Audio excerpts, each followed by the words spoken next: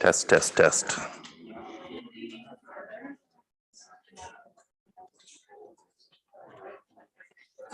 Test, test, test. Is that Is this working? Yeah. test, test? Okay.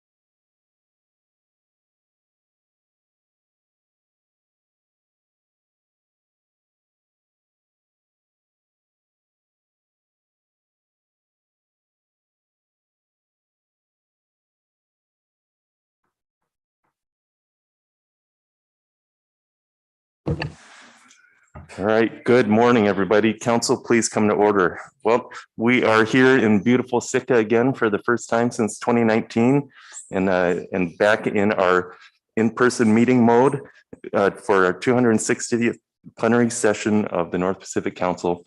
Again, welcome everybody to Sitka. We have an agenda before us. Are there any objections or questions on the agenda? Okay, if not, we have an agenda then. That will bring us right into our B1 reports. Mr. Witherell. Thank you, Mr. Chairman. I do have a few announcements to start off the meeting. We do have some COVID precautions for attendees consistent with CDC guidelines. I would note that the current community transmission rate for Sitka Borough is high, and as such, we're recommending that attendees wear masks during the meeting. We do have some tests available for members, and please, if you feel sick from COVID, don't attend the meeting, and we can make arrangements for you to attend remotely. At this meeting, all our lunches will be catered. I think we're having them brought in across the hall, and then you can eat it in there or bring it in here or wherever you want to take your lunch. If maybe it'll be sunny and you can eat it outside. We need to break early on Friday and Saturday so that they can set up for the festival. So by 4 o'clock, we'll need to break down on Friday and Saturday, and we may consider starting early on Saturday and Sunday. So because the hall staff here needs to put the tables together, and then we need to set up the microphone. So we'll see when we get there if we need to do that, or we can do that. Early or late? We'll start late, like 8:30, for example. Sorry. Next item is I just want to note that this is Ms. Campbell's last meeting as a council member, at least for now, because she didn't put in for reappointment. Just a few reminders that Cora started her participation in the council process as an advisory panel member from 2004 to 2006. She later served as a council member when she was the commissioner of Alaska Department of Fish and Game from 2010 to 2014. So she's done this latest stint as an appointed council member from 2019 through 2022. And speaking from the staff perspective, I know that we've all really appreciated Ms. Campbell's kind of laser focused approach to items and being able to find the heart of any matter. And I know that at least from our staff perspective, she's never asked a softball question of staff when they're sitting at the hot seat. And I certainly have appreciated her intelligence and ability to speak on any matter. So I just wanted to thank Cora for her years of service and wish her well and hope she stays engaged in the council process as a member of the public. Thank you. And I know that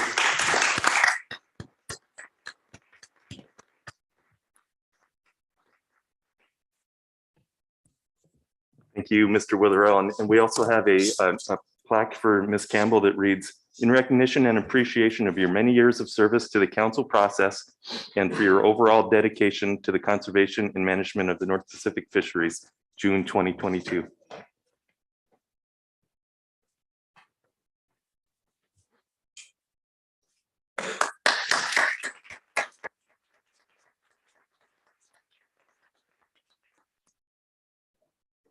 Mr. Chair, if I may, I actually attended my first council meeting in Sitka 21 years ago when we were having a special meeting on sea lions. And 15 years ago at the June council meeting, I met a tall, dark, and handsome man. So I have a lot to be grateful for my participation in this process. Even if you set aside what a privilege and an honor it's been to be part of the management of North Pacific Fisheries. And I'm loving the fact that I was able to make Sitka my hometown a year ago. And I think it's very fitting that my final meeting is here in Sitka as well. So thank you all, of course, for all of your patience and help. And it's been such a pleasure to do this. And I'm looking forward to the next few days and closing it out on a good note. So thank you.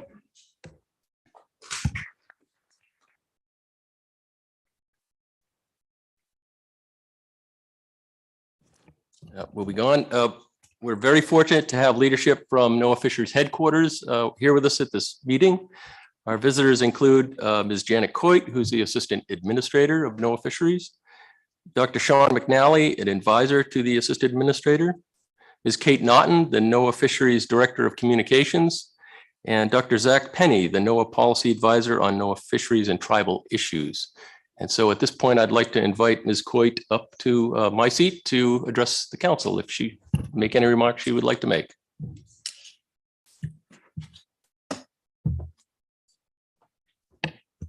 Great. Thank you, Mr. Witherell, and welcome, Ms. Coit. We're so glad you're able to join us, and I know you've had a busy week meeting with people here in Sitka. Very much appreciate your attendance. Welcome. Thank you. Thank you. Good morning, everyone. Thank you so much, Simon, and thank you, Dave. Thank you, Bill. I was able to meet Bill and Dave in Annapolis, Maryland at the CCC meeting, and Simon earlier this week. And so it's really great to be here. Thank you to the whole council. This is my first time in Alaska, and Sitka is gorgeous. I feel right at home here, and people have been so welcoming and kind. So I plan to come back many, many times, including in Alaska, when I hope to get to Dutch Harbor and Kodiak Island. And I've had about 100 invitations so far this week. So I plan to come back many times to this vast and beautiful and important state. So I'm so pleased. This is my first council meet. I've been in the job so first, let me just say, being the head of NOAA Fisheries is an awesome responsibility. And I'm so privileged to serve the public, serve the president, and work with all of you as partners. And this is my first in-person council meeting. So it seems very fitting to come to the North Pacific for my first council meeting.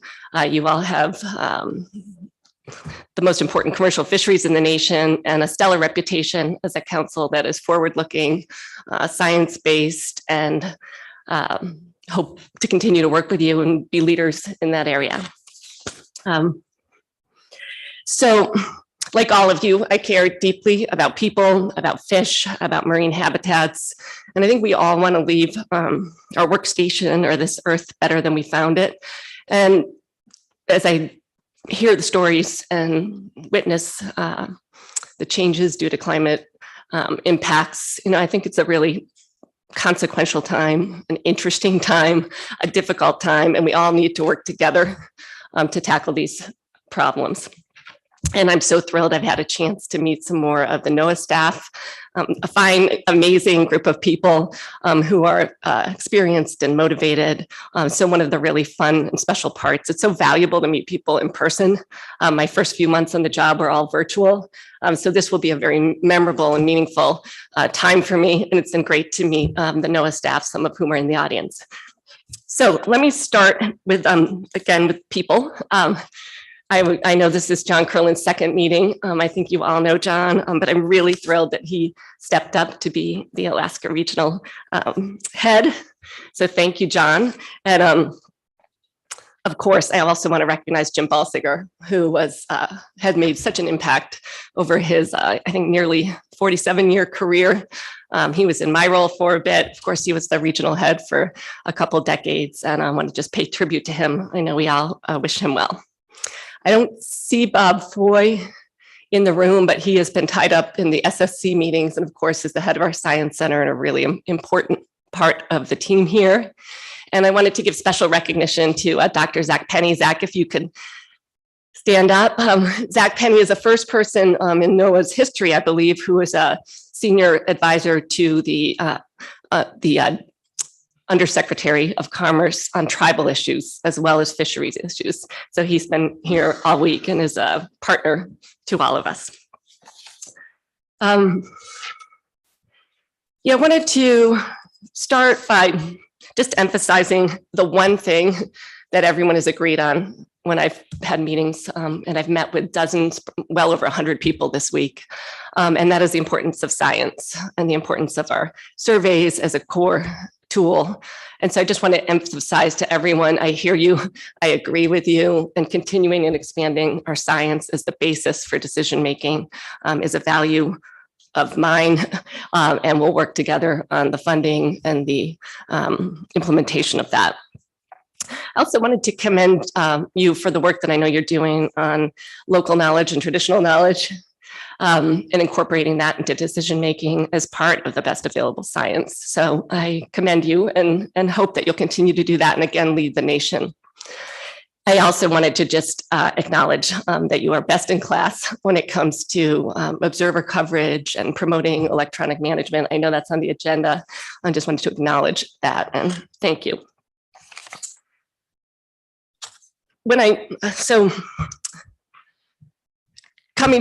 I worked for years in the US Senate, and I worked for a wonderful man named John Chafee from Rhode Island. I actually worked for 3 Republican senators from New England. And when I was working for John Chafee, he died suddenly in office. It was extremely traumatic. And I wanted to just acknowledge Representative Young and his role as an architect of the Magnuson-Stevens Act. And I reached out to his staff. It is quite jarring when someone passes away suddenly, and he certainly made, I'm sure you all know him and worked with him. I was able to work with him when I worked in the Senate in the 80s, and the 3 times I've testified in front of the House Natural Resources Committee in this role, he was there with questions and comments and witticisms, and I just wanted to acknowledge his passing and his impact on fisheries management in the nation. I know he was very proud of the work of this council. So a little bit more about me. Been in the role for less than a year, but previous to that, I had the role that Doug Vincent Lang has in your state, which is I was the head of the Rhode Island Department of Environmental Management for over 10 years. I worked for 3 governors, including the current Secretary of Commerce, who was Rhode Island's first female governor, and Gina Raimondo is now the head of commerce and very, very interested in fisheries in relation to seafood and trade and commerce, as well as the health of our marine ecosystems. I also, as mentioned, worked in the US Senate for many years. And one of the first things I did when I got this job was try to meet the senators. And of course, the Alaska senators are tops of the list. I had met Senator Murkowski when she came to Rhode Island with Senator Whitehouse, who I know well. She also works very closely with Senator Jack Reed, who's a friend of mine. They're both on the Appropriations Committee, and they're both key to supporting our science and our NOAA budget. Also, of course, met Senator Sullivan, who's worked very, very closely with Rhode Island Senator Whitehouse on the Save Our Seas Act and on marine debris legislation. So I'm very familiar with the US Senate and consider Congress, your delegation to be outstanding, and that working with Congress is of course critically important to supporting our fisheries management work, our budget, and the science that informs all that. So I think Chris Oliver would agree, there's actually nothing that prepares you for this job. It's the issues are so vast in scope, so consequential at this moment in time, but probably always fairly charged with many, many different perspectives. I'll simply say the more perspectives that we have at the table, the more perspectives that we listen to, I think the better our decision-making will be. Fisheries is in, and NOAA is in commerce. We all know how important fisheries are to our economy, to the jobs that they support. We put out a number of reports, and of course, always Alaska has the biggest fisheries. We just put out a report about the status of stocks that where we held steady despite the impacts of climate change and the things we're grappling with. None of the North Pacific stops in that study were cited as experiencing overfishing. But I've heard a lot that's concerning, and you're working on a lot that's concerning in regard to what is happening in the water and to our ecosystems. So it's really a time to double down. I also just wanted to acknowledge subsistence fishing. We talk a lot about the importance of fishing for jobs and commerce, feeding the nation, also feeding local communities, also so critical to traditions, ceremonies, culture. And that's something I think that you know here in Alaska, maybe better or as well as anywhere else. And something that I've heard a lot about the last few days, Zach Penny organized a meeting at the Sitka Meeting House where lots of tribal representatives were present, expressing concerns in a way that was really wrenching in terms of fish not coming back to the rivers and their concern about just feeding their families. So I know that's very much on your minds, very much on my mind and on my heart. So I want to take the rest of my time just to very briefly talk about the top priorities of this administration of mine, and they really align well with your agenda and what you're working on. So the first is just confronting climate change. And we're all affected by climate change. A few decades ago, people wondered, they were debating whether it's here. I know that you're feeling it, you're seeing it, you're experiencing it.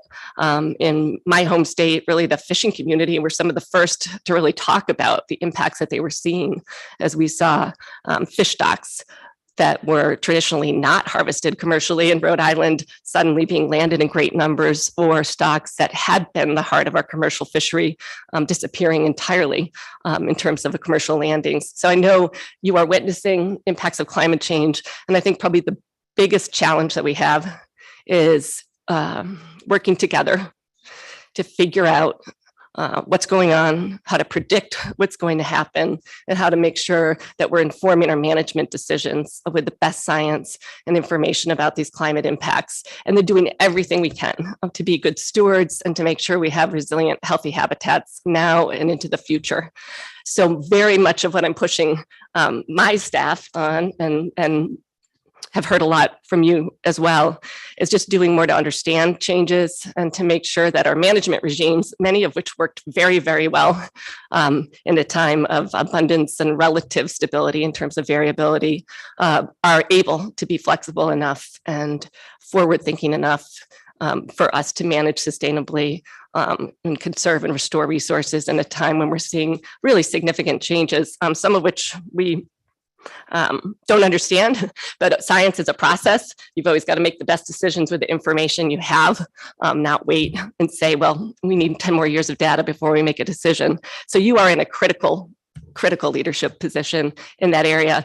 And I'm pushing my team in Washington. Sam Rauch wasn't able to make this meeting, but to work more intimately, more with the science function and make sure that our management regime is ready to more quickly inform our processes with our science. And I think we have a lot more to do. We have authorities and ability under our control. You have a critical role, and sort of the magic of the Magnuson-Stevens Act is having the councils with the regional expertise and the local knowledge work together with NOAA. But I hope we can work together on that. I think we have a lot to do, and it will determine our legacy. So climate change, both in terms of promoting resilience, understanding better what's going on, and then reacting to it. That's a framework for really everything that we're working on. And in the East Coast, I spend a lot of time working on offshore wind because a core strategy for this administration is expanding renewable energy, including offshore wind farms. And of course, that's happening in our marine environments. There's a lot of conflicting uses in the marine environment, and we're the only ones in the federal family that are responsible to really look out for the fisheries, the marine mammals, and the habitats. So it's an awesome job that we have. Another priority is equity and environmental justice. That's one of the first executive orders that President Biden issued, was around those issues. That is a top priority for me and for this administration.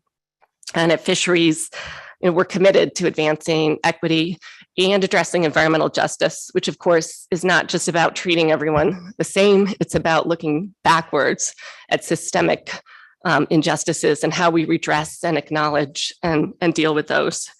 So that's going to be another focus. And I think it's further everything is further challenged through climate change, melting sea ice, some of the changes in the water that are affecting our migratory fish. So I want to just again commend you for the work that you're doing, your stakeholder outreach, your work to engage Alaska Natives and small communities. It is aligned with where we're going. We just recently issued a draft equity and environmental justice strategy for input. And I think sort of core to environmental justice is not having other people tell you what's best for you, right? So we have a plan out there in a draft format. I'd really like to hear from people about what it means to you, what it means to Alaska Natives, and how we do a better job. We don't want to just have lots of words. We want to figure out where can we act and make a difference.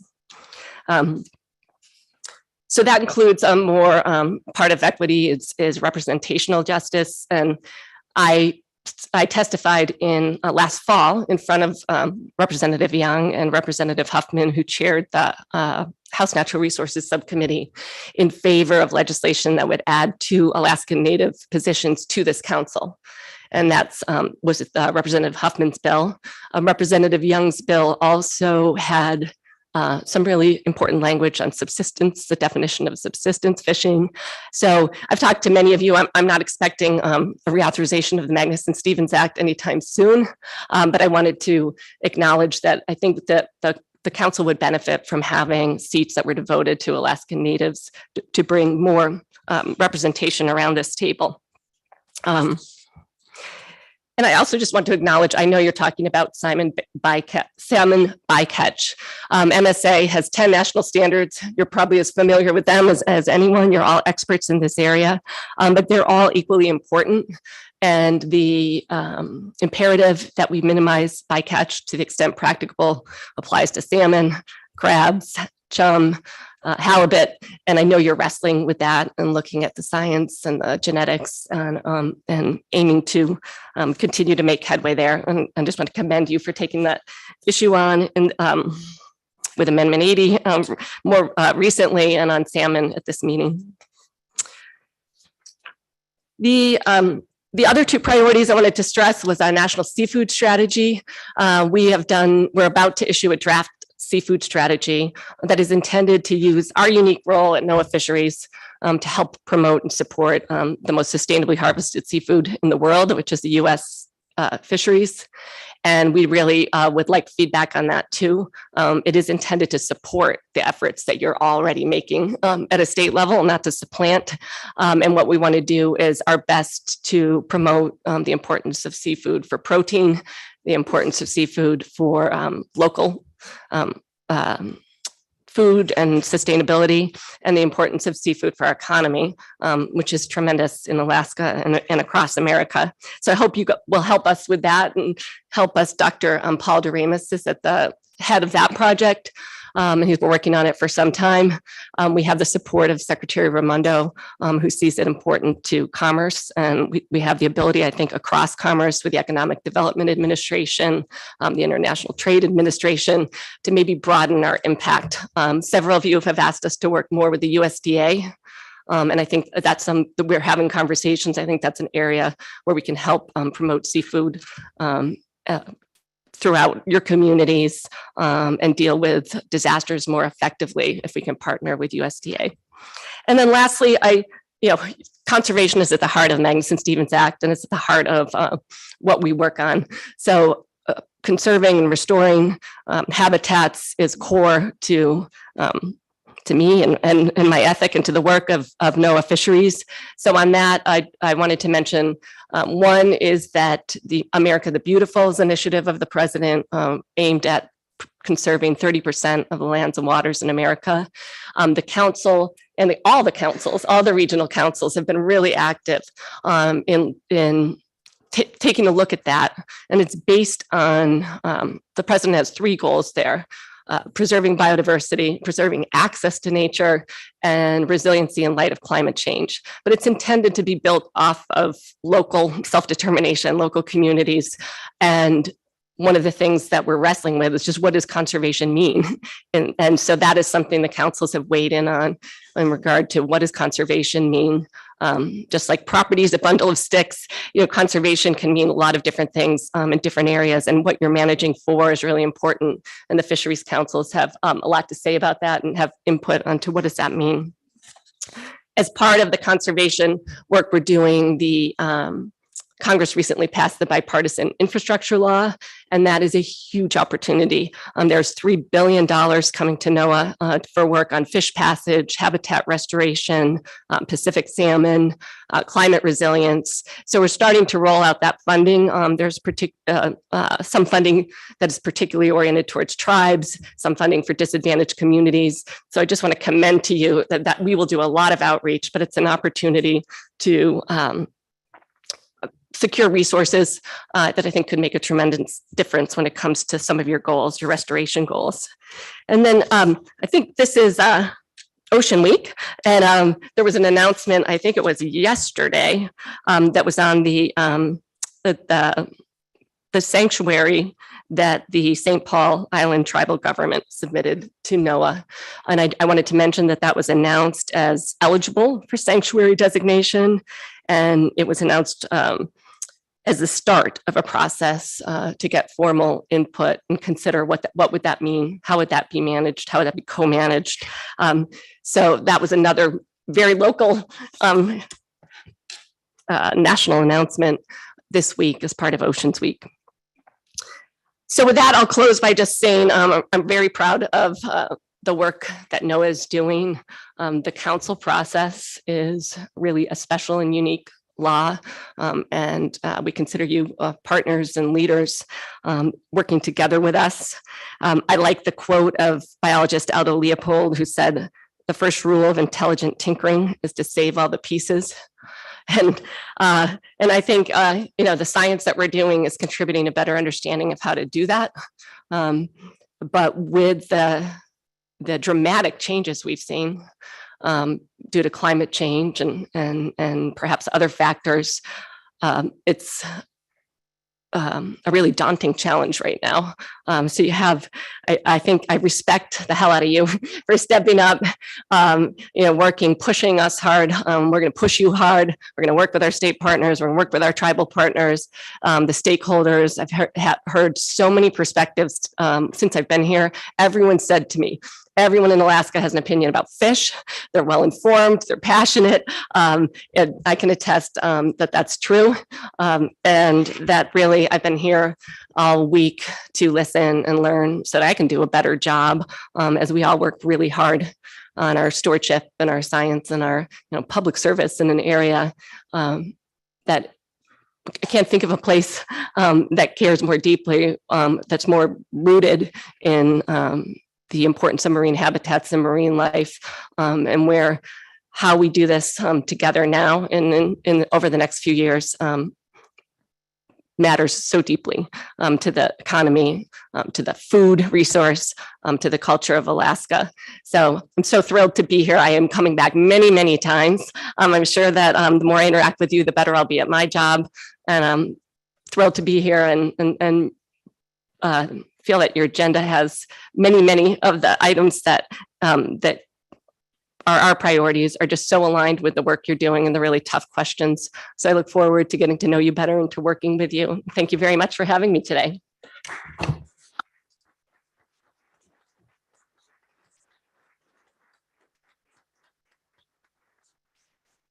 Thank you again so much for coming here and visiting with us in person. It's great to meet you. It's great to see your team and hear about your priorities.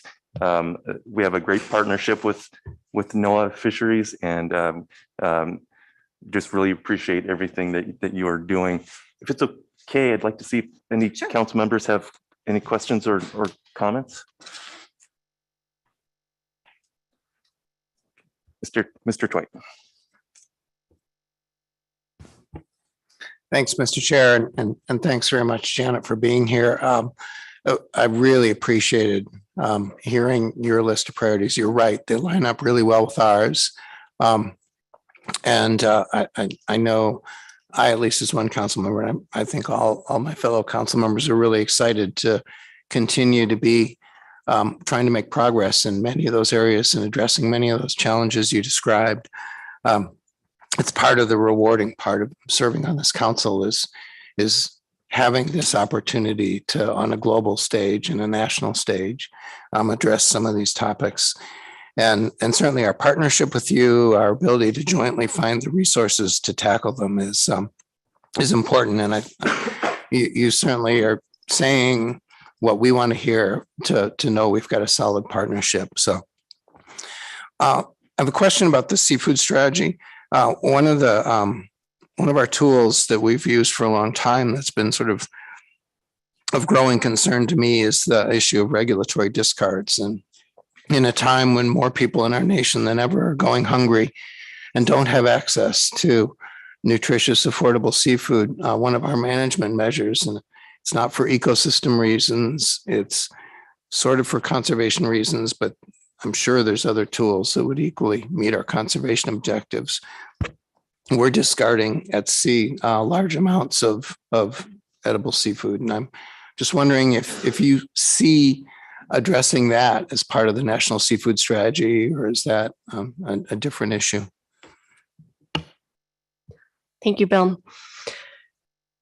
So I've never met a fisherman who's not upset about discards, and eliminating waste is something I think we want to work on together in general, but also including with the seafood strategy. So there's a lot. That's a freighted question. There's a lot in there so I would just say more generally, eliminating waste and making sure that we're making good use of fish that will otherwise die is something that we've looked at creatively and where I'm from, and something I'd love to work with you further on. It seems a seafood strategy is about healthy protein, sustainably harvested or grown. So, I think that fits in. We did a number of roundtables to get input before we're even putting out a draft strategy. So would welcome you putting that forward. Mr. Mesereau. Thank you, Mr. Chairman, and thank you, Janet, for your words.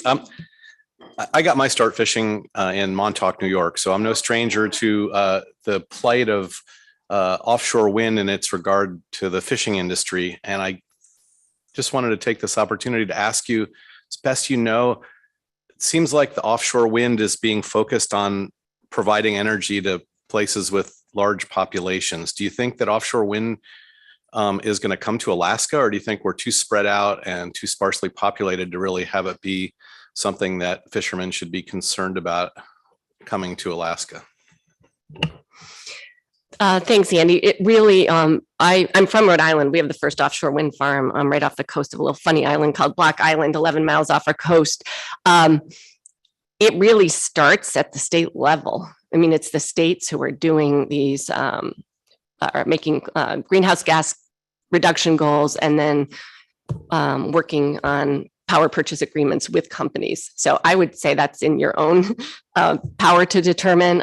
My guess is if offshore wind comes to Alaska, it will look very different from what it looks like on the outer continental shelf off the coast of southern New England.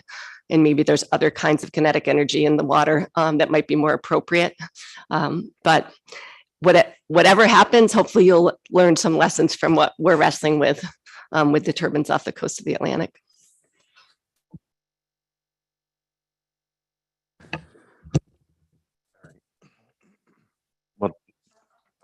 Ms. Kimball. Thank you. Thank you for being here. I'm really grateful you came to Alaska. And several of the things that you mentioned, and I am also grateful for all of our stakeholders that have been meeting with you and emphasizing the need for surveys. And I just can't go without saying, both on the seafood competitiveness strategy, where we really could be shown as a leader in terms of the ability to operate sustainably, to support jobs, to provide a food source. That's a really key strategy, I think, to have NOAA make actionable and not just words on paper. In addition, your climate regional action plans that were being developed and drafted and we're commenting on are also key to this region. Both of those and the success of those are really connected to our core survey work.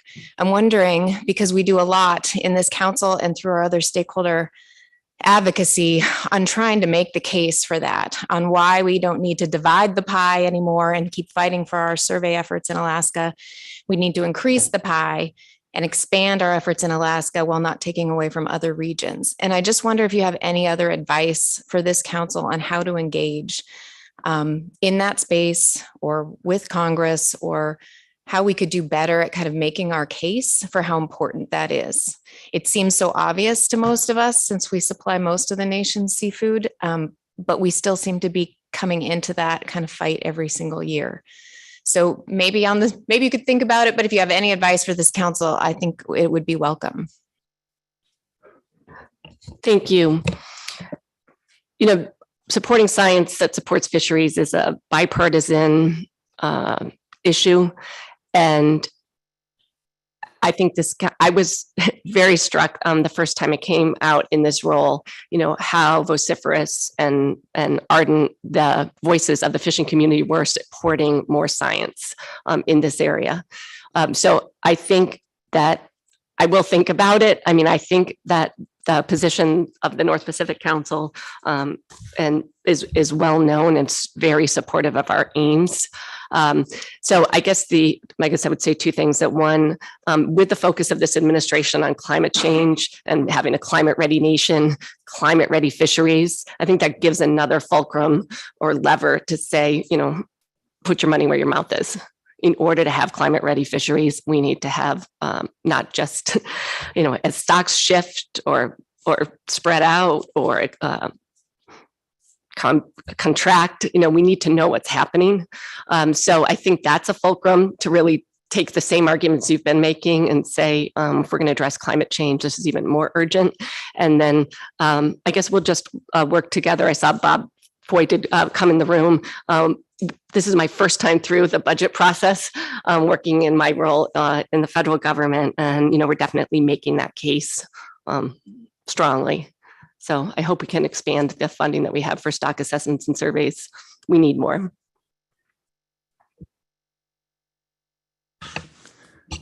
Great. Well, thanks again so much for visiting with us. We very much look forward to you returning back to Alaska.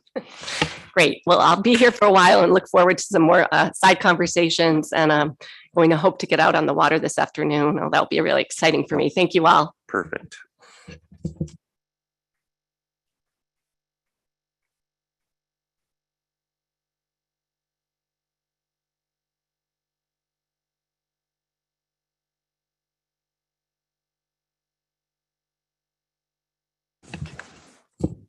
Mr. Witherell. Thank you, Mr. Chairman. I took a lot of notes there. Moving on to the regional action plans. NOAA Fisheries has invited public comment on 7 draft regional action plans that were released in April. The regional action plans are designed to provide decision makers with tools and actions to prepare for and respond to climate-related changes in marine and coastal ecosystems.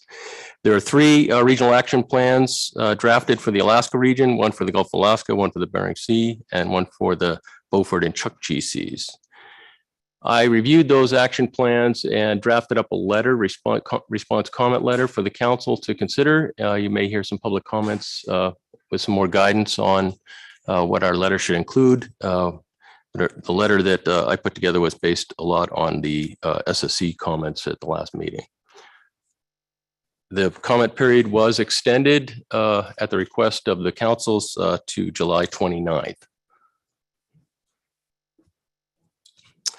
As Ms. Coit said, NOAA Fisheries released its draft Equity and Environmental Justice Strategy and invited comments through August 19th. This really is responsive to the administration's executive orders to promote equity and environmental justice within the federal government. The draft EJ strategy provides guidance for incorporating and prioritizing EJ in ongoing and future activities in support of NOAA Fisheries.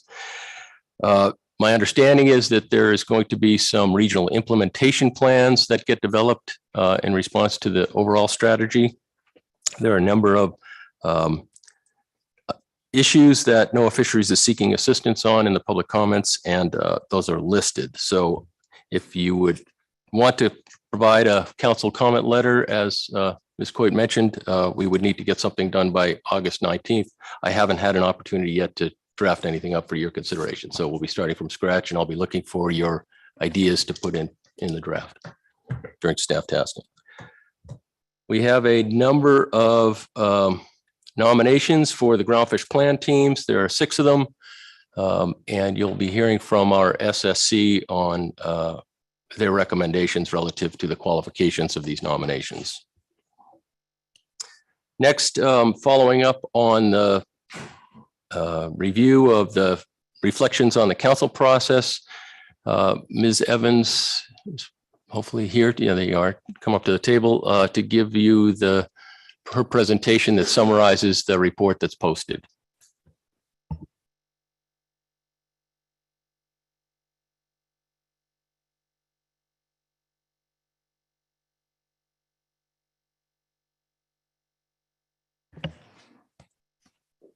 Good morning, members of the council. Diana Evans, council staff. And I will give you just a quick summary of the paper that's posted under the B1 report on council process ideas for change. This is a progress report. As you know, we presented a longer paper to you in February that contained a number of different ideas. You held a public meeting and then talked about those ideas in April and prioritized 5 of them for kind of initial action for council consideration. And so when we looked at those and wanted to bring you back a project progress report at this meeting, we identified 3 of them that might be ready for council action or feedback at this meeting, and 2 of them that we need to do a little bit more work before we bring you back a more complete report. So progress report only on the other 2. I'll just walk through those briefly. Maybe.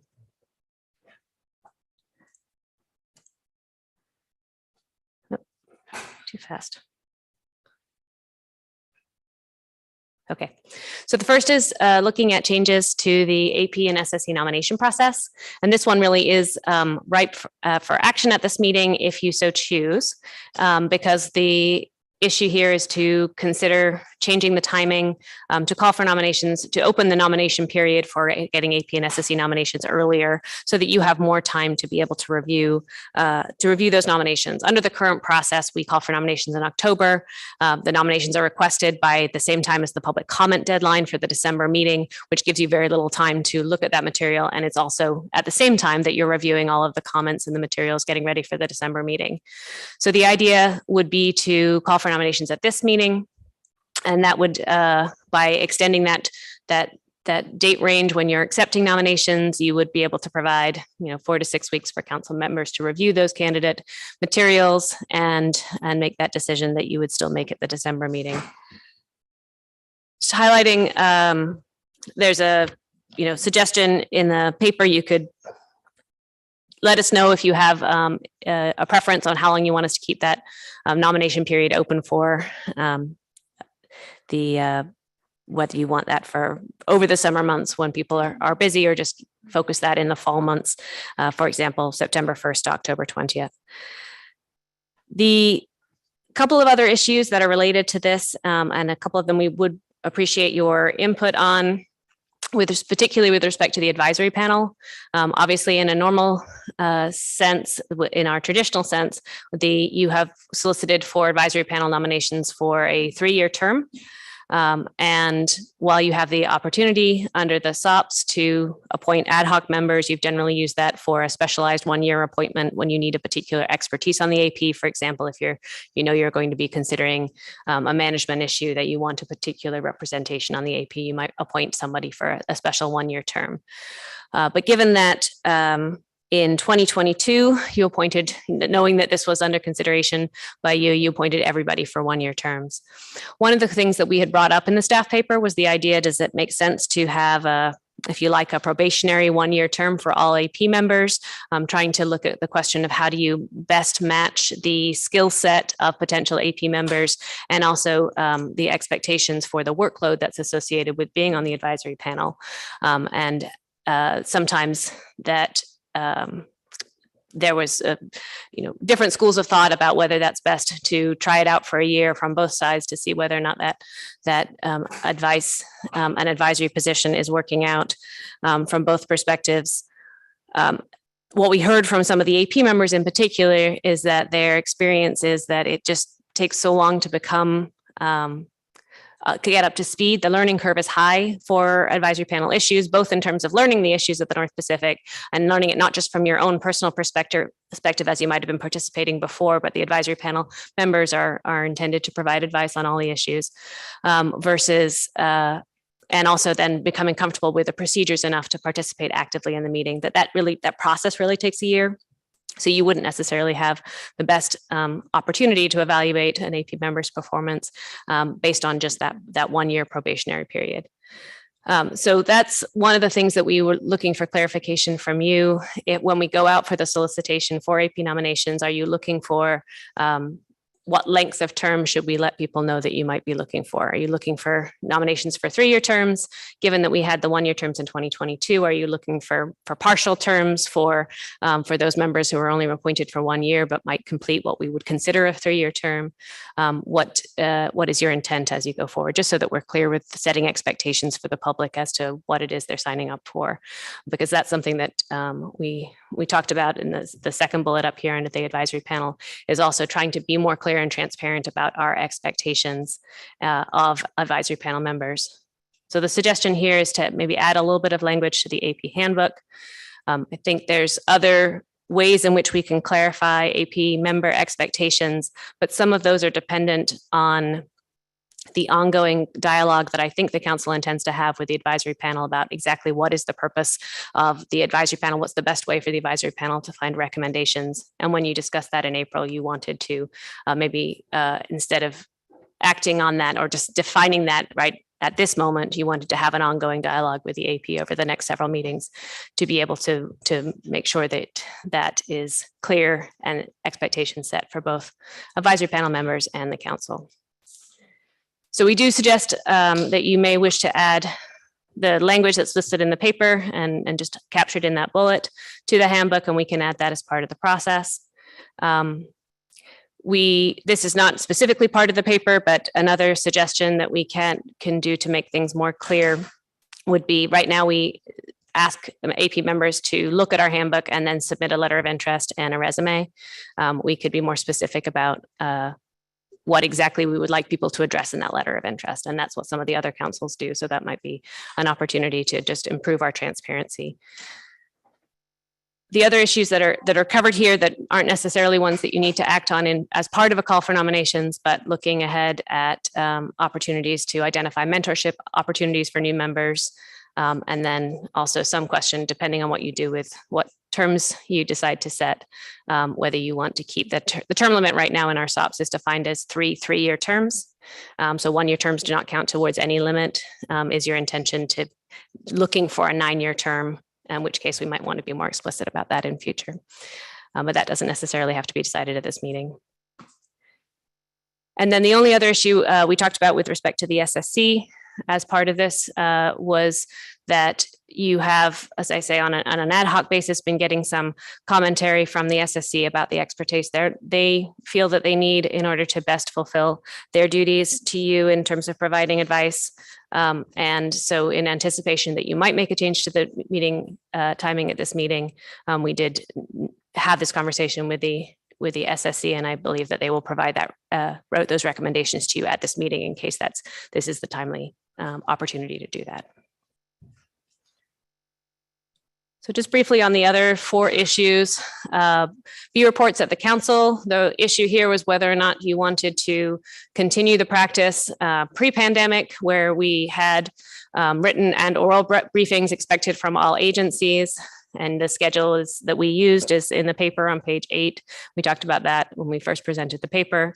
Do you want to continue the virtual practice of just doing written reports only unless there's a specific request for an oral briefing, or some combination where we would at least have oral briefings from all of the agencies on some periodic basis, once a year, for example, so that we connect that.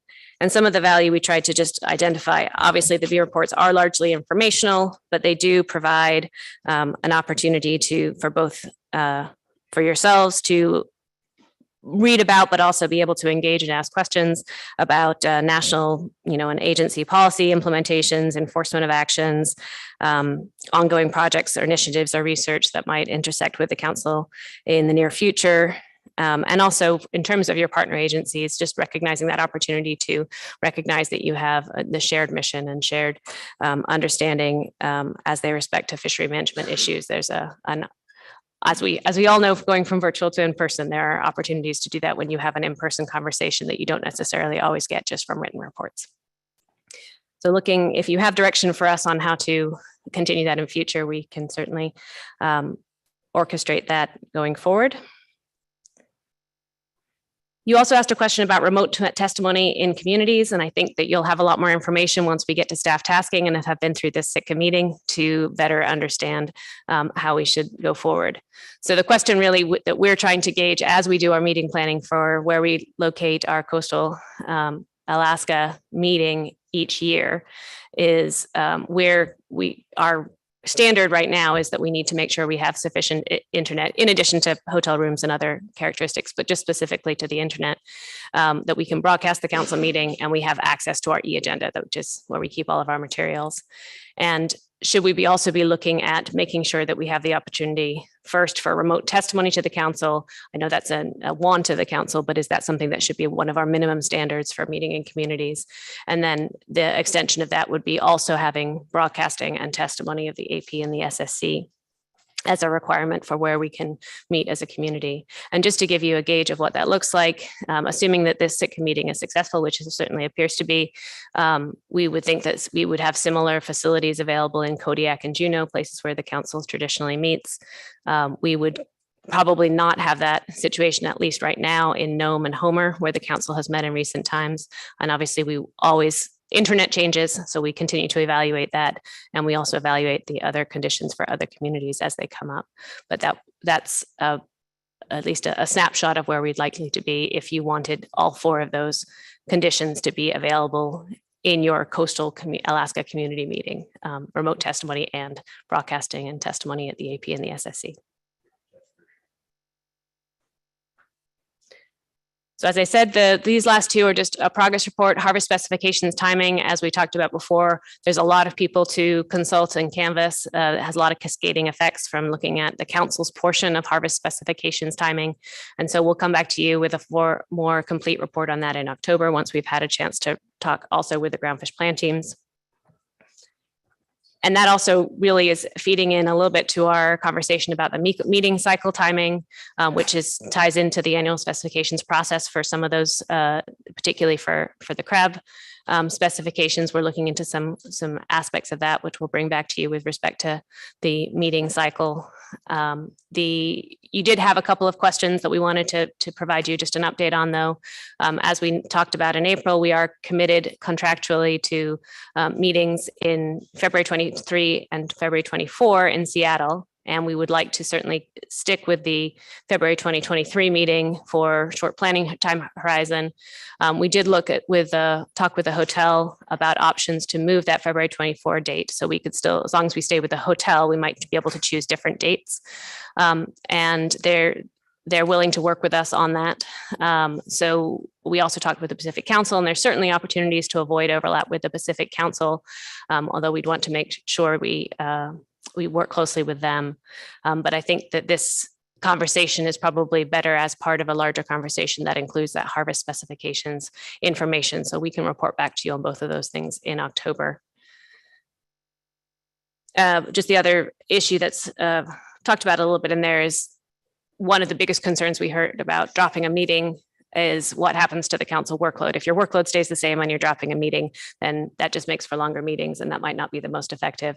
So we'll also come back to you with some ideas that we might have to explore changes in the workload, things that are within your control and things that aren't, or perhaps alternate options for using, for example, virtual meetings for some informational items rather than adding them onto a standard meeting. Other options. That concludes the paper. Great. Thank you, Ms. Evans. Any questions from council members? Mr. Mesereau. Thank you, Mr. Chairman. Thank you, Ms. Evans. My question is regarding the term limits for advisory panel members. Are we going to, if the council decides to just reenact the 3-year term limits like we did, are we going to get ourselves into a problem with having too many AP members come up in 3 years, or is there a way to stagger that you've considered? Through the chair, one option, if you wanted to avoid that situation, would be as part of this solicitation, to note that any member that was appointed in 2022 would be eligible for a 2-year term. And so that would basically complete the 3-year term. I do think that under our SOPs, that would not count as a term limit. So if you do want to get back on your regular schedule, you might want to think about just changing the language instead of saying that your term limit is up after 3-year terms. If you just said 9 consecutive years on the AP, you would get to the same place and avoid that issue. Any further questions for Ms. Evans? Ms. Baker. Thank you, Mr. Chair. Thank you, Ms. Evans, for the presentation. My question is about the potential consideration of changes to crab and groundfish harvest specifications process. And I just wanted to check my recollection. I recall in our earlier discussions when that was identified as one of the issues, that of the two, crab and groundfish, there was slightly more sense of urgency associated with the crab harvest specifications process. And I understand that topic in general is a big one and involves a lot of people and a lot of coordination. So I just wanted to check my understanding that if choices need to be made in terms of prioritization and being able to flesh things out a little bit more, that we're still considering crab harvest specifications process a priority in that exercise. Through the chair, Ms. Baker, yes, that is true, that we definitely have that understanding. And we will continue to, I think, looking ahead to the October meeting, we have been thinking about the dates on by which the council is able to take action on crab specifications. So hopefully that will, as long as we are, even if whether we are meeting in person or virtual, we have that covered for 2022, but we'll continue to prioritize that moving forward. Ms. Kimball. Thank you. Thank you, Ms. Evans. Do we have a drop dead date to determine the February 2024 meeting? Like, do we need to take action on harvest specifications timing and the number and timing of meetings in this October in order to avoid getting stuck in a 2024 contract? Through the chair, I don't know if Mr. Wheeler wants to address that perhaps. Thank you, Mr. Chairman. Ms. Kimball, I think we have some more flexibility now, and the closer we get to that meeting before deciding to move it, will limit when we can move it. Right now, Shannon has contacted the hotel and found that there are some weeks open throughout the year in 2024, but the closer we get to the 2024, those windows are going to start closing quickly, and that hotel will be booked up. Thank you. So on that advice, we should be prepared in October then to make some decisions on that point. Yes, the sooner we know, the better. Okay. The more ability we have to move the meeting. And then a quick follow-up, a different topic though, on the advisory panel recommendations. One of the parts of the paper, and there wasn't a lot in here, but was about additional mentoring opportunities for AP members. And I wondered if any ideas had been coming forth from AP members, or there was something that staff was trying to highlight for us that we haven't been doing in the past that they see an opportunity for. Is there any more kind of meat to that discussion of what that might look like? Through the chair, I think the ideas that I have heard, and I'm not sure that whether that so much comes from AP members, as I have talked with AP leadership about that. But the ideas were, right now we have an ad hoc process. So if I don't know if this is specifically true on the AP, as I haven't said on it, but in many cases, if you're sitting next to somebody who is helping you try to navigate, you can get mentorship just by talking with your peers.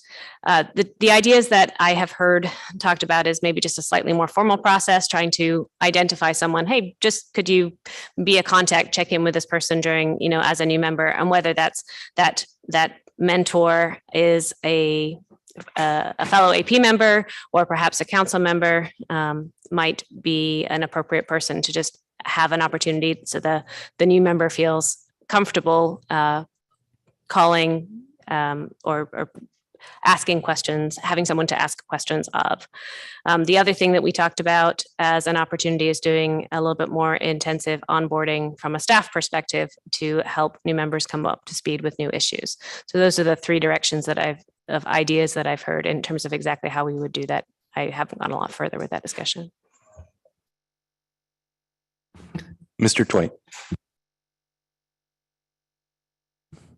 Thanks, Mr. Chair. Just a follow up to Ms. Kimball's question that isn't actually a question, just sort of a flag that when we do discuss this as a council, I'd like to have just a brief discussion about what we as council members expect of each other in terms of both recruiting and sort of preparing as well as mentoring AAP members, and all of us taking a more active role in that and feeling some level of responsibility for that, I think would be useful as well.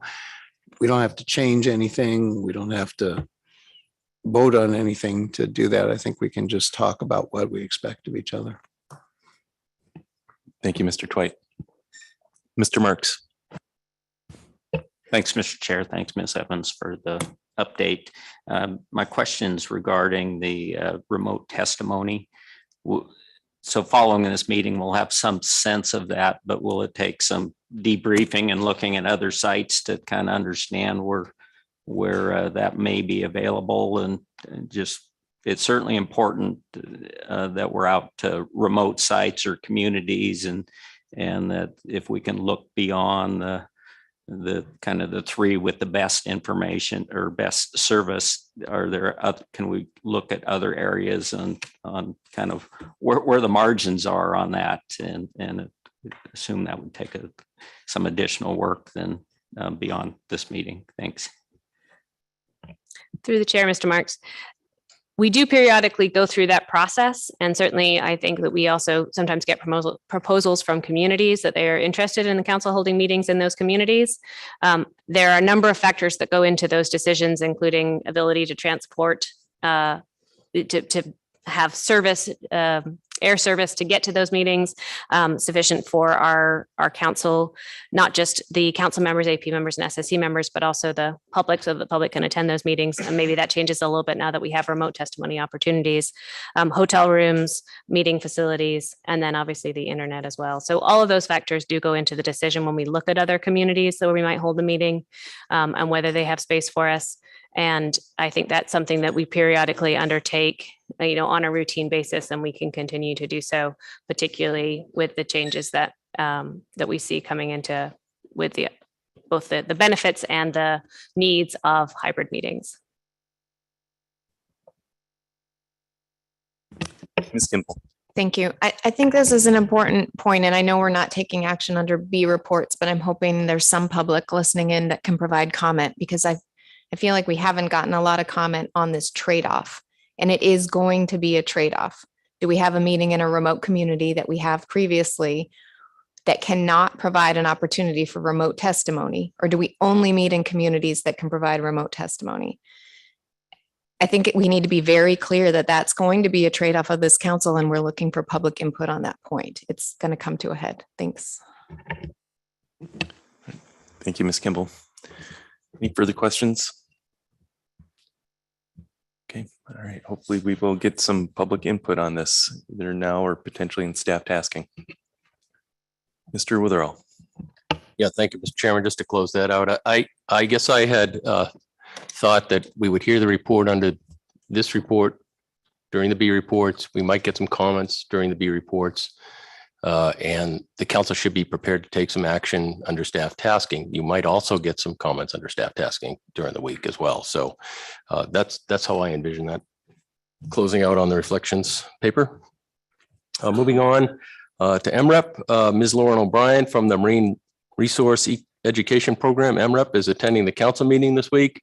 She's interested in speaking with attendees about launching an MREP workshop in the North Pacific, and I know there's interest and funds available. So I'm going to ask Ms. O'Brien to come up and introduce herself and tell the council and the public a little bit more about MREP. Good morning and welcome. Thank you, Mr. Chair. My name is Lauren O'Brien. I've met with some of you already and some folks in back here. I run the Marine Resource Education Program. It's based I'm based in Portland, Maine, but we have programs in 6 out of 8 of the councils thus far. This would be our 7th, and it's a program, an education program by fishermen for fishermen. So I work collaboratively with folks from that region to design what the curriculum would be, so that it's regionally unique and specific to what the needs of industry is in that region. I'll be around through Saturday, so really here to meet folks and hear what your thoughts are about the program and explain it a little bit more. It is fully funded, so we're not looking for funds to develop the program. It's funded for this region, which includes cost of travel, hotel accommodations, and food for all participants that come to the workshops. So we find that really important to enabling this opportunity to be approachable for all industry members across the region. So again, really glad to be here and meet with you all, and I'll be around. And I do have, there are some documents in the back of the room that explain the program a little bit more, and my card is there as well for folks to get in touch with me. Great. Thank you, Ms. O'Brien. Mr. Witherell. At the April meeting, in the council's motion on Bristol Bay Red King Crab, there was a request that each sector with crab mortality bring information about voluntary measures that could reduce crab bycatch and crab mortality in non-directed fisheries. And there was also a request that sectors describe the research that would provide more effective spatial measures as well as gear modifications. There was some concerns raised about Paperwork Reduction Act, and what we discovered is there's a tool that we can use, a request for information through the Federal Register, to actually get that information on a voluntary basis from any participant in the fishery. And so we have a Federal Register notice published. It's attached, I think, at this point to the e-agenda, and comments can be submitted or information can be submitted just like a public comment through our e-agenda portal, and there's a site listed here on where to provide those comments and information. So as I said, the responses are voluntary, and they don't need to be aggregated at the sector level. So we'll probably have a spotlight in our on our webpage announcing this and directing folks to provide that information. Ms. Baker. Thank you, Mr. Chair, and thanks, Mr. Witherell. I didn't have a chance to read your report, so that is interesting news. And I'm not that familiar with the request for information process, and so I'm sorry, I had trouble keeping up with you. Is it a notice in the Federal Register, and is there a deadline by which, I realize it's voluntary, but that a deadline by which the information is requested, and that would be in conjunction with a council meeting that we anticipated discussing whatever the issue is? Am I following that correctly? Yes, sorry. Thank you, Mr. Chairman. Thank you, Ms. Baker. Yes. You were anticipating getting those reports in October. And so we have a request for information with a deadline of September 23rd. That's a Friday.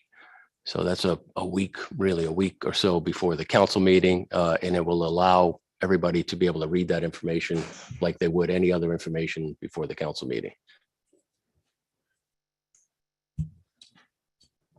Thank you for that. And so that addresses a specific issue that the council has already identified, requesting information. And so is this a process that is available to the council for potential future issues that we would like to request information that's similar in nature? Mr. Chairman, Ms. Baker, yes, I think when we're looking for types of information where that comes from individuals and it's totally voluntary, yes. When we use the Paperwork Reduction Act, that is for the sector reports and the co-op reports where we're looking for aggregated information specifically on certain things. And even if it's voluntary, we use the Paperwork Reduction Act. In this case, it's voluntary from individual participants, similar to a comment on an issue. Counselor has a point. Yeah, thank you. Through the chair, I just want to clarify. So the Paperwork Reduction Act applies to any request for information from 10 or more people, even voluntary. There's an exception to that act if you request a general submission of information from the general public. So a request for information is not directed at particular participants. You can call out participants who might have the most helpful information, but it's a request to the general public published in the Federal Register, asking anyone to submit comments on any subject related to that subject. But the council can list sort of specific questions that would be helpful and mention sector participants that might have specific information. But yeah, we did want to be clear that an RFI, to be an exception, has to be voluntary, has to be to anyone in the public, and has to be a general request, sort of unstructured. Thank you, Counselor. Ms. Kimball. Thank you. I might be struggling with this a little bit in application to the October request, because I thought our motion was specifically asking for sector level or sector participants providing information on what they would do to further reduce king crab bycatch or discards in the directed crab fishery. So I'm missing the application. I'd love to use this tool, but I don't see the difference yet on how, and whether we need to craft motions differently in order to comply. Through the chair, Ms. Kimball. So the request for information that was published it says anyone in the public's welcome to submit comments. And so that's what gets us in the RFI world. Basically, it's open to the general public and says you have any information related to this subject, please submit it. But these are the specific questions we think would be the most helpful. And we think commercial sector participants are most likely to have this type of information. So that's what the current RFI says. Where it becomes a problem is if you're actually sending requests out to those sector participants or saying you're the only ones allowed to respond and we're only interested in what you have to say. That's where it sort of changes. Thank you. I understand now. Thank you. Right. Thank you. Mr. Witherell. Thank you, Mr. Chairman. Moving on. I just want to remind everybody that our council is hosting the Scientific Coordination Subcommittee with leadership from all of the councils, SSCs. Will be meeting here, in fact, in this room, August 15th to 17th. The meeting workshop is called Adapting Fisheries Management to a Changing Ecosystem. And there are a number of themes, including how to incorporate ecosystem indicators into stock assessments, developing information in support of interacting species in consideration of EBFM, and how to assess and develop fishing level recommendations for species exhibiting distributional changes. We have former SSC Chair Ann Hallowed will be chairing the meeting, and our own Vice Chair Bill Twite will provide opening remarks. So we'll have that broadcasted, the meeting for those that are interested, and there is a flyer attached.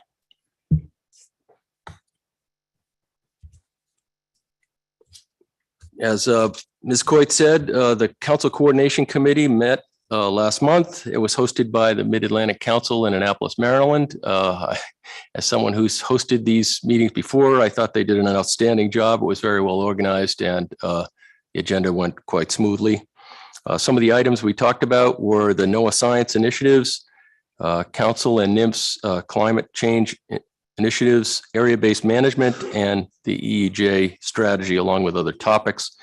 The Mid-Atlantic Council prepared and posted a full report right after the meeting, soon after the meeting, and that is attached to the B1 agenda item. Consistent with our council comment policy, I am reporting that we had our comment period open for 15 days and no comments were removed for violating our policy. The other things I wanted to highlight in this report is we had the Alaska Climate Integrated Modeling workshop last night. I hope a lot of folks attended. I popped my head in here and noticed that the room was quite full. So I'm glad that we had that attendance and participation. I will note that there's a reception being hosted by the Alaska Longline Fishermen's Association tonight at the Halibut Point Recreation Site from 6 to 8. There's a flyer attached. We'll have shuttle buses right out in front of the hall here, running every 15 minutes or so. The times are listed in the flyer. And that concludes my report, Mr. Chairman. Great. Any further questions on the B1 report? All right.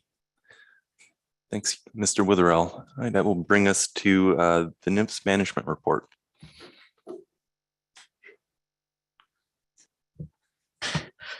Good morning, Chair and members of the council. For the record, my name is Josh Keaton, and I will be giving a brief update on the B2 reports. So we plan to introduce or provide 3 oral presentations to the council today. I will briefly introduce the material in the B2 report and then give a brief overview of the in-season management report. Mason Smith next to me, he's from the Catch Shares branch in the Alaska region, and he'll give an oral presentation on the IFQ medical transfers and the POT CP monitoring changes in more detail. In the B2 report, it includes the typical regulatory updates, including the link to where we publish the updates to the February 2022 emergency and expedited actions. Of note is that the final rule to remove halibut vessel caps in Area 4 published on Monday this week, or June 6th. The B2 report also includes a tribal engagement update, a discussion on progress towards Pribilof Island blue king crab, and update on U.S. Navy training activities planned in the Gulf of Alaska for 2023. If there's any questions on any of those items, we have a combo of staff both online and in person that are ready to assist. Additionally, we wanted to report on several staff changes that have occurred. Abby John is moving from the Catch Shares branch to the in-season branch. Dr. Anne Marie Ike has taken an acting role at the Protected Resources Division of the Alaska region. And in her place, Doug Duncan is filling in the acting Ecosystems branch chief role. And finally, as many are aware, the former SFARA, Glenn Merrill, left federal service last Friday. And to fill the gap, all us SF supervisors are going to take bits and pieces of his jobs and responsibilities until a new SFARA is selected. I will then move to the in-season management report. I'll briefly touch on several topics here. First, Bering Sea pollock. Most of those allocations were harvested in the A season, as is typical. The B season opens tomorrow at noon. As for salmon PSC that occurred in Bering Sea pollock fisheries in the A season of this year, the rates and the amounts are nearly half of what they were last year at this time. A reminder that Chinook salmon is primarily encountered during the A season, non-Chinook in the B season. As of right now, non-Chinook numbers are very low, but we don't really see those show up until the B season. And once again, that starts on tomorrow at noon. An update on herring in the Bering Sea. That is also lower relative to where we were at last year at this time, or roughly half. In-season management is closely watching black spotted rough-eye in the Western Aleutian Islands. There's some information on the peacod sectors and the closures. Of note there is that the current allocation or the current rate of fishing in the Bering Sea relative to the Aleutian Islands seems to be on track with where it was last year. A very, very rough projection, and we're ways out. But it is looking like that Bering Sea sub-area may close in mid to late September. Once again, we're tracking that closely and we'll provide updates in future reports on that. Otherwise, Pacific cod trawl catcher vessels did voluntarily stand down towards the beginning of their season to avoid higher halibut bycatch rates. The B season opened on April 1 for 24 hours. And then we reopened it on April 11th and it did not close. The C season will open tomorrow at noon. Flatfish catch is higher this year, primarily being driven by yellowfin sole. Some species are a little bit lower this year relative to previous years. Atka mackerel seems to be consistent with typical, and POP is a little bit up from where we were last year. Moving on to the Gulf of Alaska, there's not many updates to Pacific cod since the last update you received in April. where we reported that several sectors were not able to open due to not having enough allocation to support a directed fishery. And then pollock, the 610 also was not able to open due to not having enough for a directed fishery. 620 and 630 in the Central Gulf, both open. 630 closed on April 22nd, but 620 did not close. That closed by it closed by regulation on May 31st. IFQ sablefish, particularly, this is a report that we give you on the increase in the use of pot gear in the sablefish fishery. That continues to increase with the innovation of slinky pot gear. Right now, as of this year, 81% of sablefish catch has been harvested by pot gear. That compares to 71% at this time period. So we're continuing to see that trend in the use. Also of note is the number of vessels. The number of pot vessels now exceed the number of hook and line vessels participating. So that's, and it was just close last year at this time, but hadn't quite swapped. Chinook salmon catch in the pollock directed fisheries in the Gulf of Alaska were also lower this year relative to prior years. Non-Chinook is not a very common PSC that occurs in the Gulf of Alaska, but we reported those numbers in the report. And finally, I will cap off by discussing the halibut mortality data. As of right now, halibut mortality and the PSC rates are higher this year than they were relative to prior years. Groundfish catch is a little bit lower in the Bering Sea and the Gulf of Alaska. It's a little bit higher, but the rates are all up, right? That's why we report rates. So you can see that relative to that. So with that, that concludes the updates to the in-season management report. Willing to answer any questions before we turn it to Mason. Thank you, Mr. Keaton. Any questions? Ms. Baker.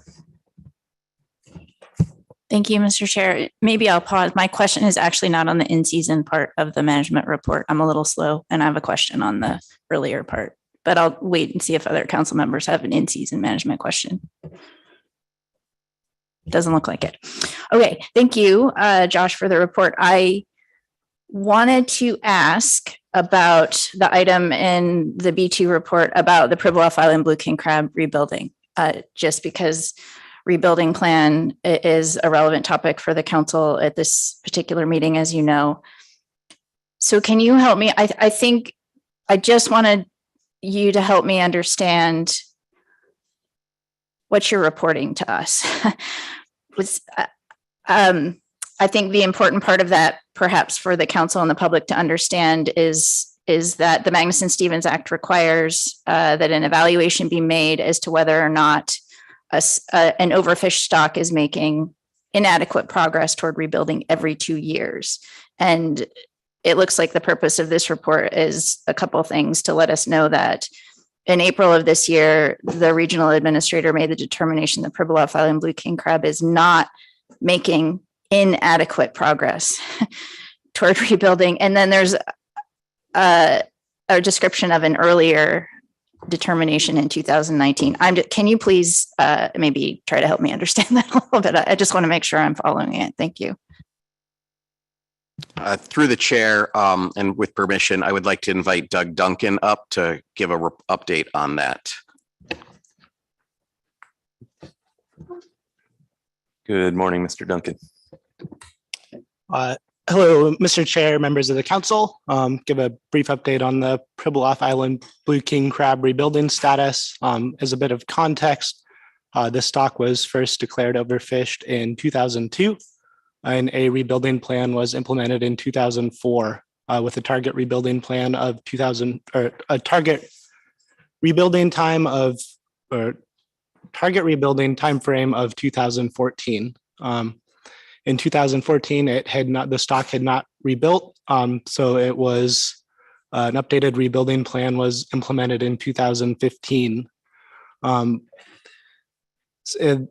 These rebuilding plans included both habitat conservation and bycatch restrictions measures, but also acknowledged the significant environmental conditions limiting recovery of the stock. So as the agency is required to evaluate progress towards rebuilding, and this most recent round has incorporated consideration of these very adverse environmental conditions that were also acknowledged in the rebuilding plan into this not inadequate determination. The stock has been, will at a low abundance state not continued to decline. Bycatch has remained de minimis of this stock, and the adverse environmental conditions continue to limit recovery, but are consistent with the expectations presented in the most recent rebuilding plan. So those factors taken together resulted in the agency's determination of not inadequate progress towards rebuilding.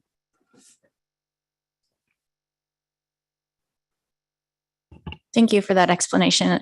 That helps clarify the situation with Pribilof Island blue king crab, but I think, please correct me if I'm wrong, my other important takeaway from that is I understood that there was, when a rebuilding plan is in place, every 2 year evaluation of progress on the rebuilding plan. What I guess I didn't realize is NMFS actually makes a determination every 2 years about the progress on rebuilding. Is that correct? Through the chair, Ms. Baker, that is correct. Thank you, Mr. Chair. I think that's helpful for the council and the public to understand. Thanks. Thank you, Ms. Baker. Any further questions? Counselor. Thank you. Through the chair, Ms. Baker, I wanted to sort of clarify, the only secretarial decision is if we make an inadequate progress determination. But the agency does review the status of the rebuilding plan every 2 years. And so if the secretary makes an inadequate progress determination, they have to notify the council, and then you'll have to do certain things under the statute. Generally, we wouldn't notify the council, but there's been a change here. So I think this is just an update for your awareness of the change in status. Thank you, Counselor. Okay, I don't see any further questions. Thank you, Mr. Duncan and Mr. Keaton. We're ready for Mr. Smith. Good morning. Okay, good morning, Mr. Chairman, Council. This presentation will cover the 2 analyses that you received in the B2 report on monitoring requirements in medical transfer limits, and I'll take a pause in between the 2 to help answer any questions you may have.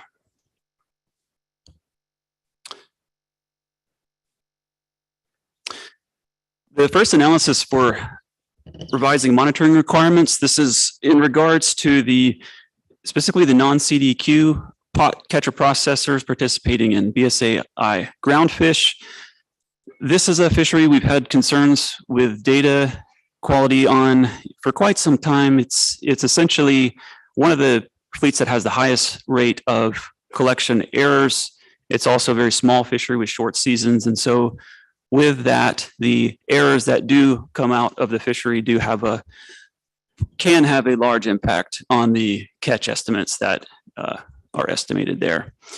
So in February of last year, the council supported NMFS working on this as a NMFS action as opposed to a full council action at that time. And so, and to report back at a later date. And so that's where we are today, is to seek input from the council on the draft analysis on where we are at this stage.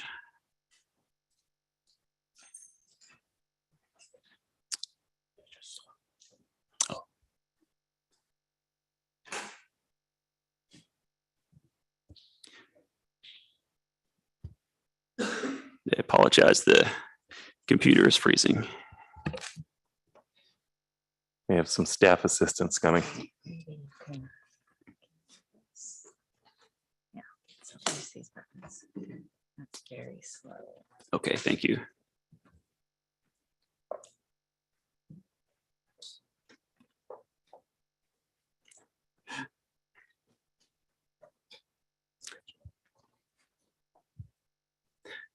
Okay, I apologize. The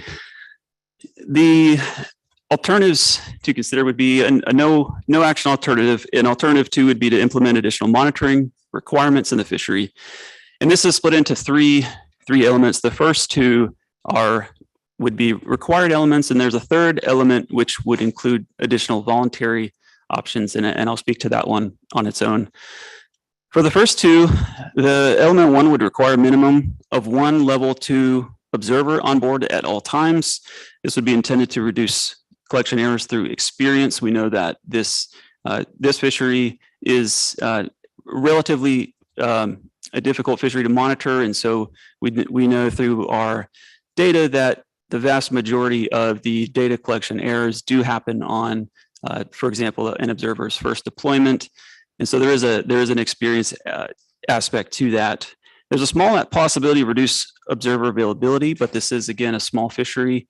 In the past several years, typically 4 to 5 vessels. And so we think this would be a minimal impact.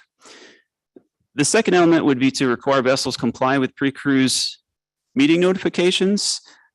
This would be to have an opportunity for the Science Center FMA staff to have a conversation with the vessel crew and the assigned observer. This would be a way to have that conversation so that the observer can learn through past experiences on anticipated scenarios they may come across on board these vessels, and importantly also establish communication between the observer and the vessel. And this would come at a cost of vessel time and personnel in participating with those meetings. The third element that I mentioned is voluntary. These options, although voluntary, would allow us to put regulations in place that would essentially allow requirements that we would be confident in the data use that we would get from these different aspects, but would not require any vessel to use any of these options. So the first two options would require some hardware. The option one would be to allow an observer sampling station with motion compensating platform scale for the observer's use. This would allow a more organized workspace and also more precise weight estimates due to that motion compensating scale. And the second option would be to have a motion compensating scale that would measure total catch of the Pacific cod targeted. And this would remove the uncertainties involved with estimating total catch out of your haul samples. These two options come with the cost of installation, maintenance, and inspection. But again, these would be entirely voluntary. No vessel would be required to use them, but if a vessel were to choose to use one of these options, they would have the ability to do so, and we would have regulations in place to make sure that we were confident with the data use in the same way that we have requirements in other fisheries, for example, inspections and daily testings. And the third option would be to allow vessels to carry an additional onboard observers. This would be to share workload and also allow more hauls sampled, and that would go towards the total catch estimates as well. This would come with the cost of additional observers and may also impact observer availability overall. But again, as the small fishery, we also believe this would be a minimal impact as well.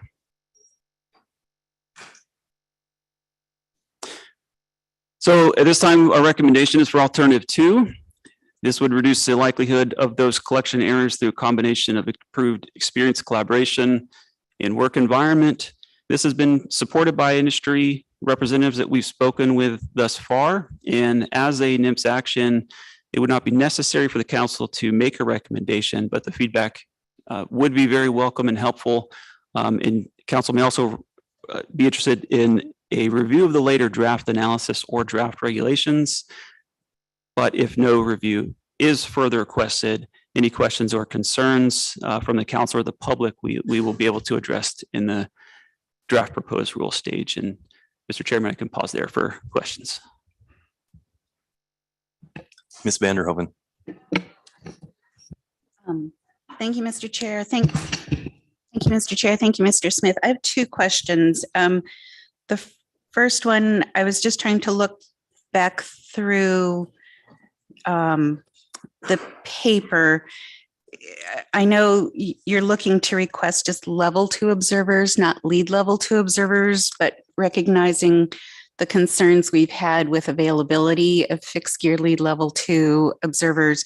Have you looked at the ongoing availability of level 2 observers. I know it's a small fleet, and so maybe it's small enough that it's not a concern, but just recognizing our history with lead level 2 concerns, I wanted you to go into that a little bit further.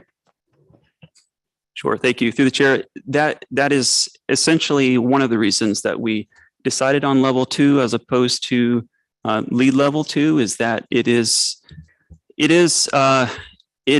would be less demanding on observer availability to do so. And when you look at the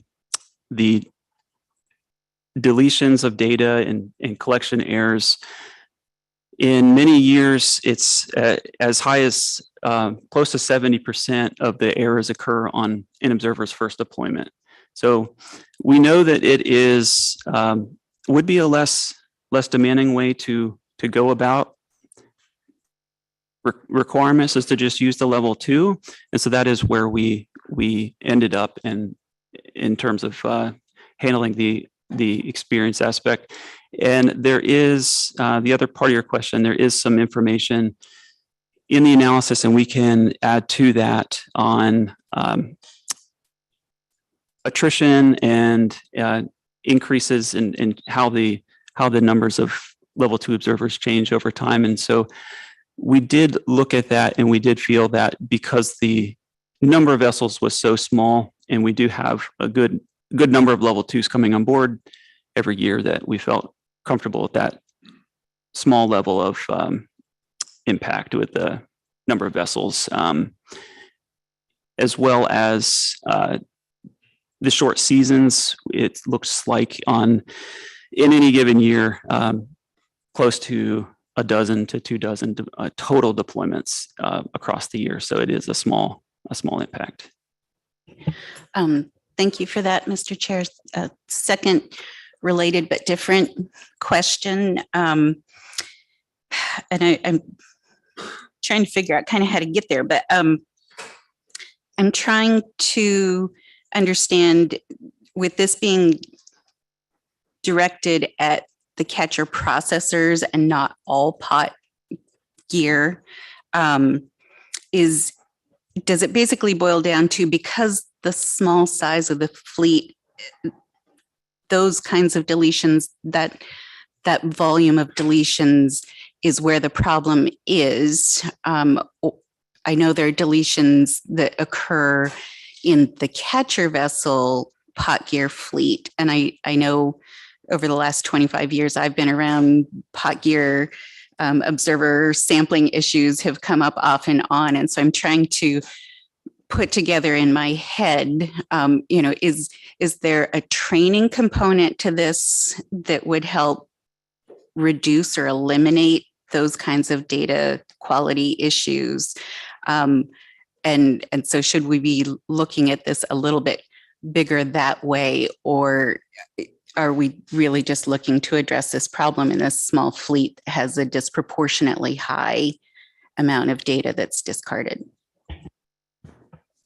Thank you. Through the chair, that is an excellent recommendation to look into trainings. I believe trainings have been applied to the fleet, and my understanding is that the pot gear in general is difficult to monitor, and so it is a large part of the problem in this particular case is the small fleet size and short seasons, and so because there's very little room for that error to occur, it does have a large impact on on how those total estimates get estimated. And so if a deletion happens to occur, it seems to tend to occur after the season has ended. And so it's just one of those scenarios where that happens to be due to the aspect of the fishery that makes that difficult.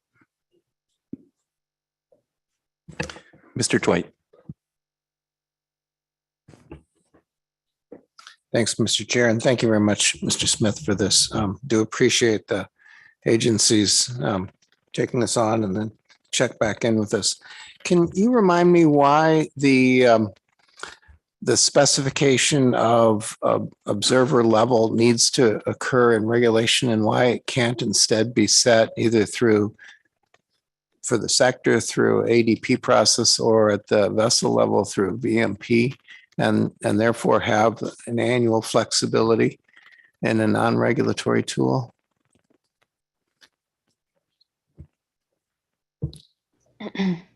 Through the chair, I believe this might have to do with full coverage versus partial coverage and seeing a head nod. But can't we use those same tools for full coverage vessels? Well, if I may, this may be a better question suited for Miss Jennifer Ferdinand. I think she would be if she's available. Thank you.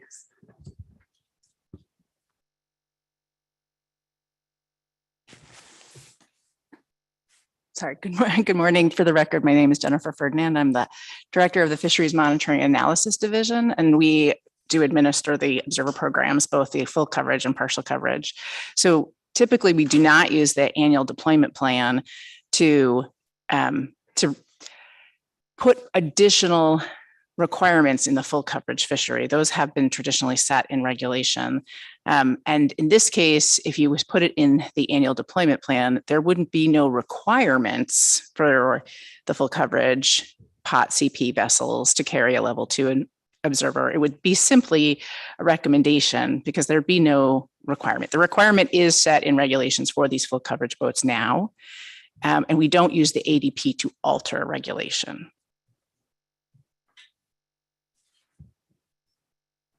That's partially helpful. If I may follow up,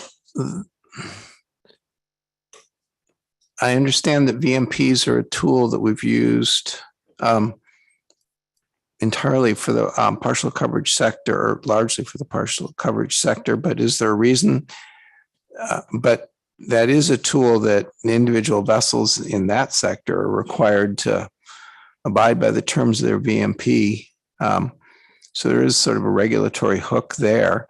Is there a reason we can't be writing VMPs for vessels in at least some of the full coverage sectors and use the VMP to establish what the requirements are? And the reason I'm asking is thinking back to the initial point that Ms. Vanderhoven was making with her first question about are we starting to stress the lead level 2 pool? And the answer, as I heard, was, well, that's part of the reason why we chose not to do lead, but just level 2. But we're all aware still of that the observer supply is still potentially on the edge at times. And it just strikes me that so we may end up being in a position where you might have to waive it on an emergency basis when we're looking at issues like that, where we can't predict the future really well, and where we do have tools that don't involve actually changing regulations, but we can still make binding at a given point, but we can also change flexibly. Why aren't we thinking about a broader use of those tools than we've been traditionally using is really the nut of my question. Through the chair, thanks for that question, Mr. Twite. So these vessels right now don't have vessel monitoring plans that would lay all of those details out. So that would, I suppose, be a different alternative that has not been explored. I'll just remind folks that the level 2 endorsement is either through experience or through additional training.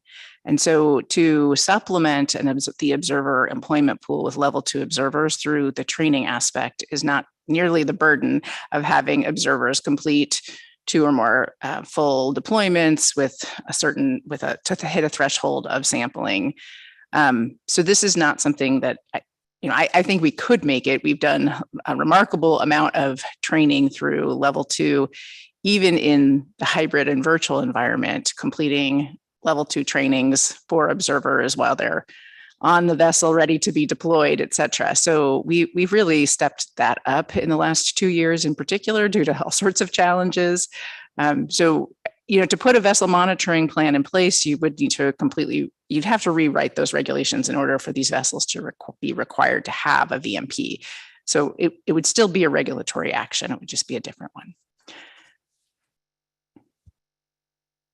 Thank you for your indulgence, Mr. Chair. First, just for the record, I think we're all pretty impressed with the efforts that your program has made, Ms. Ferdinand, to address that, and really appreciative of it. And my questions are certainly by no means meant to be taken as any criticism of your efforts so far, which have really been successful. I just, and I understand that under any alternative, some change to regulations needs to be made. I'm just, I suppose for the record, suggesting that when we can make changes to the regulation that allow us to reduce our reliance on regulatory tools in the future, that seems to me that's always worth thinking about.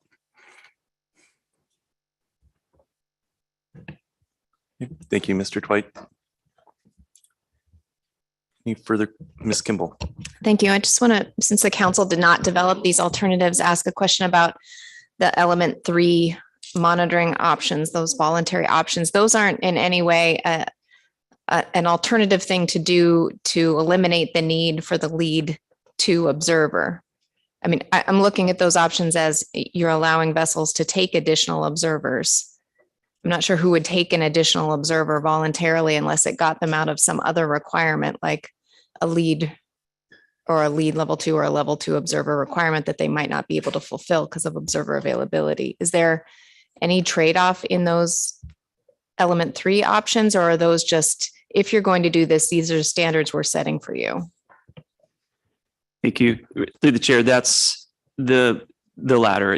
There are no trade-offs involved with any of the options. It's simply a way to allow those options to be chosen if it suits the vessel's needs. And so when we have heard feedback on this item, certainly we know that some vessels do have the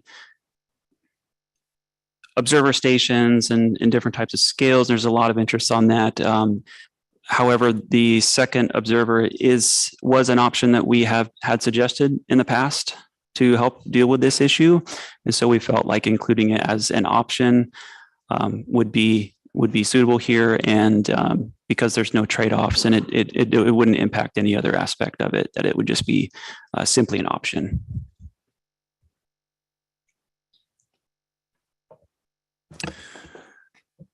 Okay. Don't see any further questions. We can move on to medical transfer limit waivers. Mr. Smith.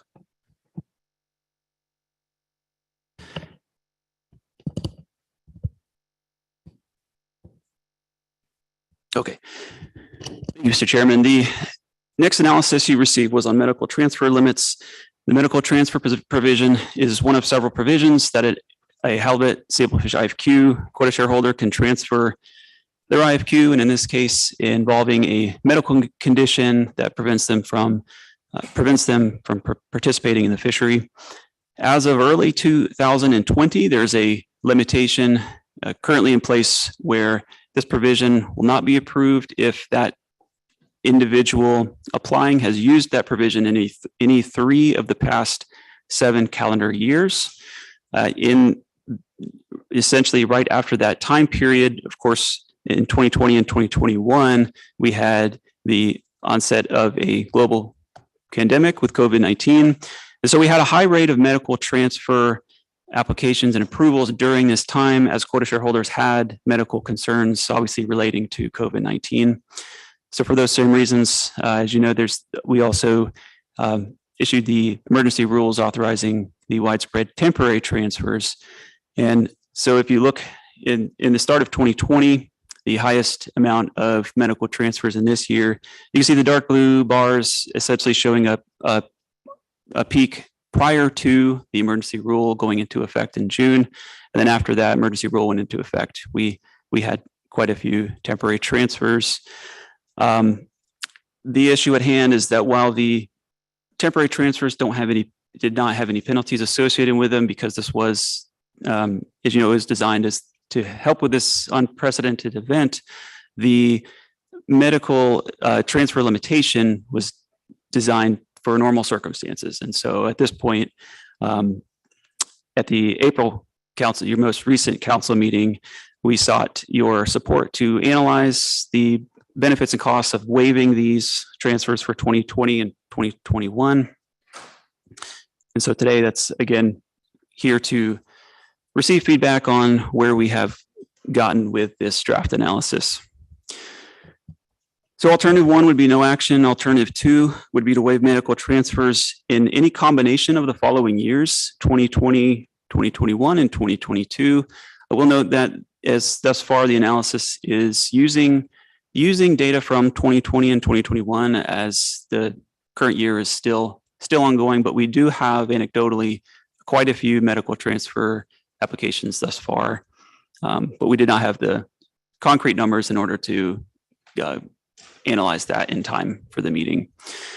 However, looking at particularly the first 2 years, the table you see is essentially a matrix of the number of unique individuals who used a medical transfer in any year. So you can see if you look at the bold numbers along the diagonal, those are going to be the numbers of unique individuals for that year. And then if you move left, essentially forward in time, those numbers represent the number of the same individuals out of that original pool of the starting year of that row. So this is how we looked at how, because this is a limitation that counts up to for up to 3 years, and it only started in 2020, we looked at this in a sequential pattern. So in 2020, we had 326 unique individuals.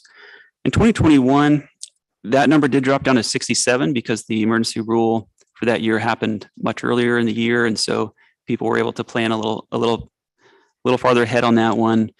And when you look across those 2 years, the number of participants who used one in either case, so these would be people, quota shareholders that would benefit in general from at least one transfer being waived, is it 351 participants. And the number of participants who used the provision in both years was 42. And so these would be the quota shareholders that would have the most benefit, as these participants would be essentially out of 2023 if they were to use it a third time in 2022. So our recommendation at this time is for options 1, 2, and 3. As we know, 2022, I mentioned we did not have the full numbers for the analysis, but we do have quite a few transfers already at this point. And so including that is the recommendation as it stands currently would benefit at least the 351 individuals that used it in either year, and would provide the most benefit to at least the 42 or those 42 individuals. And similar to the previous topic, as a NMFS action, it wouldn't be necessary for the council to make a recommendation to move this forward, but feedback very much welcome and appreciated. And if any request for review of a later draft or draft regulations, would be happy to do so. But if not, again, we'd be able to address any questions or concerns from the council or public at the draft proposed rule. Mr. Chairman, that concludes the presentation. Thank you, Mr. Smith. Are there any questions? Ms. Campbell? Thank you, Mr. Chair. I don't have a question. I just wanted to let the council know that the IFQ committee did receive this presentation or something similar to it. And you'll note in that committee report that the IFQ committee had consensus to support the action that NMFS is analyzing. We did have one committee member who didn't agree with including 2022. So you'll note in the committee report that there's consensus to support moving this forward, but not necessarily consensus on which suite of years should be included. So that'll be in that report when we get there, Mr. Chair. Great. Thank you, Ms. Campbell. Okay, I don't see any further hands. So thank you, Mr. Smith. Thank you, Mr. Keaton. All right, let's go ahead and take a morning break here. It's let's come back at 10:10.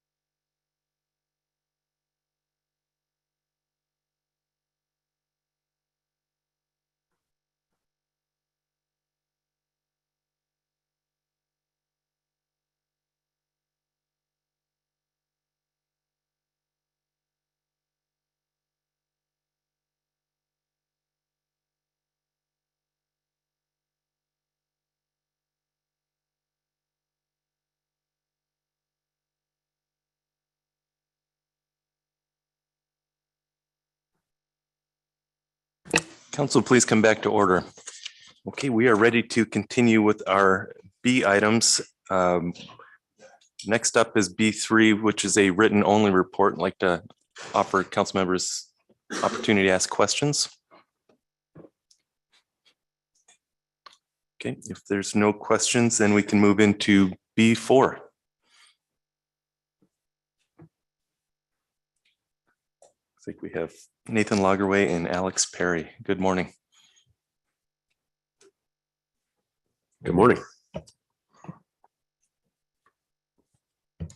Good morning, Chairman, members of the council. For the record, oh, there we go. For the record, my name is Nathan Lagerway. I'm the Assistant Director OLE for the Alaska Division, and I've got Alex Perry here with me. We did not put our email addresses, which may be useful on this slide, but it's simply our first name, last name, as it's displayed up there at NOAA.gov.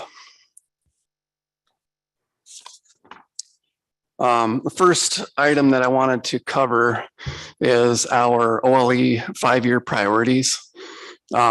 Each 5 years, our headquarters puts together priorities for each of the divisions, and nationally, these are high-level priorities, and we're seeking input from a variety of stakeholders and the council.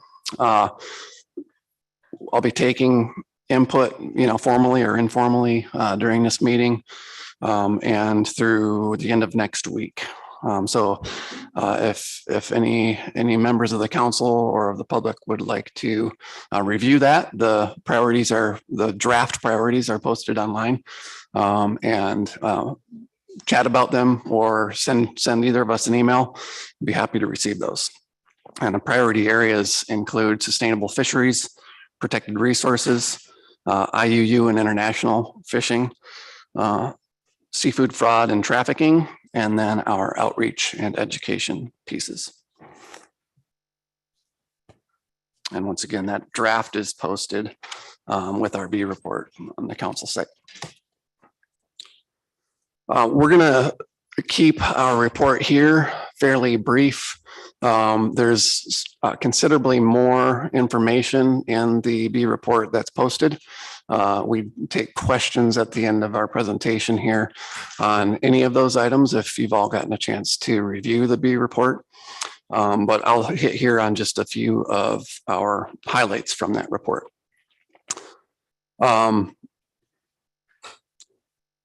First off, one of our operations, North Pacific Guard, that we participated in last fall, that was with the Coast Guard and Canadian Department of Fisheries and Oceans. We boarded a variety of international vessels on the high seas with the Coast Guard and DFO.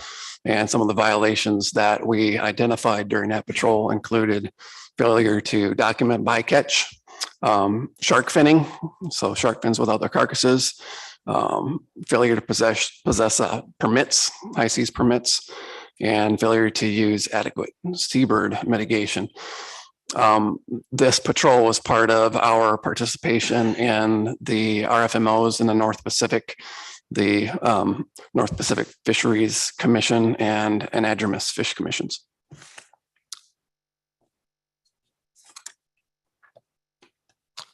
As you all know from our previous presentations, outreach and education are a large part of the work that we do.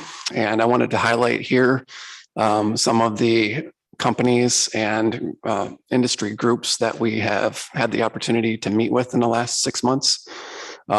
There's a good list there, and also invite any other organizations or industry groups or companies to reach out to us using those email addresses or contacting myself or Alex Perry to talk about trends and violations and potential violations that may have occurred on board vessels that are within the group. And when we're on an individual basis with companies and industry groups, we can speak about trends specific to those groups. And so that's one way for us to improve on compliance and prevent violations in the future.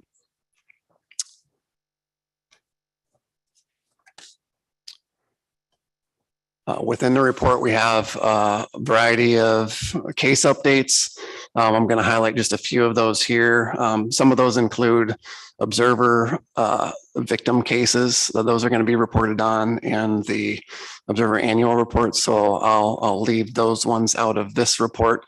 But a few interesting cases over the last 6 months that have been litigated are the Paul Gill, who illegally took a harbor seal. That was a criminal case under the MMPA. The owner, operator, crew members of the Nightlight were charged under the MSA, failing to maintain safe conditions for the observer on board. And then the FV Sentinel owner operator who was charged under the MSA with harassing and interfering with our boarding officers in the discharge of their duties.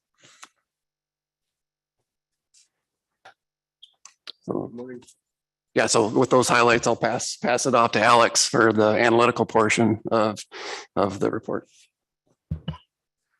So good morning. Thank you for having me through the chair. Alex Perry, for the record. I have been working with Nathan and law enforcement for coming up on 2 years and stationed in Anchorage. And I am a compliance analyst and work a lot with liaising. So as Nathan mentioned, anybody who would like to reach out to me to ask about those meetings that he mentioned in a previous slide, that's part of the process for having these meetings with industry representatives and members of stakeholders in the public. So with that, I'll start getting into this. Also, as Nathan mentioned, this information is contained in our report, our biannual report, the June report. So this is just a brief subsection of that report for you, for your knowledge. So in the first half of FY22, which is October 1st through March 31st of 2022, NOAA officers and agents opened 597 incidents. These included 475 Magnuson-Stevens Act, 28 Northern Pacific Halibut Act, 18 Marine Mammal Protection Act, 30 other federal law and regulations, 26 endangered species, and 20 incidents regarding other acts and regulations. So you're aware, this is described on page 7. And those other federal laws and regulations and then other regulations categories capture High Seas Fisheries Compliance Act, International Trade Program, Lacey Act, North Pacific Fisheries Act, and Alaska state regulations.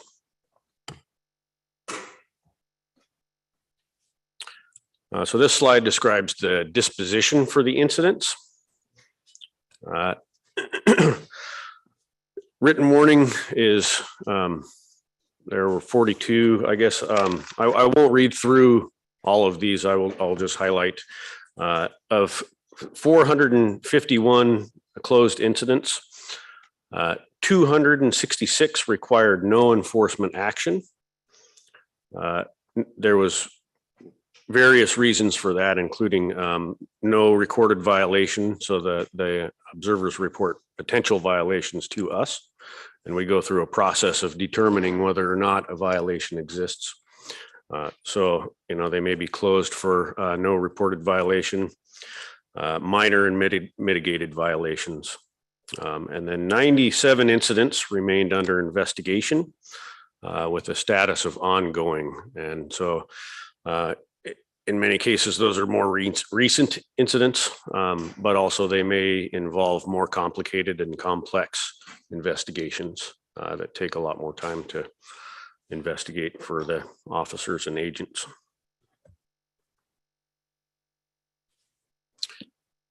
So this year, and in many different years, when we have the opportunity and the resources, we will take a snapshot of different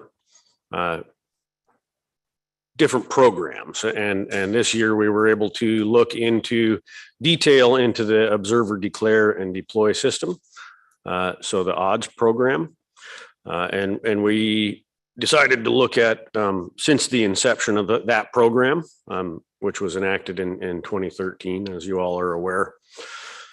So we looked at data from 2013 through 2021. And we were looking at utilizing a new tool to determine the efficacy of our actions. And so we were looking into how effective it is to use compliance assistance, how effective it is, and this is at preventing future repeated potential infractions. How effective it may be to utilize written warnings, and how effective it may be to utilize summary settlements. So in looking at these data, you can see they match up. I'm not going to read through it specifically, but each bar represents a year, and then each individual color within a bar represents particular violation types on the left side, and then on the right side the number of enforcement actions and the type of actions that were taking place. And if anybody has questions about any of these or specifics, I'd be happy to field them at any time or after the summary is over. So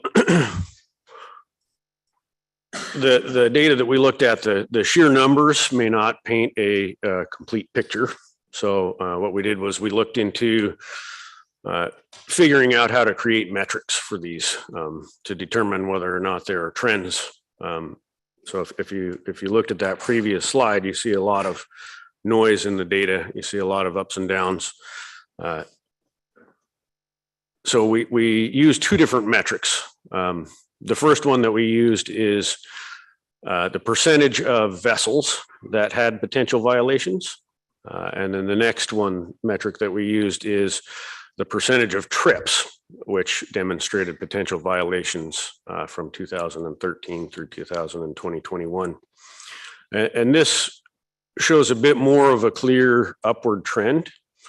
I will highlight that the vessels initially started at about 4% of vessels demonstrating some issues with odds compliance during the inception of the program.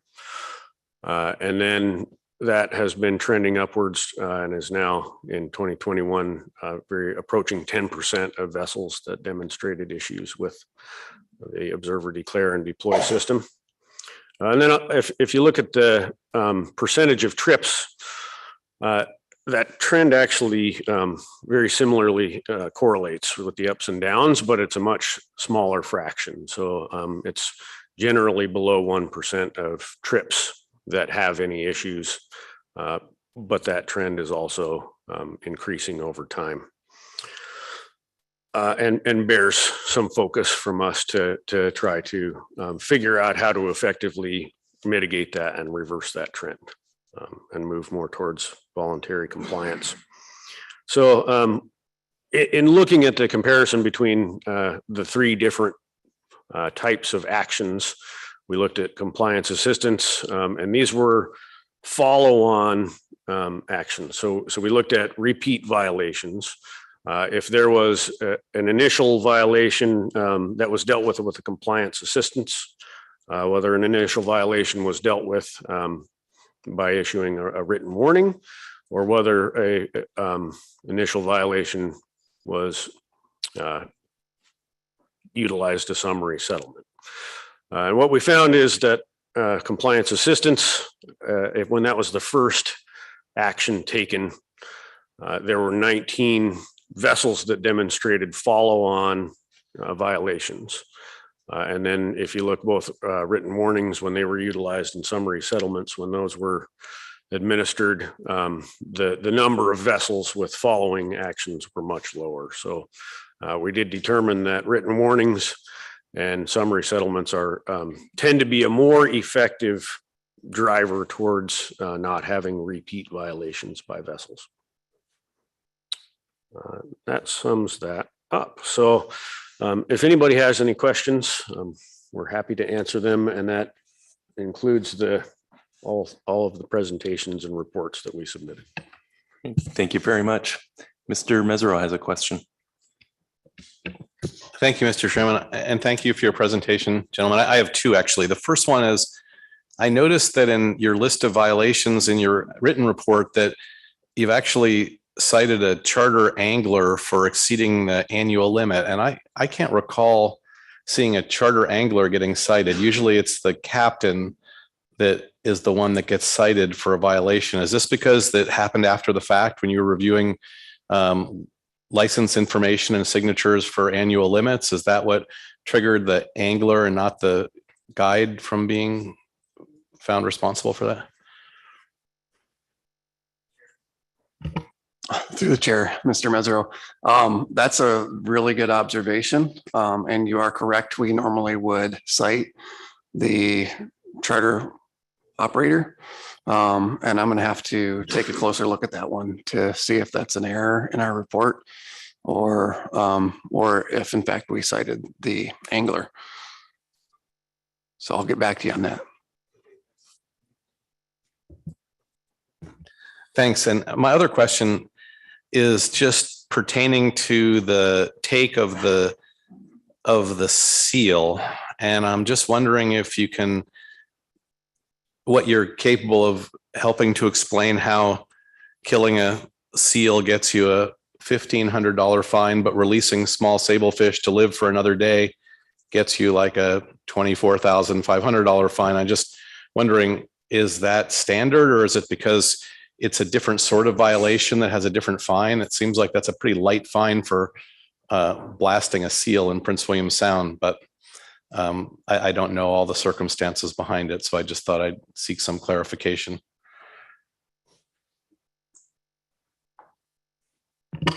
Through the chair, Mr. Mesereau.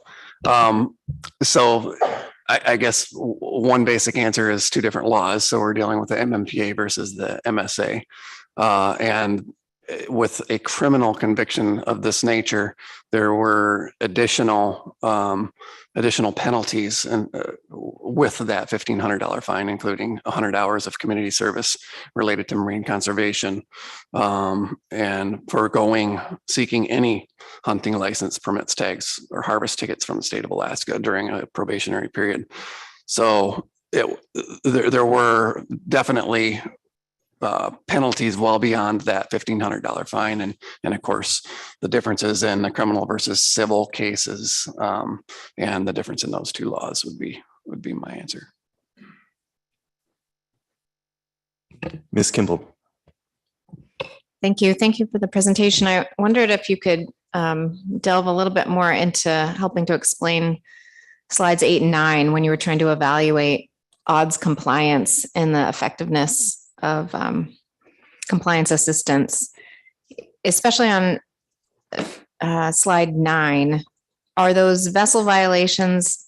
I'm kind of wondering, what is the denominator there? I guess I'm not quite getting the clear take home that compliance assistance is not as effective. So I don't know how many vessels you're talking about where 19 continued to have an issue. And then are they the same violations? Is that what you're looking at? The same exact violation is occurring year to year, as opposed to maybe a different violation on the same vessel or trip? And I'll defer that one to Alex. Thank you for the question, through the chair. So with respect to the repeat violations, the denominator for the percentage of trips and the denominator for vessels is not exactly related. So the compliance assistance written warning summary settlement is sort of a snapshot, right? So it's specifically looking at vessels which demonstrated multiple violations throughout that time frame. So from 2013 through 2021, any vessels who had multiple reported potential violations were analyzed for that compliance assistance written warning and summary settlement to determine the efficacy of using one of those actions. at driving that repeated potential violation. The violations are multiple.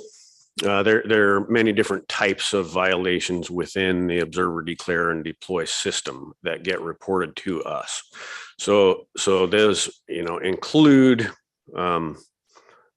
incorrectly logging a trip. They may include logging a trip and then not closing it out at the end of the year, and you get an inherit for the next following year, and you don't realize that you had to carry an observer, or so there's it comprises quite a few different types of violations that are captured under this heading of observer, declare, and deploy systems. I would say that the majority of the issues are with potentially reporting the wrong gear type. And that has to do with vessels that are often utilizing both. This is sort of a new thing with slinky pots, where a trip may be listed as a hook and line trip, and potentially utilizing more pots. So the list of potential violations associated with odds is a longer list. So the other part of your question is what the denominators are. So that was on the left. The table on the left is any violation throughout the years. So in 2013, the number of vessels that had any type of potential odds violation of those various types comprised about 4% of the total active fleet in the partial coverage program for that year. And then the denominator for the number of trips is utilizing and all of these were utilizing the observer program annual reports for each one of those years. There's a table in there which mentions the total number of participants for the partial coverage fleet and the total number of trips prosecuted by that partial coverage fleet. And so we use the number of potential violations on a per trip basis and divided that by the total number of trips for that year. Does that make sense? Did I answer your question? Yes, I mean, I think so. And it might just be my trouble understanding this slide. So maybe I'll test this with you, that repeat vessel violations following initial action. There were 19 vessels. Is this what this is saying to me, where compliance assistance did not work? They had repeat violations. So is there a way for me to clearly understand how many vessels in which compliance assistance did work?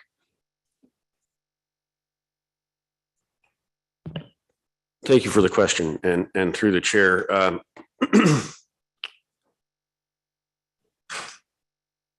I'm looking through the report to determine if I can reference the specific location where you can find that information. So I apologize for taking time to take a look. In general, compliance assistance did work, and there were very few follow-on repeat interactions. So I believe, let's see here. Yeah, if you reference page 10, so there were 200 vessels with violations that required enforcement action. And of those, only 40 vessels indicated any type of repeat violation.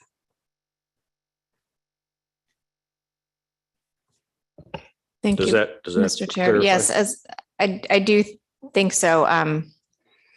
I guess I was focused maybe too much on compliance assistance, your bold statement, not as effective as preventing future infractions. So you're not, in previous reports, we've seen that compliance assistance has been a really effective tool. You're not saying that that's not an effective tool, but you're making the point that you feel like written warnings are a more effective tool.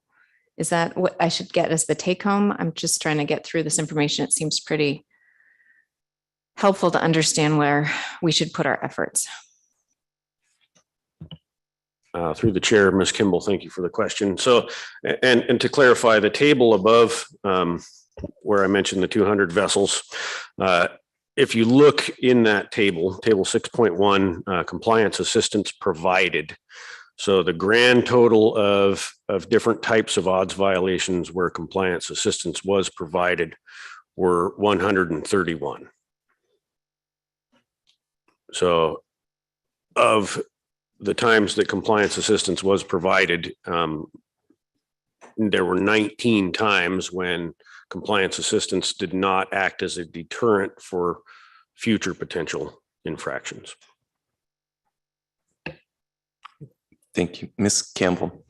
Thank you, Mr. Chair. My question was actually on the same comment. So I guess if I look at this, I say, okay, 19 out of 131 vessels that received compliance assistance had a repeat violation, or 14.5%.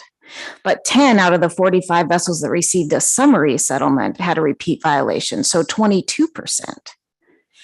And so I guess I'm having trouble with your conclusion that compliance assistance is less effective, because you're taking numbers of repeat violations and you're not taking into account the pool of vessels that you're dealing with. And so I feel like I must be missing something in your analysis, because if you actually go through and try to figure out what percentage of vessels had a repeat violation after receiving one of the three types of enforcement actions, I would come to the conclusion that the summary settlement is the least effective form of an enforcement action.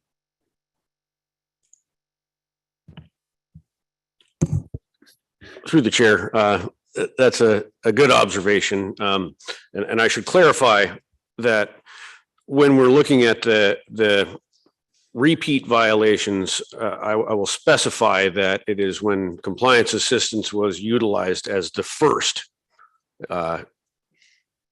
way of handling that potential infraction. And when written warning was used as the first action to address a potential violation, and when summary settlement was the first. So these are the ones where you did have follow on following that initial action. I don't know if that helps clarify, but I note your point. Thank you, Mr. Campbell. Mr. Twite. Thanks, Mr. Chair. And my question relates to the summary of the work you did on Pacific Guard this last year, and that both you and the Coast Guard did. So my question may actually be for both you, Mr. Lagaway, as well as to Lieutenant Commander Rasky. And I just would note that I think the results certainly indicate that enforcement is an extremely important part of this new RFMO, and which is not unexpected, but certainly those are almost a little disheartening. That level of violations of the standards we'd hoped would be set for all vessels and by the new RFMO. The question I have, though, is based on an assumption that I'd like to test first, and the assumption is that neither OLE nor the Coast Guard actually got any additional resources in order to enforce the provisions of the new RFMO. Is that a correct assumption? Through the chair, Mr. Twite, we do not receive additional funding for the additional patrols that we're doing for the NPFC and NPSC. I'll defer to Lieutenant Commander for any additional. Through the chair, Mr. Twite.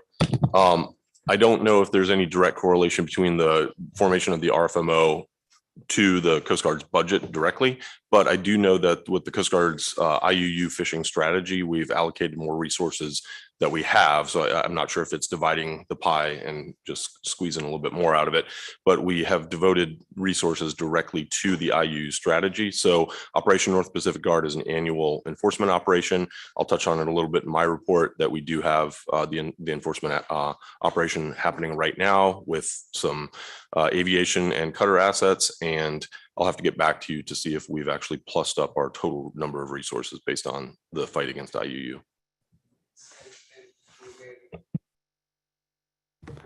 Thank you to both of you. Lieutenant Commander, you may have been sort of planning on answering my second question then, but I'll go ahead and ask it now because an opportunity to ask Mr. Lagaway as well. Mr. Lagaway, you indicated that you, to the best of your knowledge, you didn't get additional resources. So I'm wondering from your perspective, and then I'll either ask you the same question, Lieutenant Commander, or you can just refer me to your presentation. But did that result then in having to shift resources away from activities that you would have been undertaking normally within the U.S. federal waters to implement council objectives? Was there a shift of resources, and can you give us a sense of maybe what the impact of that shift was?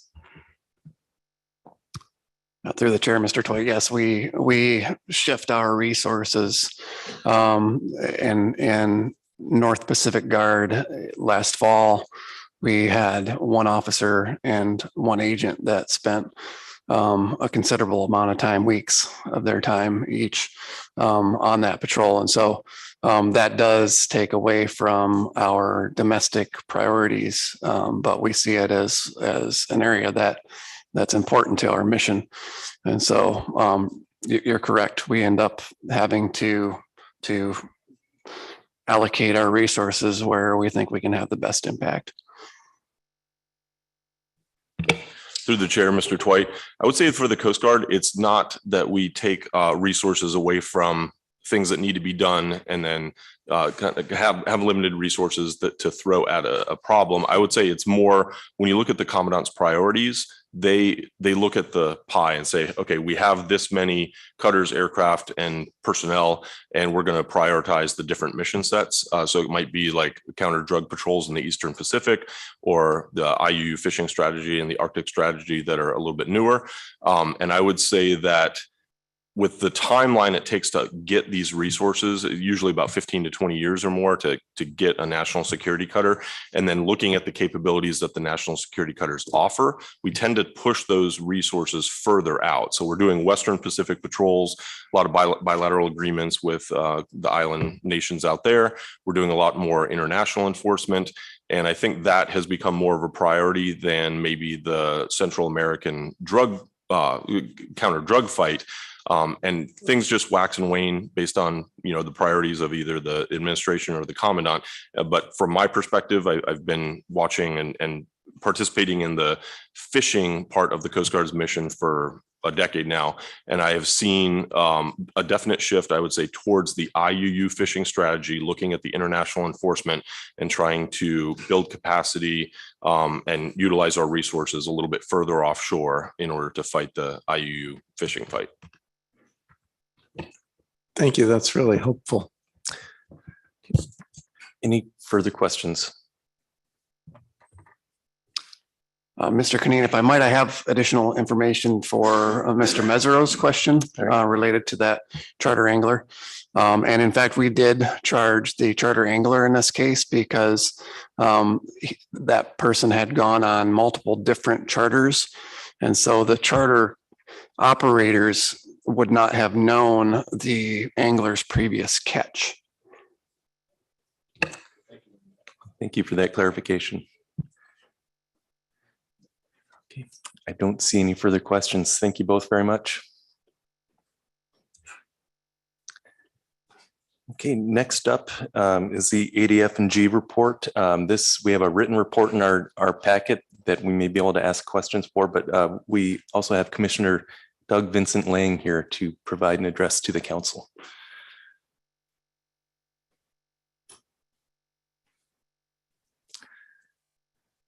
Good morning, Commissioner. Yeah. Hey, good morning, everyone. Thanks for the opportunity to talk a little bit today. First off, I want to thank all of you for your time and commitment to this process. I know the time it takes away from your personal lives, your endeavors, your family, your friends. It's a commitment. I want you to know that it's recognized and it's well appreciated. And the state really wants to thank you for everything you do for our fisheries off our coast. The council represents a long-standing partnership between the state, federal government, users, and communities. And this is a really rich history that results in sustainable fisheries that feed the world and support our local and state economies. It is a partnership we should all be proud of and build upon. We have a proud and rich history of sustained fisheries management. I want to also welcome Janet. Don't know if she's in the room, but I want to thank her for visiting and taking my monthly phone calls. As you are seeing, Alaska is a special place and it's really quite different. Please, I hope she visits us again and often. And I want to thank her for her remarks. They help us chart a path forward. I often hear the words, the council family. Like all families, we have and will have our differences at times. But like families, we must find a way to work through our differences. The consequences of failure are simply too great to consider. Our fisheries are interconnected across the EEZ, and this is a shared jurisdiction across the EEZ. We must find ways to cooperate to ensure continuation of benefits. This includes cooperating in science and management in a manner that respects each other's authorities and roles. And the benefits of Alaska's fisheries are many. Our fisheries provide food security at the national, state, and local levels. They feed people across the world, in our nation, and in our state. They also support fish taxes that support our local and state economies, including local government, education, healthcare, police and fire, and general well-being in our communities. They also support CDQ operations, which support many other local benefits. Food security is such importance that Governor Dunleavy has created a task force to explore the means to improve food security in our isolated state. If COVID taught Alaskans one thing, it's how vulnerable we are to disruptions in our food supply. Seafood is an important element of food security. This task force will begin its work this month. Our work is challenged by changing environmental conditions. We need better science. Simply put, we need surveys. Modeling and sail drones will not replace surveys. Look at what happened when we missed the single-year crab surveys. Modeling, yes, it has a role, but it will not replace real fish surveys. In short, we need more, not fewer surveys in this dynamic system we have. We also need to be adaptive in our changing conditions. We need to be as dynamic in our management as the environmental conditions have become. Crab caught us and the industries by surprise. We were looking to have larger quotas and ended up with closed or restricted fisheries. I met with fishermen yesterday. They want answers, and they deserve answers. They want a science plan to be figured out on what happened and to help define a path forward. We also need to balance rebuilding with fishing. Closing fishing for 10 years would be disastrous to the industry. We need their help in charting a path forward. Having them go bankrupt benefits no one. Let's talk a bit about bycatch.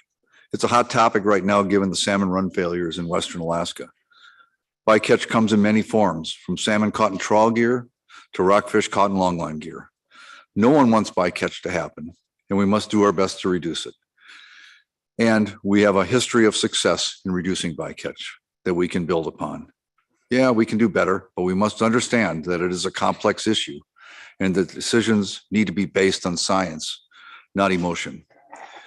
We sympathize with the impacts of the poor returns and the poor run fisheries into the Kuskokwim and Yukon rivers. They are having significant impacts to those people that live in those areas culturally and for food security reasons. But we must not overreact and cause unanticipated impacts. In the Bering Sea, our bycatch management is complex. We manage based on latitude, longitude, depth, and temporal vectors. Changing any vector impacts the bycatch of other species. For example, closing an area for crab could increase halibut bycatch. Or moving trawl gear off the bottom could increase salmon bycatch. Or moving the fleet temporarily to reduce chum bycatch could push the fleet to times when Chinook are present. In short, it's a complex issue, and we need cooperation in science to define a path forward that builds upon past successes, which are many. This issue is so important that Governor Dunleavy has created a task force to study this issue and to make recommendations. This task force is up and running and is chaired by John Jensen, who serves on the council. Thank you, John, for your time. And is staffed by Carla Bush. Thank you, Carla, for your efforts. The task force has 4 committees: a Western Alaska Salmon Committee, the Gulf of Alaska Halibut and Salmon Committee, a crab committee, and a science, technology, and innovation committee. All are meeting actively right now. There are also several members from Western Alaska communities that are serving on this task force. Our next meeting is June 17th. I urge you to participate, or at a minimum to review the progress that these groups have made by visiting our ADF&G website. I also urge you to listen to this group and to consider any recommendations that they may develop. In closing, I want to thank you for all you do again. We have many challenges ahead, but I remain confident that we will be able to face and solve them. And Cora, I want to thank you for your many years of service to the council. You have served as a valued mentor to me and a council at times, and I really, truly appreciate it. Thank you. But I'm confident that I, or all of us, will see you again in this process. And again, thank you for your time this morning. I really appreciate it. Thank you very much, Commissioner. Let's see if there are any questions. Mr. Twite.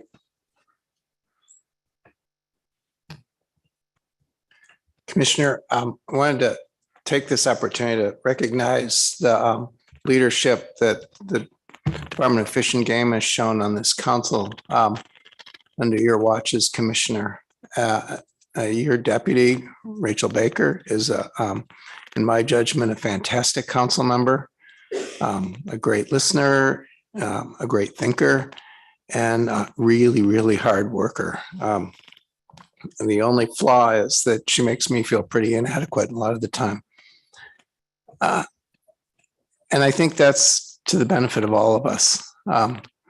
You've also operated very openly and transparently, and that's the very nice lead into a question that is a little hard, I think. And that is, at the beginning of your tenure in this position, one of your first actions was to announce what the department's priorities were for accomplishing here. And I thought that was useful in many ways. And think that we as a council responded to the challenge that you laid down to work on those very well. I think we've checked off several of the boxes. My question for you is, are you thinking about how you would challenge us next, what the next set of priorities are? And can you talk a little bit about that?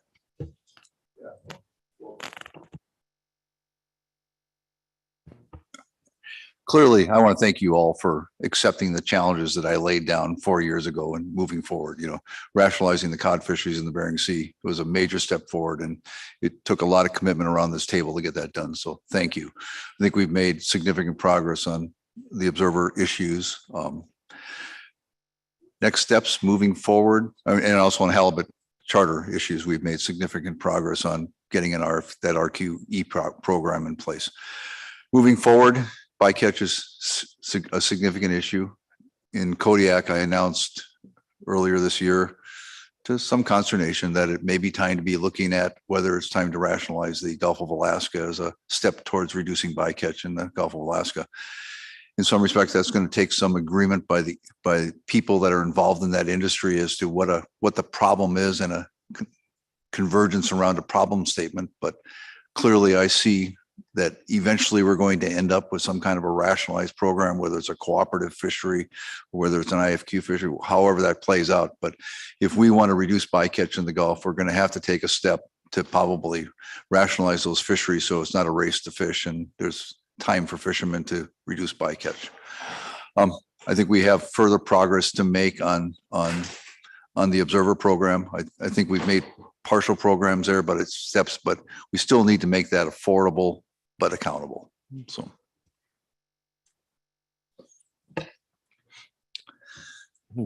Further questions? Okay, we'll see you all tonight at seafood dinner. Absolutely. Thank you again. Yeah, thank you for everything you do. It really is recognized and appreciated. Great. And did any council members have any questions on the ADF&G written report? Okay. All right, great. So that will move us into the Coast Guard report. Lieutenant Commander.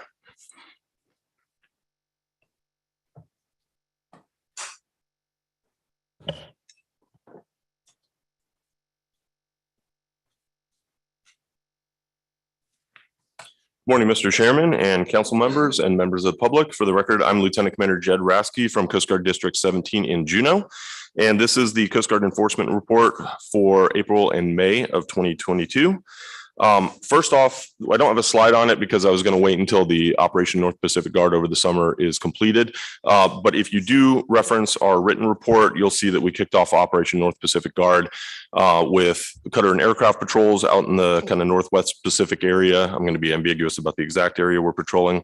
But as of the time of this report, there were no HSDN or high seas drift net fishing vessels sighted, and we completed 10 foreign fishing vessel boardings with 11 violations. These were on both People's Republic of China and Japanese vessels at the time. And a total of 7 People's Republic of Chinese fishing vessels refused a boarding. This is going back to last year. If anybody saw the final report on that, it was related to our COVID precautions. It's still a very contentious issue, so I'll just wait until the final report at the end of the operation to really address kind of the outcome of that. But just wanted to note that we are out in the Western Pacific, and we are conducting Operation North Pacific Guard. That is to cover 2 RFMOs. That's the Western Central Pacific Fisheries Commission, so tunas, and then the NPFC, the North Pacific Fisheries Commission.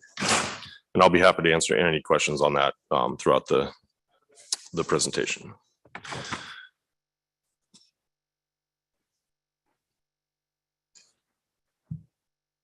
Okay.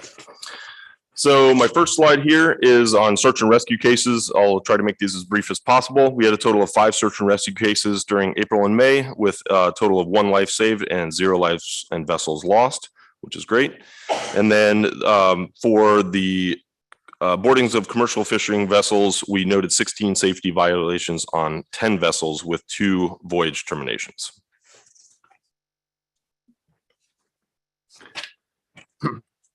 I have another topic that's arisen pretty recently, because it's been kind of in the background for a few years and it really hasn't been much of an issue, is the U.S.-Russia maritime boundary line.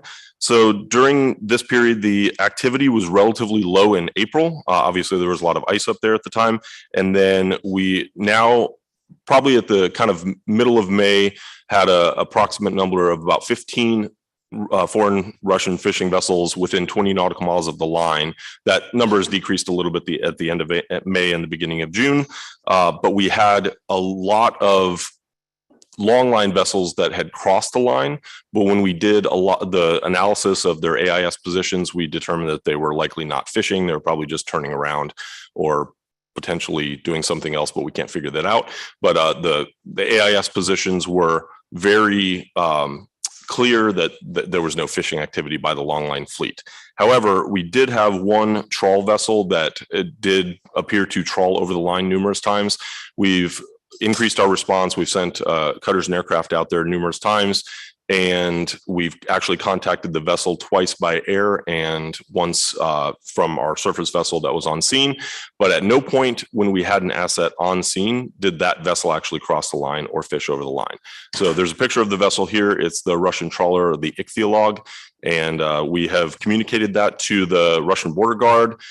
With geopolitical tensions, it's taking a little bit longer than normal for them to come back with a response, but we've now actually started 2-way communications related to the different incursions into our EZ. Ms. Kimball. I'm sorry to interrupt, Commander, but just quickly, this is still just relative to incursions or activity in April and May. So it's not January through May. Through the chair, Ms. Kimball, yes, that's correct. The incursions that occurred this year were all in May. Thank you.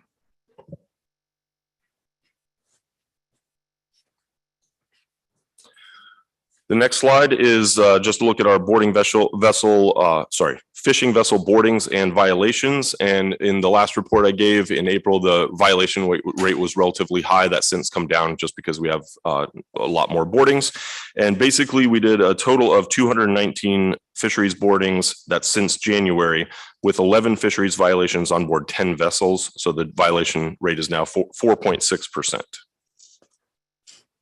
we expect to have a huge uptick in the number of boardings as a lot of the recreational, charter, and obviously commercial fisheries kind of pick up. For halibut and sablefish enforcement, we did a total of 65 IFQ boardings with 4 fisheries violations. And then for rec and charter, we did 5 charter halibut boardings and 89 recreational subsistence halibut boardings with 0 violations. And it's going to be a pretty busy year, it sounds like, for rec and charter. For cutter resource allocations, these graphs just show the major cutter days and patrol boat hours for the period April and May. You'll see that for major cutters, we have more than the number of days in a month, and that just is the number of North Pacific Guard national security cutter presence that we have out there. Last year, we had an additional 10 days, and then this year we have an additional 12 days, it looks like, on the graph for this period. So you'll see we have a 1.0 coverage in the Bering Sea. That's the major cutter. It's usually the Alex Haley or a national security cutter, and that's congressionally mandated for search and rescue that we have that 1.0 coverage, but now we're starting to get kind of a 1.5 or maybe a little more coverage at certain times throughout the year. Patrol boat hours were on track since last year's. I'll touch on a few of the cutter changes that we've had recently. So Coast Guard cutter Chandelure that was stationed in Valdez has since decommissioned. The 110 fleet is aging out, so we're starting to decommission a lot of those and replace them with the 87-foot patrol boats. Coast Guard cutter Liberty, who's been home ported in Juneau for many years, that is now stationed in Valdez. That transit happened last week. And then the Coast Guard cutter Reef Shark, which was previously in San Juan, Puerto Rico, has now arrived in Juneau.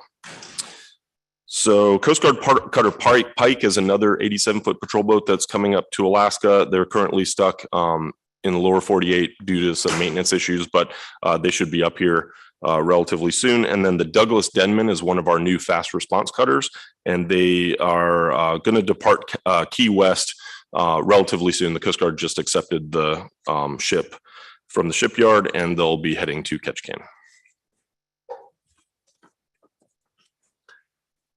Going back on the resource allocation, I'll just note that we are getting these fast response cutters, and I believe we're getting 4 additional. We have 2 in Ketchikan now. We're getting 4 additional fast response cutters by the end of 2025.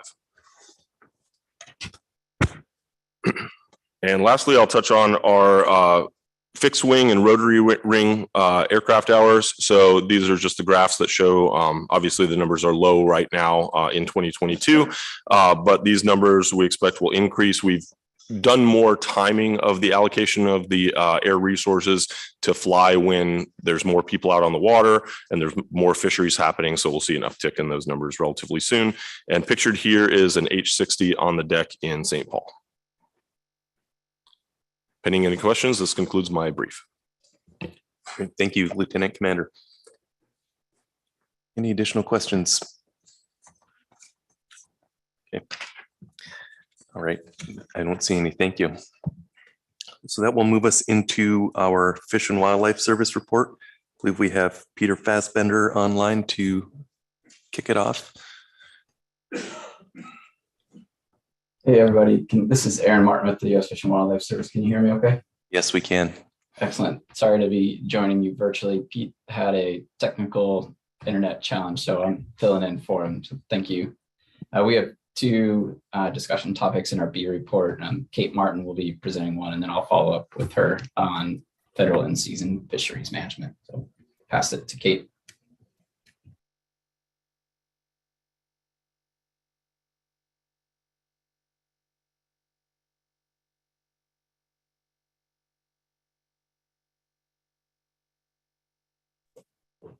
Hi there, can folks hear me? Yes, we can. Good morning. Good morning. So my name is Kate Martin. I work for the U.S. Fish and Wildlife Service in the Migratory Bird Management Program. I am the U.S. coordinator for the CDUC joint venture, and I would thank you all for the opportunity to give this presentation today. I'm here to present the CDUC Key Habitat Sites Atlas, which is a new tool that the CDUC joint venture has just released. The authors are listed here on the page, and I'm presenting on their behalf. So I know I have a broad audience here, so I wanted to start by just introducing the term sea duck. Sea ducks are waterfowl that spend most of their life in the marine environment. They're considered marine birds. Sea ducks constitute about a third of the total duck species on the continent, but they're also the least studied group of waterfowl. So we have a lot of gaps in our knowledge regarding their population status and distribution.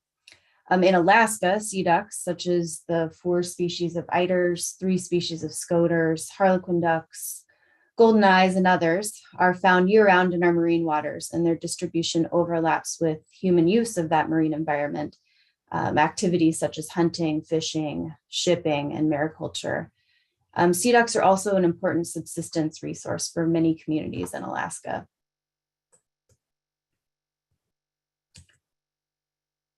The Sea Duck joint venture was formed in 1999 because of those gaps in our knowledge of population status and distribution. It's an international partnership under the North American Waterfowl Management Plan, and some of our partners include the Fish and Wildlife Service, Canadian Wildlife Service, USGS, flyway councils such as the Atlantic and Pacific Flyways, states, Canadian provinces, BOEM, and Ducks Unlimited. We promote the conservation of sea ducks through partnerships that generate and disseminate knowledge, particularly knowledge that will inform management decisions. We also look to increase awareness of sea ducks and encourage engagement in conservation of sea ducks. So I'm here to present this new available Sea Duck Key Habitat Sites Atlas, which identifies 85 sites in North America that are most critical to sea ducks during at least one season. We used strict abundance and density criteria to determine these key sites, just to make sure that we're identifying the most important areas. The intent of the atlas is to aid in prioritization of habitats for conservation, to help with environmental assessments, and with oil spill response and preparedness, as well as other uses. In Alaska, we've identified 16 key sites. You'll see on this map, which might be a little bit hard to read here on the PowerPoint, but we have more detailed maps on our website, which I will show you later. But the 16 key sites include areas in Southeast, Southwest, Northwest and Arctic areas of Alaska, as well as the Kodiak Archipelago. For each of these key sites, we have a narrative in the atlas that includes a detailed map of that site. It gives a physical description of the area, talks about the abundance and density estimates used to identify the site. It also describes the number of species and the life stages and activities that they're undergoing while occupying that key site, and discusses sensitivities and potential conflicts, or types of activities that could degrade the biological value of the area, and describes the status, including conservation designations and jurisdictions of that area.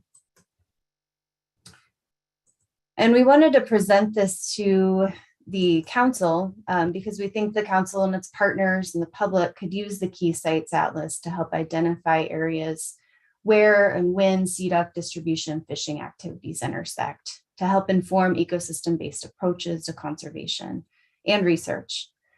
As with other species of concern, sea duck populations may be impacted by climate change due to their distribution in Arctic and subarctic areas, and the drastic changes that we're observing in places like the Bering Sea. They're particularly susceptible to impacts from oil spills and other contaminants. Sea duck collisions with shipping and fishing vessels have been documented and are typically related to weather conditions and vessel lighting. They're also susceptible to disturbance during critical life stages, such as when they molt their flight feathers. So the atlas that I described here is available on our website at seaduckjv.org. I can also provide printed copies upon request. And our next steps are to share with potential users, such as yourselves, identify ways to conserve and protect these key sites and reduce the threats there, And then revise and update this at regular intervals. And I think that last bullet is important because I think this atlas can be used as an opportunity to gather additional types of information from the public, from fishermen, from Indigenous people regarding important areas for sea ducks. So with that, I'll take any questions, or you can feel free to contact me at the email address or the phone number that I list here. Thank you. Thank you, Ms. Martin. I don't see any questions. Oh, Mr. Twite has a question. Thank you, Mr. Chair. Thank you, Ms. Martin, for this. The question I have for you is sort of based on our interest as a council in increasing our ability to incorporate traditional knowledge, local knowledge and subsistence information into our databases. And so I'm just wondering how, when you compiled this first draft of the atlas, how you approached the use of information from traditional knowledge sources, local knowledge and others. Yeah, that's a great question. At this point, the first version of the atlas was using simply abundance and distribution information from surveys and telemetry projects. This next phase, we hope to be able to present this, first version to groups like the Alaska Migratory Bird Co-Management Council and committees related to that, so we can then gather that information from Indigenous communities and see. I mean, it seems like it could be a really good communication tool to sort of check, our knowledge and say, are there other areas that we missed, or what is it about these areas that make them so important for sea ducks?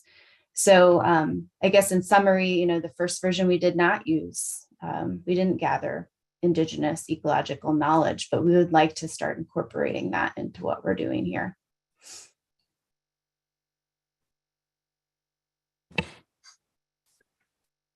I don't see any further questions. Thanks again, Ms. Martin. Okay, thank you very much for the opportunity. I appreciate it.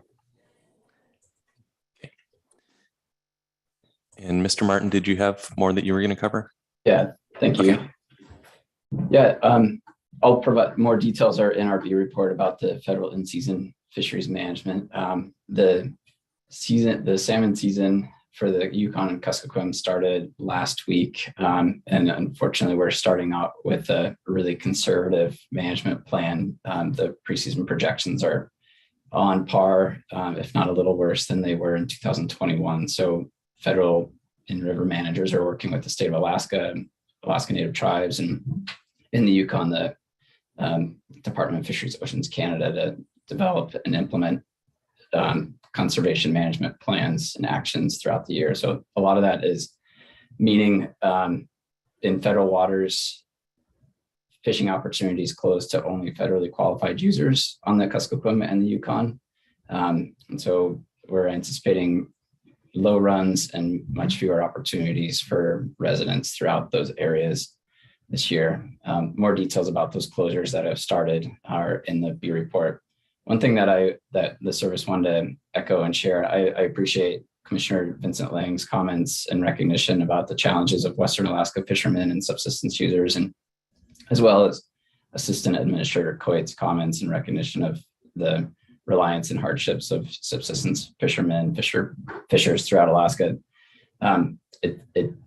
The service federal managers continue to receive comments in our Little C and Big C consultations with Alaska Native tribes about fisheries management plans. The concerns are still around the restrictions that they're receiving for in-river fisheries, and the perception that there aren't restrictions on harvest occurring in the marine waters. So I think the core kernel for us all is to continue through the community engagement committee and other efforts to increase awareness and communication between communities that are in Western Alaska and throughout Alaska that are being affected by salmon bycatch. So I appreciate and we recognize all the effort that's gone into it, and the service is certainly here and willing to help accommodate and share those conversations that council staff and NOAA staff are having with communities throughout Western Alaska. So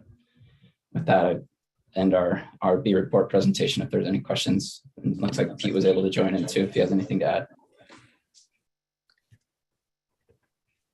Okay, I don't see any additional questions. Mr. Fassbender, would you like to provide any additional comments? No, I wouldn't, Mr. Chair, but thank you for taking the report, and good morning to you and the rest of the council. So I missed out on Kate's. I did catch the question on TEK, and we're just starting to get more active in that process. So a lot of things that we're looking at, a lot of the decisions that we make are going to be incorporating TEK. So thank you for the questions and thank you for your time. And I apologize for stepping in and out of this. It's struggling this week with internet. So. All right. Well, thank you for joining us, Mr. Fassbender. And thanks to Mr. Martin and Miss Martin. I don't see any additional questions. Okay, thanks again. So last up for now for our B reports will be the NPRB report. We have Lynn Polensky. Good morning. Thank you, Mr. Chair, and good morning to the council members. Appreciate that. My name is Lynn Polensky. I'm the Executive Director of the North Pacific Research Board. And with me to my right is Dr. Matt Baker, who most of you know from his 8 years on the NPRB and also working collaboratively with the council on the SSC.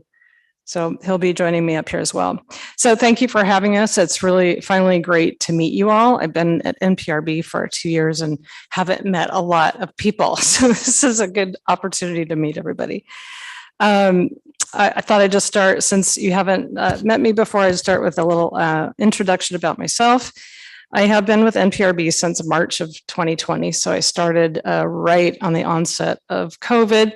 I think my first decision with Matt was canceling our Seattle science panel meeting. I moved from Portland, Oregon, where I worked for the Northwest Power and Conservation Council for almost 20 years. And I worked on developing sub-basin plans in the entire Columbia Basin in Washington, Oregon, Idaho, and Montana.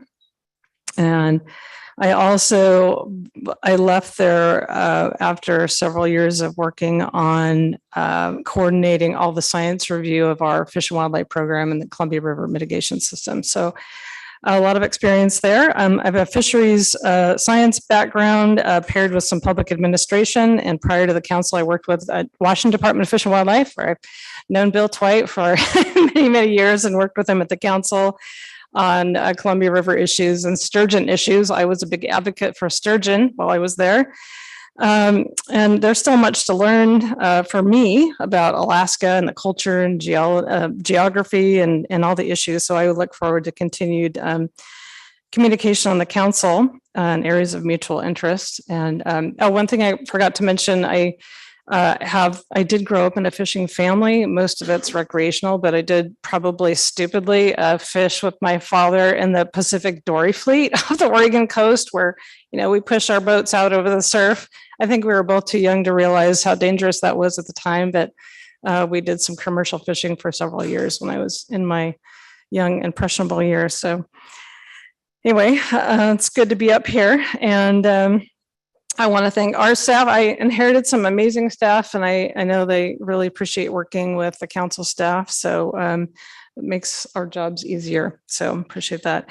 What I wanted to do is just give you an overview of, just from our perspective. I don't think you've heard from NPRB for quite a while at this level, probably been maybe 3 or 4 years. So spend a little bit of time talking about our unique relationship and our top priorities or work right now, our programs, and then end with a snapshot of our current research and recent funding decisions that you probably are quite interested in cod and crab and salmon, and some ecosystem work that we're doing in the Northern Bering Sea.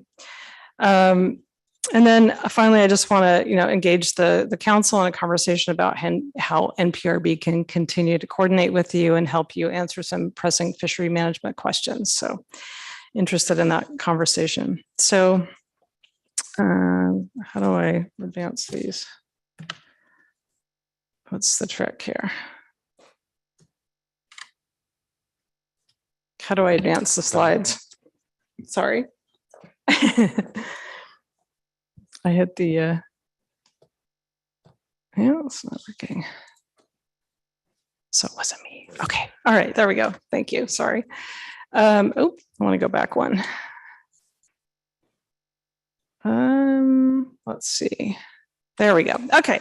Let's start with our mission. So part of our mission is better understand ecosystems and their fisheries, and to conduct our work through planning and prioritization of pressing fishery management needs.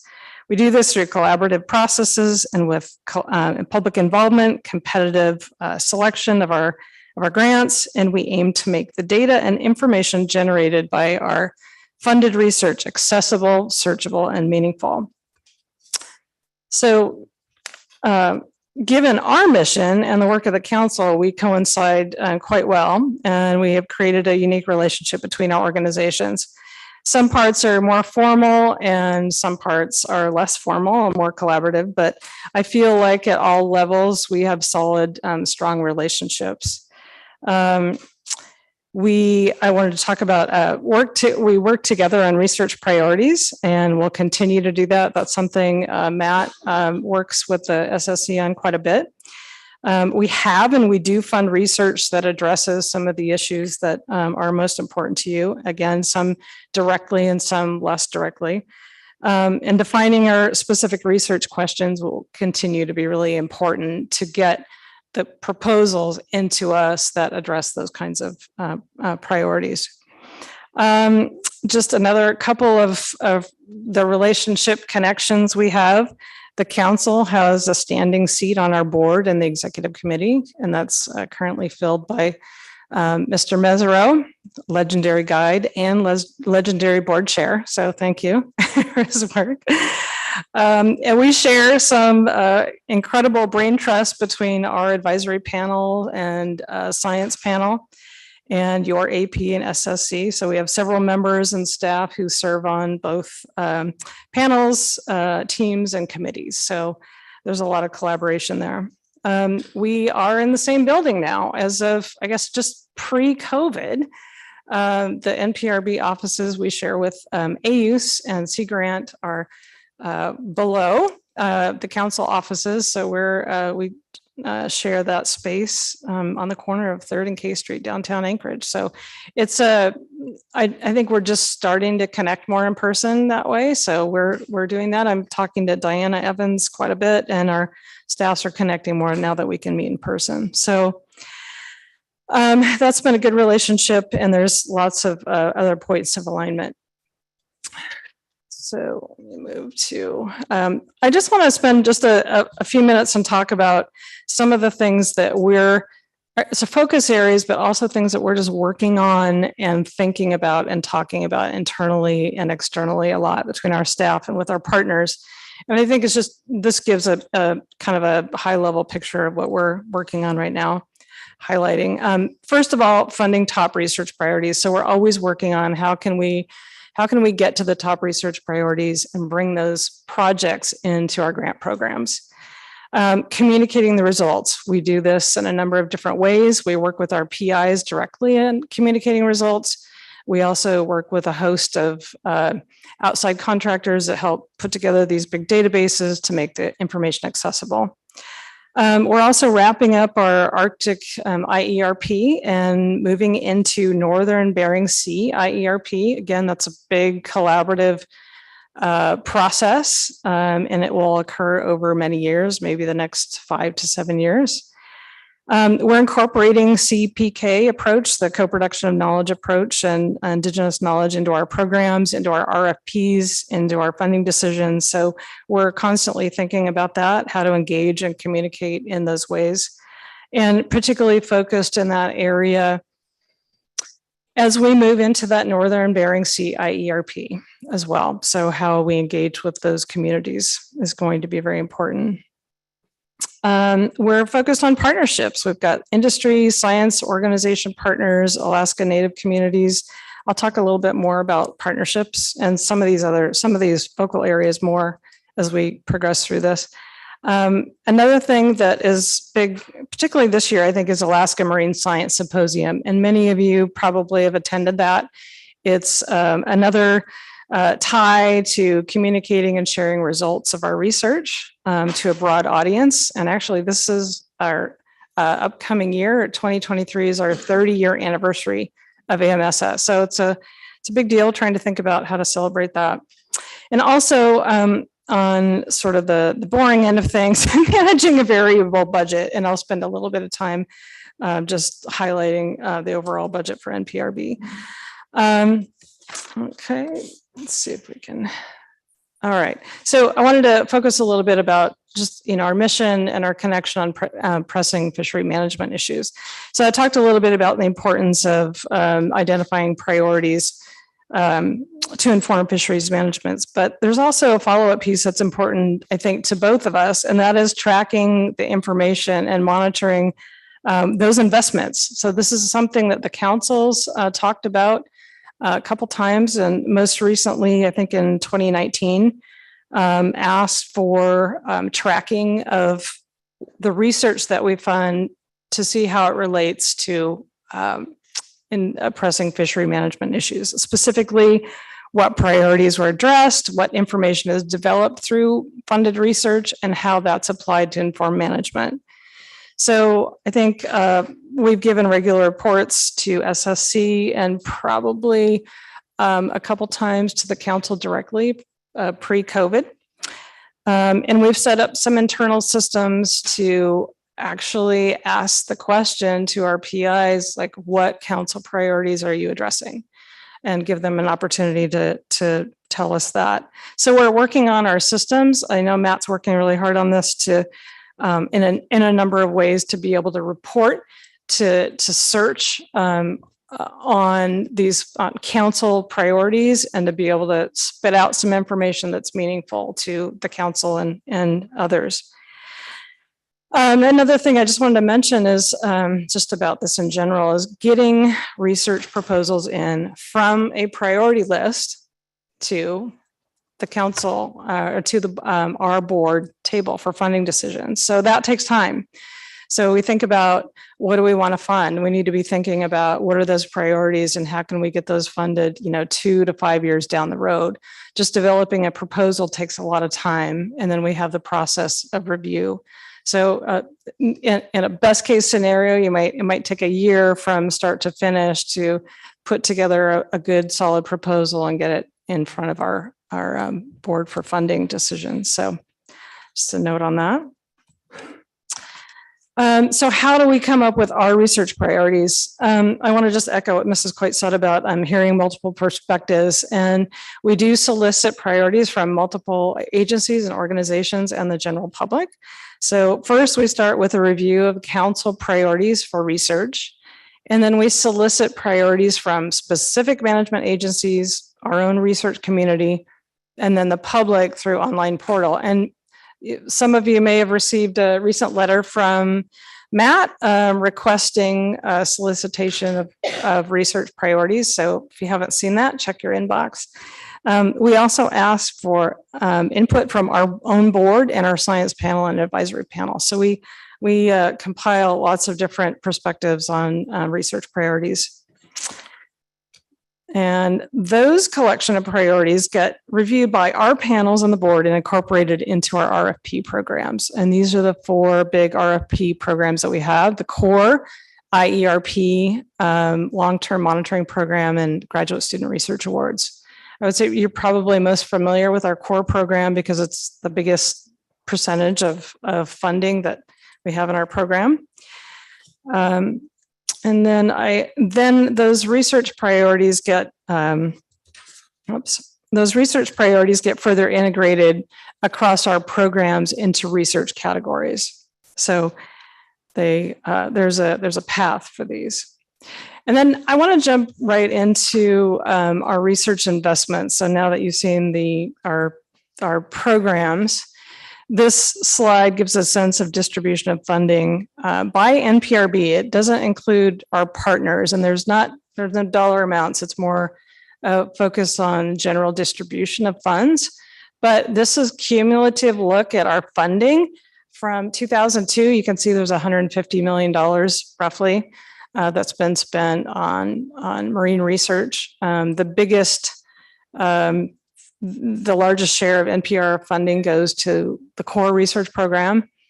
And then you'll see on the right, the 3 IERPs as represent about 30%. And then we have the smaller programs below. But that's just a general sense of how the money gets distributed in our different programs. Okay, so here was the part. If you remember back in the earlier slide, I talked about the focus on managing a variable budget. This is something I've been sort of dealing with since I came on. Our funding is tied directly to interest rates, specifically the 10-year Treasury note.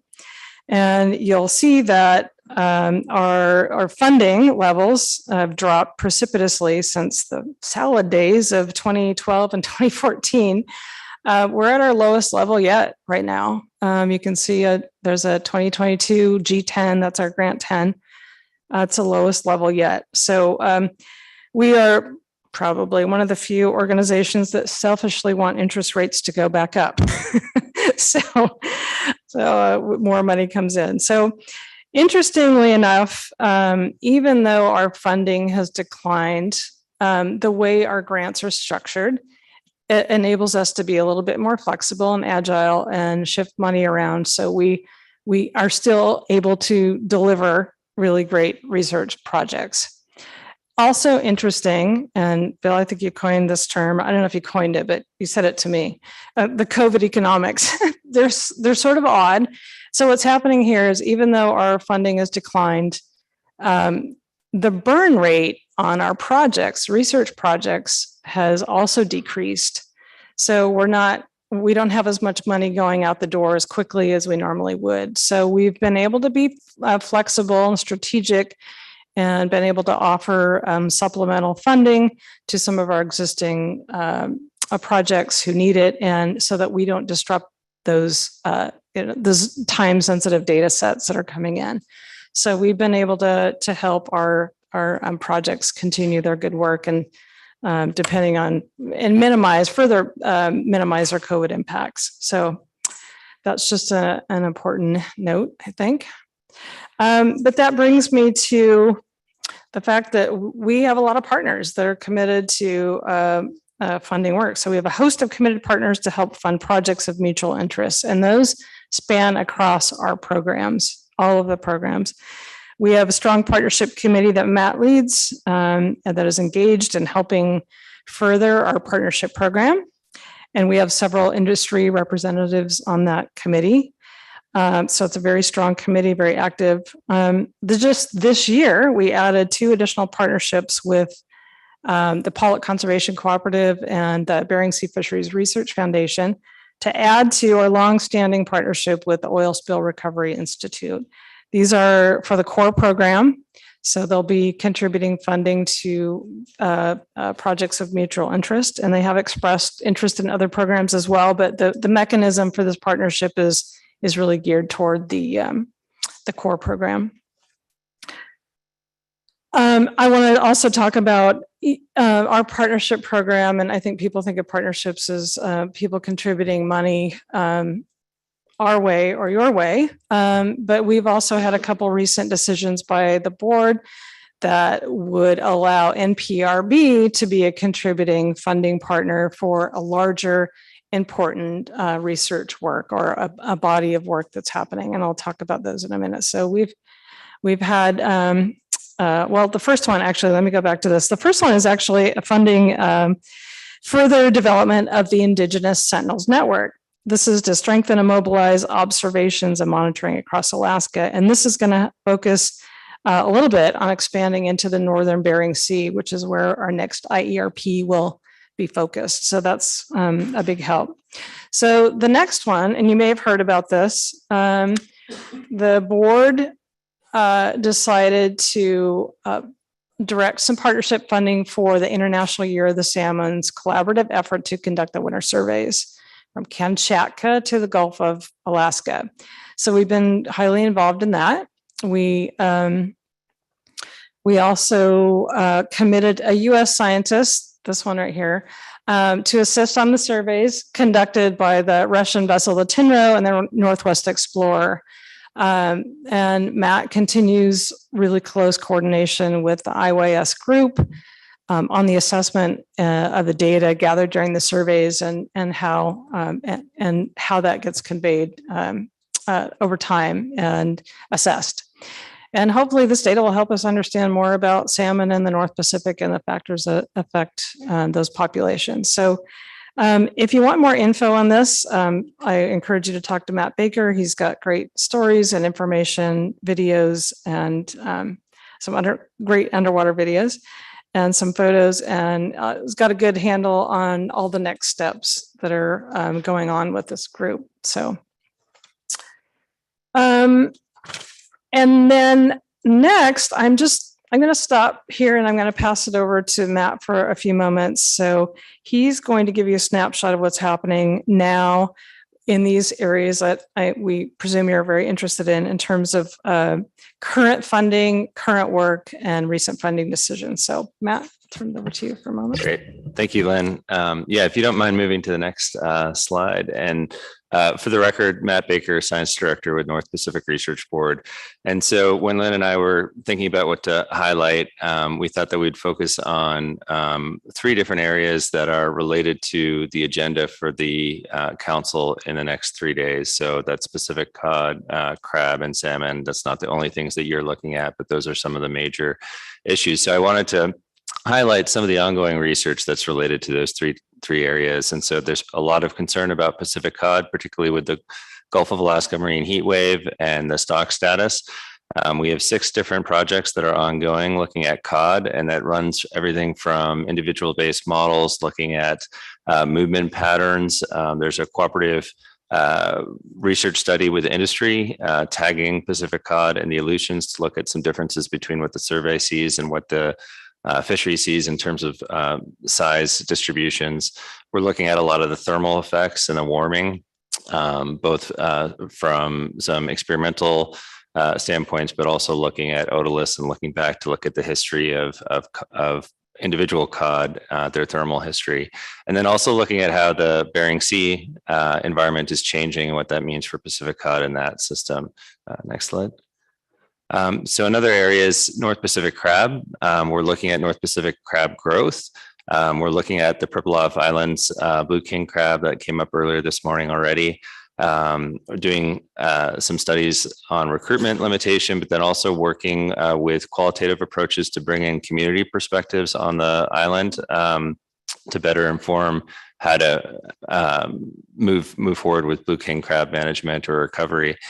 We're also looking at thermal effects and condition related to both tanner and snow crab, and then some work on epidemiology and pathology as well. And then finally, Pacific salmon. These are 8 different projects, some of which have just recently concluded, but most of which are either ongoing or about to start.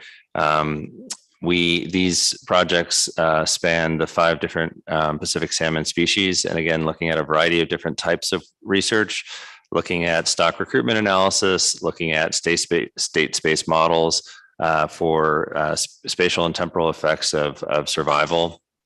We have some research helping to support new assays to look at sex identification, to look at age identification with some new methods to be more efficient about that. We're looking at winter ecology that builds on some of the work that Lynn had mentioned related to the North Pacific Anadromous Fish Commission offshore work. And then we're also working with, we have a project working with Yukon River fishers looking at the declines that are happening with Chinook and chum in that area. And that's an issue that's going to be coming up before the council later in the week as well. So those are core program proposals, as Lynn had introduced. This is an annual request for proposals that we put out each year, and that's where we go out and ask for annual research priorities from different entities and different partner groups and the council as well. We also have the Integrated Ecosystem Research Program That's a multi-institutional, multidisciplinary, and multi-year program. So it's a place-based approach to research. And it's really looking at mechanistic understanding of those systems. What are the dynamics? What are the structure of those ecosystems? How do they change? We've had several different programs in that area. The first one starting in the Bering Sea. That was a $31 million investment with National Science Foundation, and really led to some important insights, understanding how the cold pool structure that system and define movement patterns for some of the important groundfish and crab stocks in that area. We next moved to the Gulf of Alaska, where we looked at the East and the West Gulf.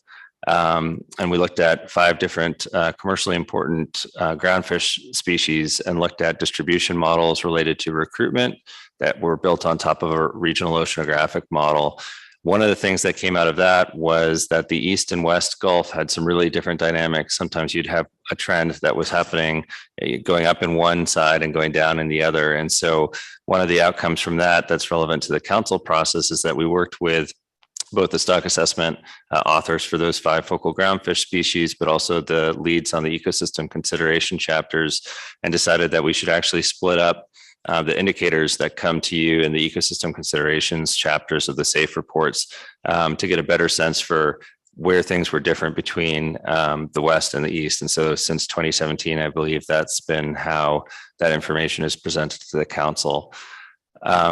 We recently concluded a program in the Arctic that was looking at the Bering Strait and then the Chukchi Shelf area. And the original idea was to look at sea ice dynamics in Arctic cod.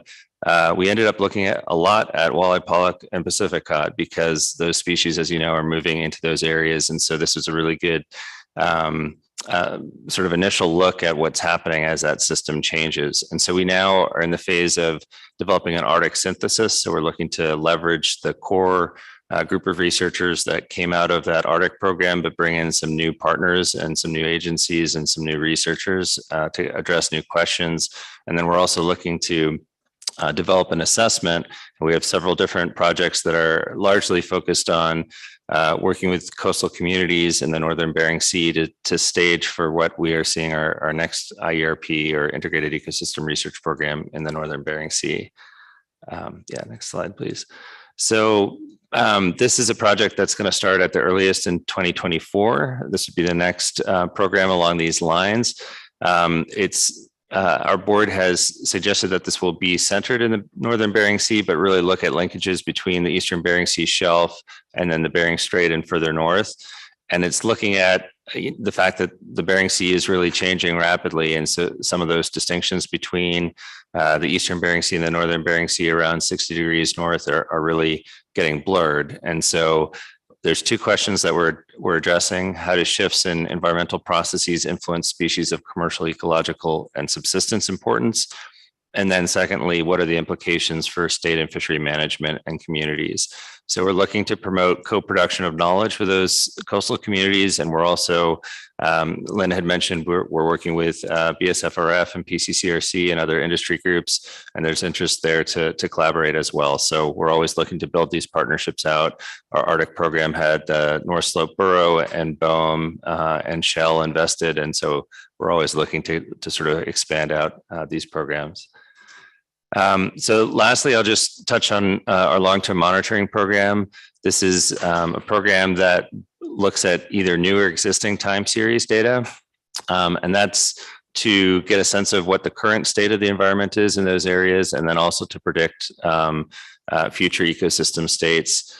It provides data over longer time frames, which are useful for developing some of these indicators. And then it provides both real-time and archived data.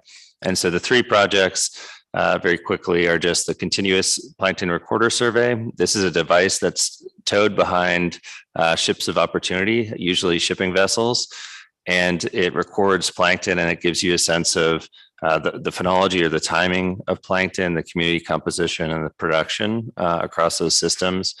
We support with a collaboration of other entities, the Seward Line Survey, which is a line transect across the Gulf from Seward, and then also the Chukchi Sea Ecosystem Mooring Array, and that's an autonomous year-round set of instruments that look at the conditions up in the Arctic. And so with that, I think I'll turn it over to Lynn to conclude.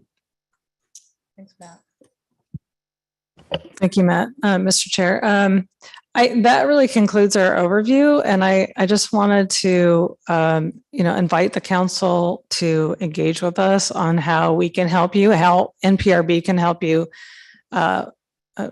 answer questions for fishery management issues, but also just overall coordination and reporting to the council. I do a lot of reporting to the SSC, but think about what information we can provide to help you with your work. And some of the big questions, I guess, are what research is needed to help inform your decisions, and what research do we need to be thinking about to be able to adapt to climate change and these environmental drivers that we see are changing. So with that, I'll end the presentation and answer questions. Anyone has any? Thank you. Great. Thank you so much. And before we do that, maybe I'll look to Chairman Mesereau to provide any comments he would like to. Thank you, Mr. Chairman, and thank you for your presentation. There are a couple things that I want to touch on just because I've been doing this for a while now. And the first thing is this organization has a great staff. These people are all self-motivated like our staff at the council, and they go to great pains to produce good work. And there's a rigorous peer review process for all the science that involves not only a science panel, which is like our SSC, but also independent scientists that review it. So it gets looked at by a number of people before anything gets funded. And so I think we're doing good work. It's taken a little while for me to figure out how to fund things that will be useful to the council in the time frame that we need them. The trap is that if you try to fund something for Pacific cod because of the collapse of Pacific cod in the Gulf, by the time we fund it, we may be addressing a pressing fishery management need, but by the time the research gets done, like in this case, a lot of this research is going to be done in the next few years, and at least anecdotally, cod appear to be recovering to some extent by the time we get the information back. Not to say that it's not useful, but I think in talking to other fishing industry representatives that serve on the board, it's almost better to look at a longer view of what's a pressing fishery management need. And what I mean by that is that, for instance, there are some problems in the Bering Sea right now, particularly regarding crab, but the real problem appears to be temperature related. So maybe it's a smarter idea to address temperature changes in the Bering Sea as a driver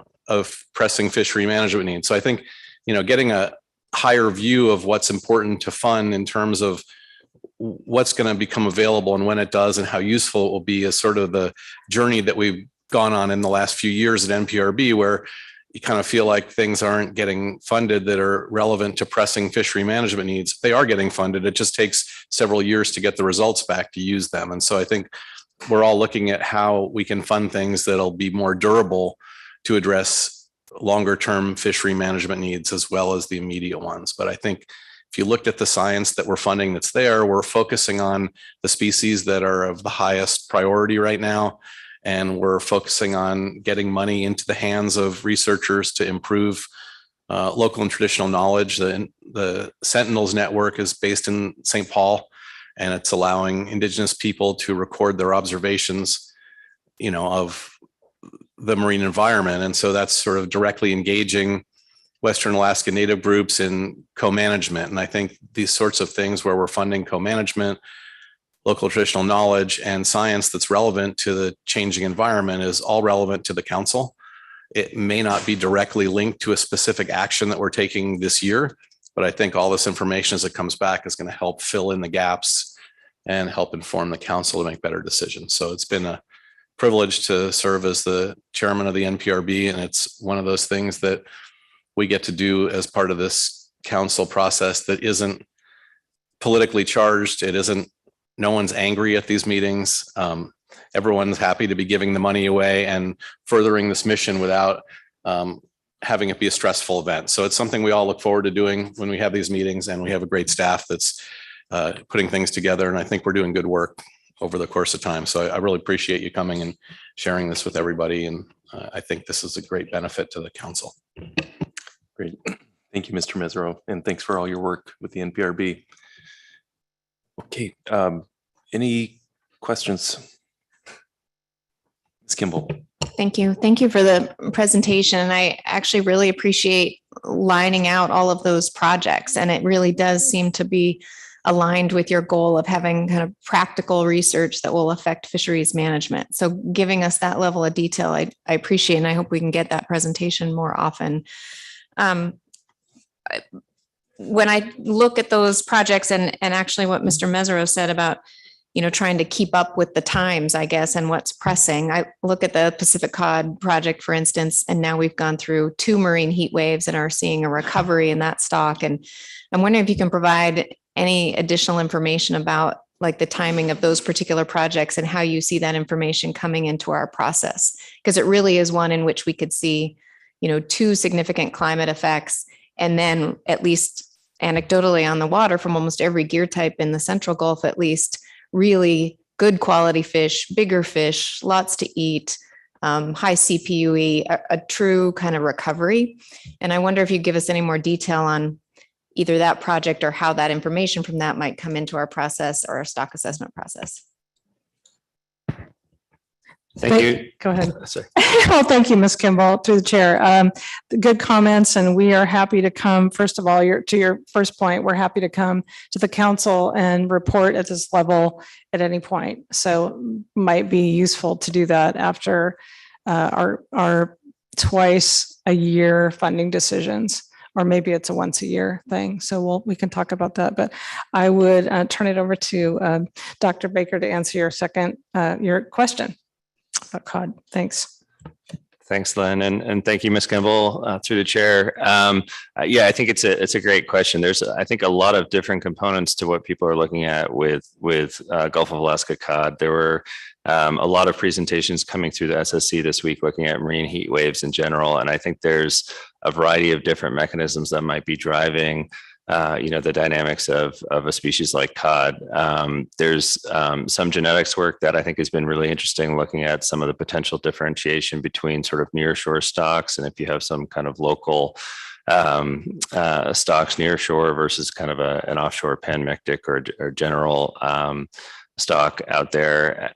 Some of the work that we were doing in our integrated program in the Gulf of Alaska, it was looking at a regional oceanographic model and how recruitment was being driven in terms of where spawning events or areas occurred, and then where juveniles would distribute to, and whether or not that was viable habitat. One of the things that we were hoping to build into that was a food web model that would look at what are the prey resources that they're encountering along that. And we didn't have that in there. I think that would have been a really useful component.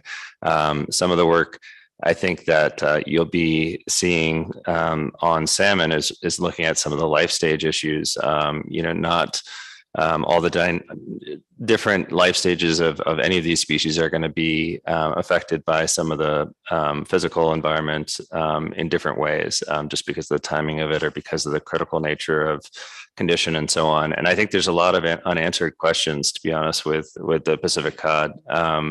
And looking at cod in general, looking at Atlantic cod in the North Sea and in the east coast of the U.S., there are these fluctuations and kind of collapses and recoveries, and I'm not sure that there's a good consensus on that. So I think the answers to that are going to become evident over time. And one of the ways that I think we try and get at it is supporting research in a variety of different ways, because if you don't know what's causing it, it's useful to look at different mechanisms that might be driving that.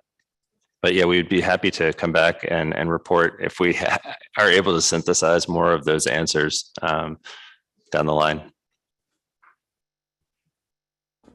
Thank you for that. And I'm certainly interested in that. And my second question is on the questions you posed to us, and particularly on climate. And I just want to, yes, what research do we need to adapt to climate change? And sure, this council has set up a climate change task force that has a 5-year plan, a work plan to get information on climate into our management process and into our stock assessments. And then, of course, I'm sure you have avenues to work with the authors of the ecosystem status reports that always come to this council in October, December, or both. and provide information. Those are typically the groups or forums that we've at least set forth or work with in order to answer that question. And I just wanted to put that on the record, make sure that's clear. So if you don't get a list of responses to your questions, we really ask other scientists to answer those questions for us. And I just want to ensure you have that kind of line of communication. You're all both nodding, so I'm going to say yes.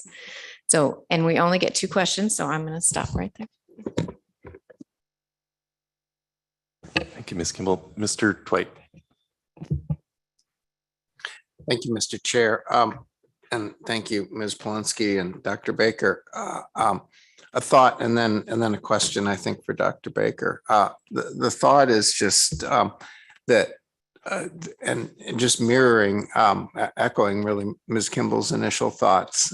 Your presentation today just reminds me of just how important it is that we maintain a close working relationship, and this kind of communication is really helpful to that.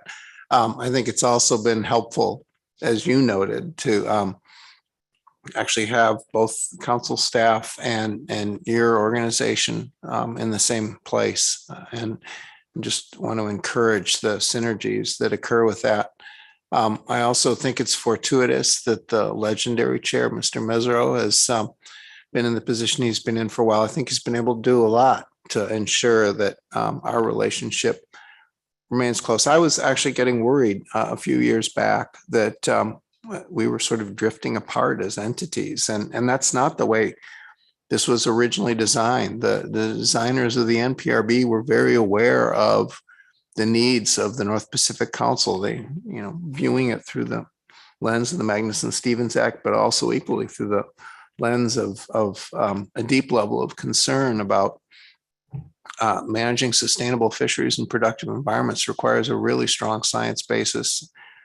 And that in addition to what the agency can bring to that and some of the other partners, they saw a real need for a North Pacific focused effort and created the North Pacific Research Board to that end. And so maintaining that partnership is critically important. And your presentation today, I think, really highlighted that, and appreciate that. The question I have for Matt is really,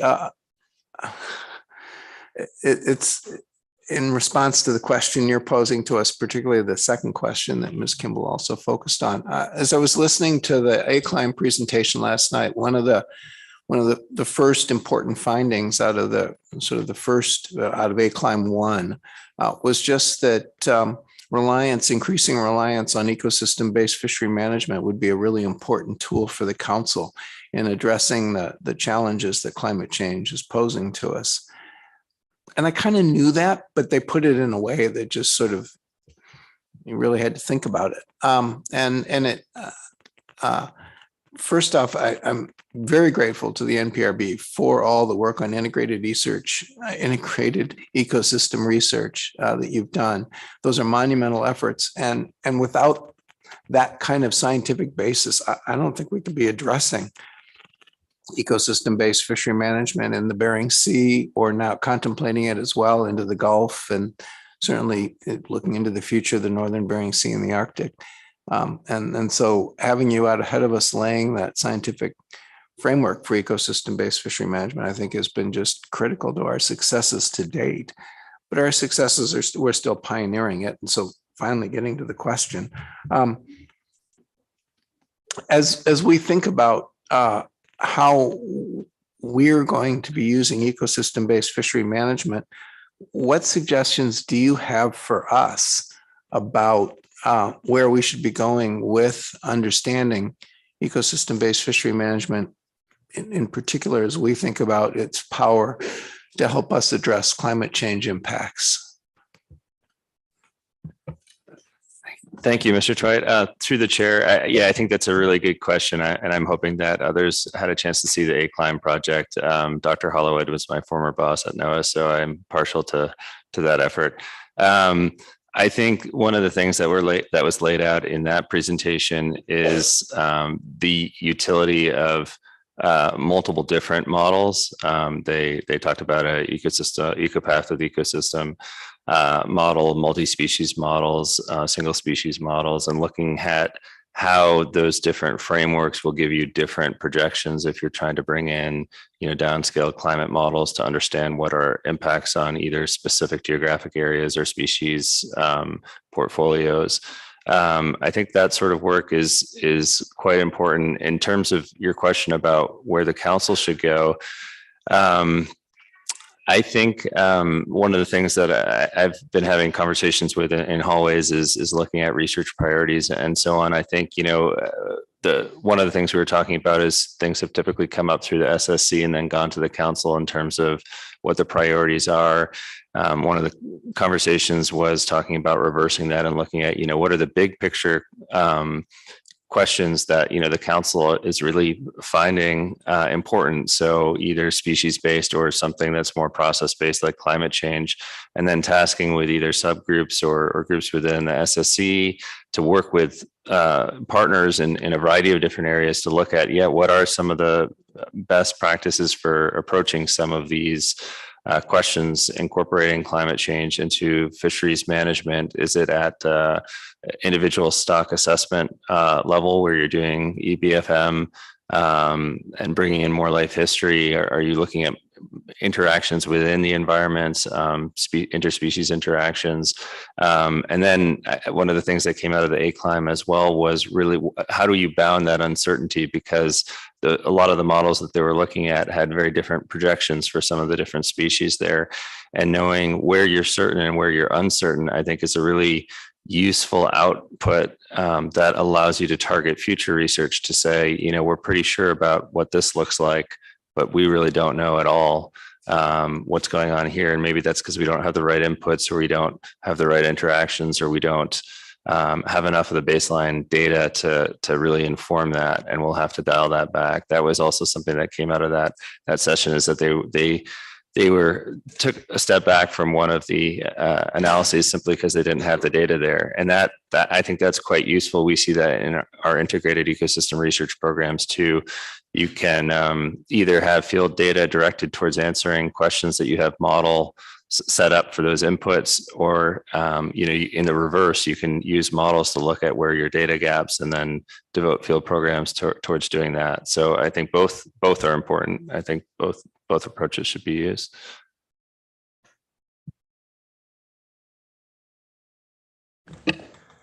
Any further questions? All right, I don't see any. Thanks again so much for your time. Okay, that is the last B report that we'll be taking today.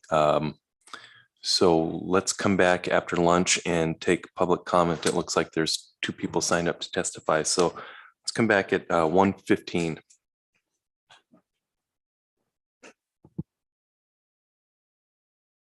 And council members, lunch is served across the hall in the Raven Room. Across the hall, a little bit to the left.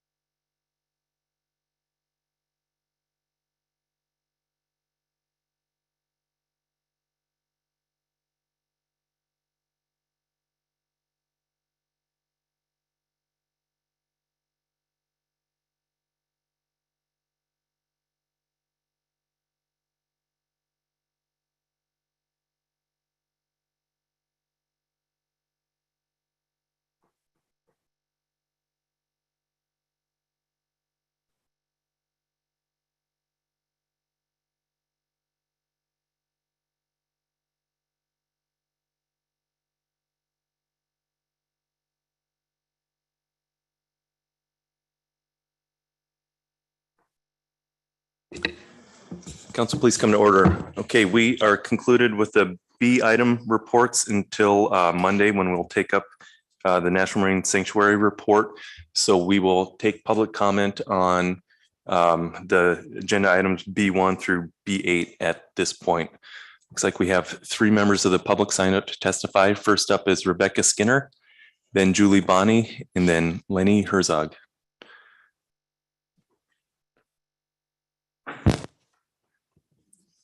Good afternoon. Good afternoon. This is Rebecca Skinner with Alaska Whitefish Trawlers Association. I wanted to make comments on the council process item. First, speaking to the AP application and appointment process. One thing that the council could look at is developing and using an application form for AP members. I know other regional fishery councils do that. That would ensure that you have consistency of information that's being submitted across applicants or nominees. It can also be used as a tool to signal or convey what's important to the council. And it could ensure consistency over time. So if you're conveying to nominees or applicants, here are the kinds of things we're looking for, or here are the kind of characteristics we want, or here are the stakeholder groups that we want. If that were in an application form that wasn't being changed year over year, hopefully over time you'd end up with a group of AP members that would have those characteristics that you're looking for. Quick comment on one-year appointments. I have pretty strong opinions that in general, I think 1 year is too short. I think it really does take a couple, 2 or 3 years just to get up to speed, and that's not being necessarily fully effective in any process. It's not just the AP, it's any process or organization. And so I think the 3-year terms are most appropriate. And then I would highly endorse the idea of formalized training for AP members to get them up to speed and make sure that everyone has a consistent opportunity to get useful information to help them in the process. So for example, I think mentoring is an interesting idea, but people are going to get very different experiences depending on who their mentor is and how that relationship is. The last thing I wanted to say about the AP process is if you are looking at having Alaska Native or rural representation, I would highly recommend that as a council, you be very clear what you're looking for and understand the different categories. So for example, I myself am Alaska Native. I am a tribal member. I'm a shareholder in an ANCSA corporation. I live in a coastal community and I am a subsistence user. None of those things are the same. Those are all different categories. They may or may not overlap. And some of them might have more official designations. So if you wanted tribal representation, you want to be clear which tribes do you want and how is that tribal representation chosen.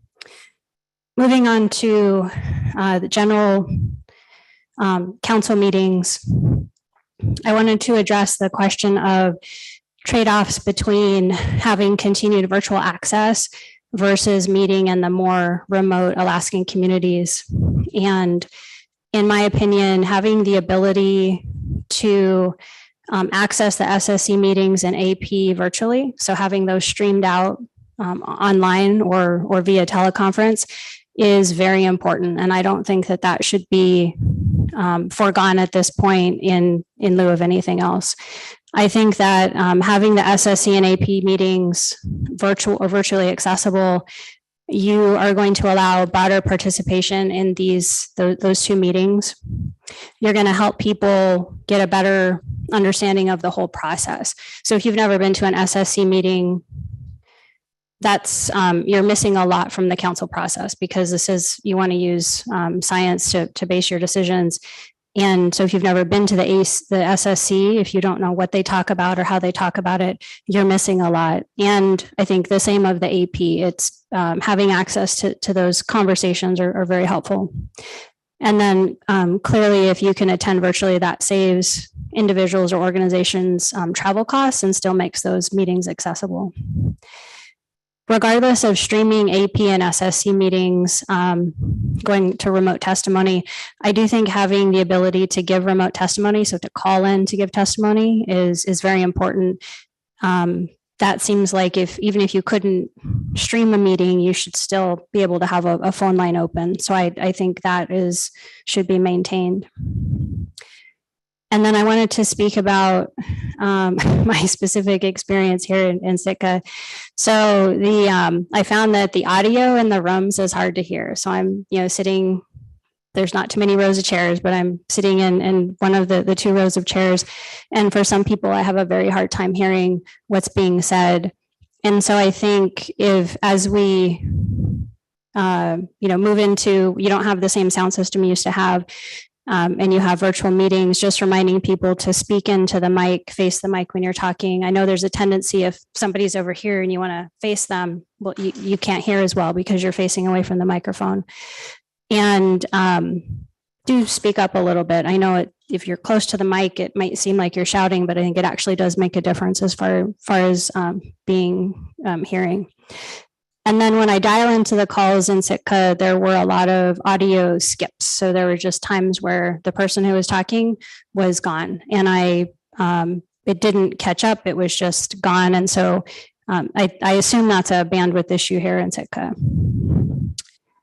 And then just a quick plug for the MREP program. I know they weren't looking for financial assistance or resources, but I highly recommend MREP, and I think that the North Pacific could benefit highly from having an MREP program. That's it. Thank you. All right. Thank you for your testimony. Are there any questions? Ms. Baker. Thank you. Thanks, Ms. Skinner, for your testimony. I wanted to follow up on your recommendation for training for advisory panel members, and I've heard that recommendation before. And can you give me some sense of what you think would be most useful? Is it more training specific to our North Pacific Council process and our acronyms and our harvest specifications and all those things? I've heard that, and I've also heard more general process training, like a person on an executive board or something would take, conflict resolution, Robert's Rules of Order, that sort of thing. Can you give me a sense of what you were thinking with your recommendation? Thank you, through the chair. I think it's a little bit of both, but it's more specific. If I had to choose on a spectrum, it would be more specific to the council process. I do think it's important to remind AP members or new AP members coming in that certain decisions have work in certain ways. So for example, with tax setting, it's very specific. The SSC makes a certain decision and then the council makes a certain decision, and that's not negotiable. To remind people that that's how that works, I think could be helpful, reduce frustration, and be more efficient. I think basic training in Robert's Rules would be helpful. So for me, I don't really appreciate when Robert's Rules is used as a weapon to, shut down what we're trying to accomplish. What I do appreciate about it is that it brings order. It brings order to the discussion, and it helps the discussion, particularly if it's contentious or if you have strong feelings on multiple sides. If you have a good process and a good, orderly way to work through it, that's very helpful. So, and it reminds people that you're there to discuss the issues, and you can disagree on an issue, but it doesn't mean that it's personal, and you don't have to have personal attacks. You can attack their idea, don't attack the person. And so that's Robert's Rules. And then I think it's helpful, if you want people who are effective at the process, it helps to understand for the North Pacific, so this is beyond Robert's Rules, how does stuff actually get done? And so that's maybe, that could be done through mentoring, or it could be done through training. But ultimately, if you're new to the process and you haven't been to meetings and you haven't talked to people, you're going to be completely floundering trying to get things done, and you're going to be inefficient and ineffective. And then that just ends up taking more time than it should. So the training can make this process work much better and ensure that the council is getting what it needs to do its job from the AP. Thank you, Ms. Baker. Mr. Mesereau. Thank you, Mr. Chairman, and thank you. Obviously, you've given this a lot of thought. I appreciate the comments. It's helpful. It's kind of a conundrum where we're attempting to make things better, but we don't want people to think that we're trying to shut them out. My question is about when you were talking about selecting specific sorts of people to participate in the advisory panel, like if we wanted to have a tribal member participate, in particular right now, it appears that Western Alaskan tribes have increased interest in participation. They're having some issues regarding salmon and other things. So would it be appropriate to do what we do for a committee where we're seeking an advisory panel member to represent Western Alaska tribal interests with experience in salmon? Put it out like that. Is that how you would specifically tailor a request to get that kind of person? Or do you think that's too specific if we wanted tribal representation to be that? Thank you, through the chair. So, I think that that's ultimately up to the council, how you decide to do that. I don't know that I want to weigh in with very specific suggestions there.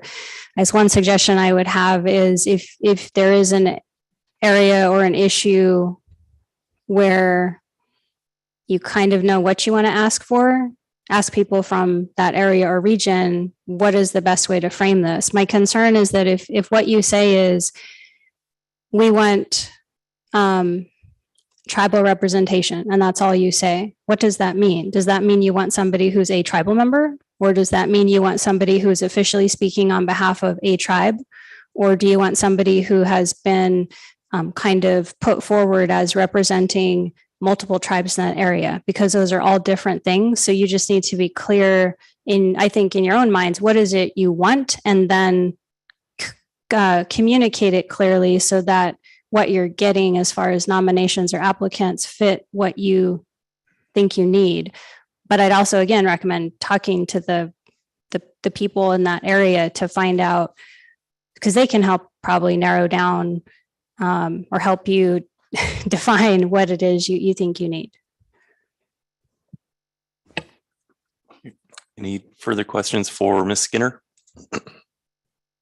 Ms. Kimball. I have one quick one. I just want to make sure I heard you correctly, Ms. Skinner, you're trying to respond to the question of the trade-offs. And so your priority would be that remote testimony is available or provided when we're determining what communities in Alaska outside of Anchorage we could have council meetings in. Your priority was remote testimony over some communities that couldn't provide that. I'm sorry, I hit the button right at the end and I missed the very end of what you said. I think I was just repeating myself. That you said your priority is supporting remote testimony in communities over maybe having a meeting in some remote communities. And I just wanted to make sure I heard that correctly. Yeah, thank you, through the chair. So specifically, I am placing a lot of value on the ability to remotely access SSC and AP meetings. So I'm distinguishing that from remote testimony because, to be honest, remote testimony seems like a lower bar, because it seems like you could set up a teleconference number that wouldn't require the bandwidth that Zoom requires. But I think now that this council has started, has opened the door and virtually broadcast AP and SSC meetings, I would hate to see that go backwards because I think it's so important. But yes, for me, for the most part, and I recognize there could be exceptions, I do prioritize having broader access to SSC and AP meetings and the ability to give remote testimony over holding meetings in a specific physical location. Because in my opinion, if you have virtual access, you have a much broader reach. There's a lot more people who will be able to participate, as opposed to if their only opportunity to participate is to travel to a remote community. So coming from Kodiak, I had to take 3 different flights to get here. Whereas, even from Seattle, I just learned apparently there's a direct Seattle to Sitka flight. Or if you're in Juneau, that's a Juneau to Sitka flight. So I recognize there is value, and I understand why these meetings, why importance was placed on holding them in remote areas. However, kind of post-COVID, we, I think, have learned that you can do things virtually, and the ability of the council to do its work and the advisory bodies to do their work in a virtual setting, I think has really changed the landscape. And so my suggestion is let's not lose the tools and opportunities that we've gained and just step back to how it was, 3 years ago, because it might not give you the kind of participation and representation that you have now.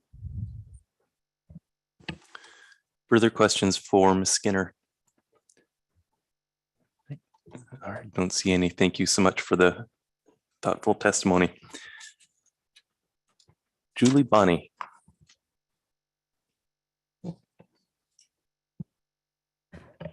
Mr. Chair and members of the council, hopefully you can hear me. Julie Bonnie with Alaska Groundfish Data Bank. I represent both shoreside processors and trawl catcher vessels.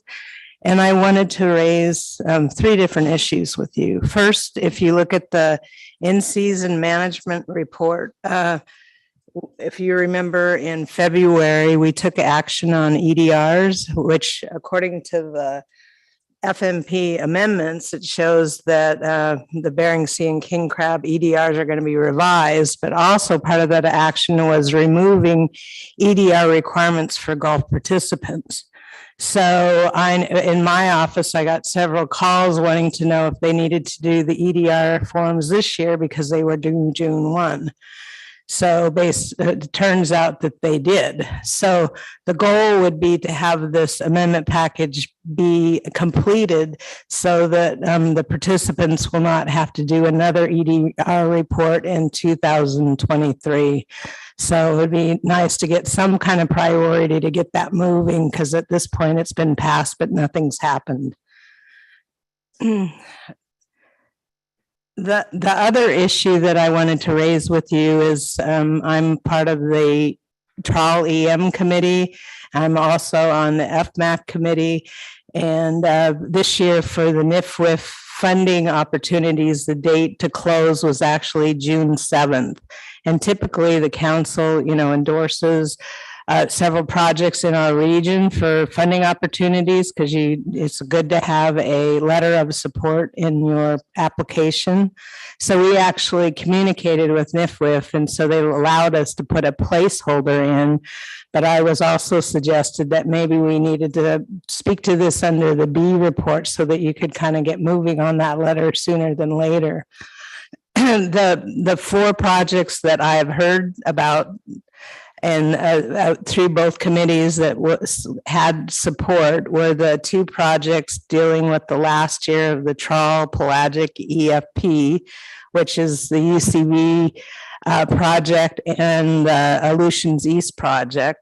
The other is a project that Alaska Groundfish Data Bank is submitting, and we are going to start looking at whether we can use electronic monitoring in the rockfish program, which is different than what we have in pelagic, because we're going to be looking at doing non-pelagic and pelagic fishing within that EM environment. So the handling requirements are going to have to be different. So I'm hoping that you will give us at least to get us started on proof of concept and possibly a pilot. And then the final one was a electronic logbook deckhand to be used in the IFQ fisheries, halibut and whatnot. So those 4 would be on that letter, if you guys agree. The other thing that I wanted to speak to was Rebecca's testimony about MREP.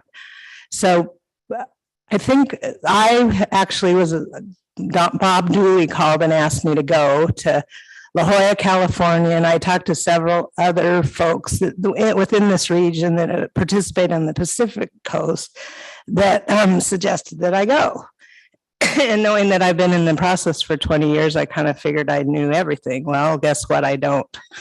But the thing that I would suggest is that training actually could be used for training of your AP. So the training that I went to, it was 4.5 days.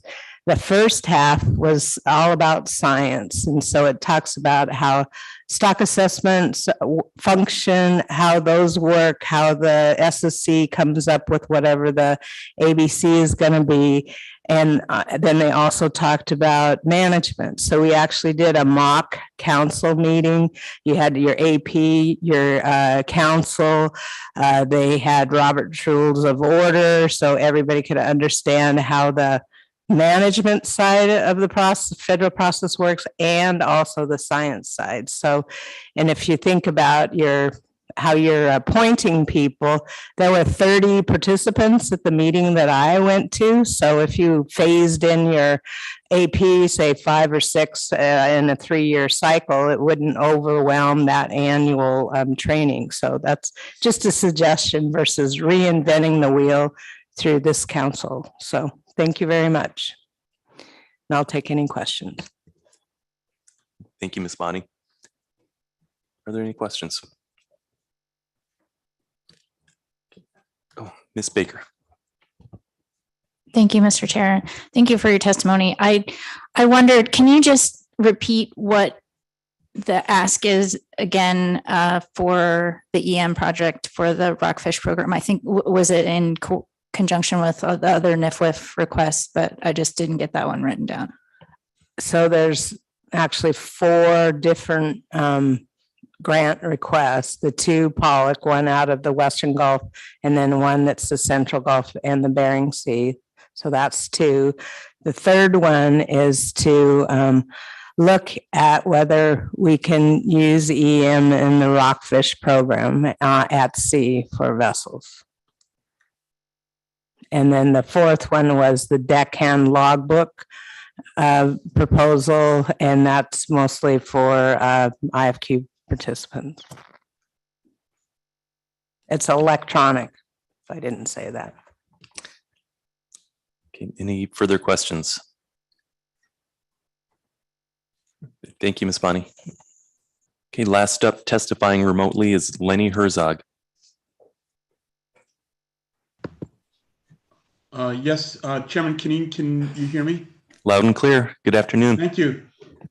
Chairman Canine and members of the council, for the record, my name is Lenny Herzog, and I will be commenting briefly in support of the work done to date by the analysts and agency on catch account monitoring issues for the POT CP fleet, fishing Pacific cod and the BSAI.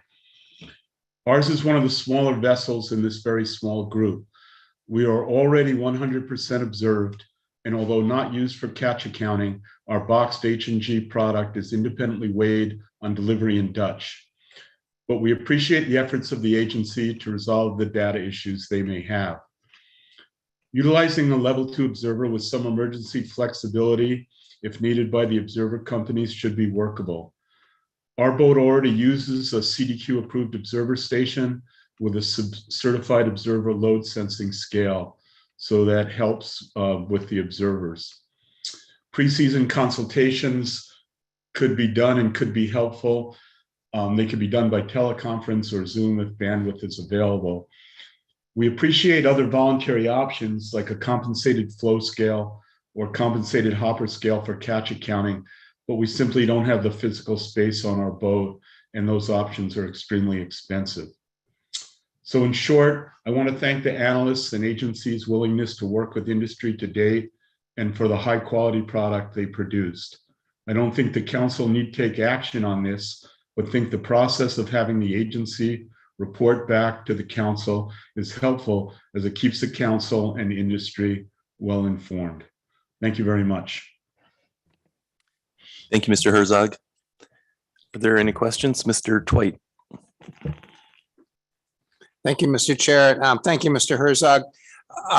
Just following up on your last point, do you think that this, the discussion we've had and the opportunity to review at this meeting is sufficient, or do you think it would be wise to for the council to request one more opportunity to review this action at a future meeting?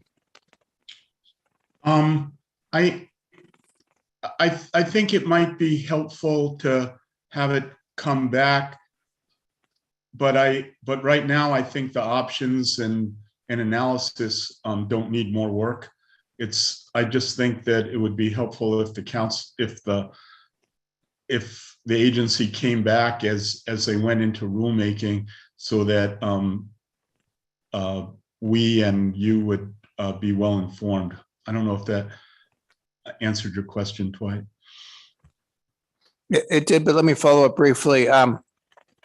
Is it possible that rather than having it, so I understand that opportunity to review suggestion, would it be possible, instead of having it be a full council, if the council requested that executive director and staff review it and maybe check in with a few key stakeholders?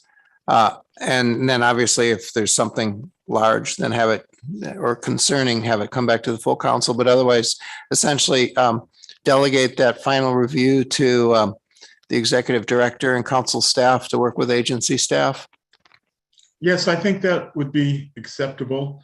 It would be helpful if industry was informed also, but yes, I think that would be, if there weren't major changes in what's been produced, I don't see the need for it to come back. Thanks. Thank you. All right. Further questions for Mr. Herzog? Okay, I don't see any. Thank you, Mr. Herzog. Okay, that concludes public comment. We don't necessarily need to take action, but if council members are ready with some, Mr. Twite. Thank you, Mr. Chair. I did have a short list of items that I thought we could maybe dispense with at this point in the meeting. And those included comments on the staff draft letter on the climate regional action plan, the issue that Mr. Herzog just brought up a moment ago on monitoring requirements for Bering Sea, PCOD, CP, and the issue that Ms. Bonnie brought up in public testimony of the letter in support of the NIFWIF proposals. And with your leave, I sort of have some thoughts on each one of those. All right, Mr. Twite. Thank you, Mr. Chair. I, at least as one council member, have had an opportunity to review the Climate Regional Action Plan. I know that's been in front of all the council members to review, as well as I think the public, and we didn't receive any comments on it. It seemed to me to be a very well-written letter that reflected very well the previous council discussions on the subject. And I thought the council could simply acknowledge the executive director's work on it and ask them to send the draft as it stands. And obviously, if any council members have any further thoughts on that, then this might be a good time for that. Great. Thank you, Mr. Twite. Other council members, anybody had a chance to look at it? Okay. I see heads nodding. I think we're good to go. Is that good with you, Mr. Butera? Yes, thank you, Mr. Chairman. And I would note that the NIMS has put out a series of brief summaries, kind of glossies that touch on these regional action plan. And I thought these were outstanding and actually help me to understand what those action plans are all about. So I appreciate their extra effort to do this. And I think we should acknowledge that in the letter as well. Thanks. That certainly strikes me as a useful addition. Secondly, we were briefed by the agency on two issues they've been working on developing action on. that they discussed with us previously. So this is just a review of the general approach. And I'm going to suggest at this point that we follow a final review process, sort of similar to the process that I asked Mr. Herzog about for the one issue. I think we just do that for both issues. And as things stand right now, we don't try and put this back on the full council agenda, rather ask staff through the ED to review both the proposed rules for both the medical waiver changes as well as the Bering Sea PCOD CP catch monitoring changes, and notify any key industry participants when they're doing that, just so they have an opportunity to do that, but only bring it back to us if they notice anything that they think rises to that the council isn't anticipating based on the briefings we've gotten so far. Thank you, Mr. Twite. I appreciate that suggestion. I think it's a good one. Invite other feedback. Okay, got a plan. Mr. Withrow. Thank you, Mr. Chairman. The idea of putting it out to the industry to review kind of publicly at a proposed rule state kind of strikes me as funny. And I think I would be pleased to review it on behalf of the council, understanding what the interest is in ensuring that the recommendations that you've seen already get carried through the rule. And if there are significant changes, then I would bring it back to the attention of the council for sure. It's probably a better way of stating what I stated. So thank you. Great. Thank you, Mr. Witherell. Okay, Mr. Twite. Thanks. My final one is a motion.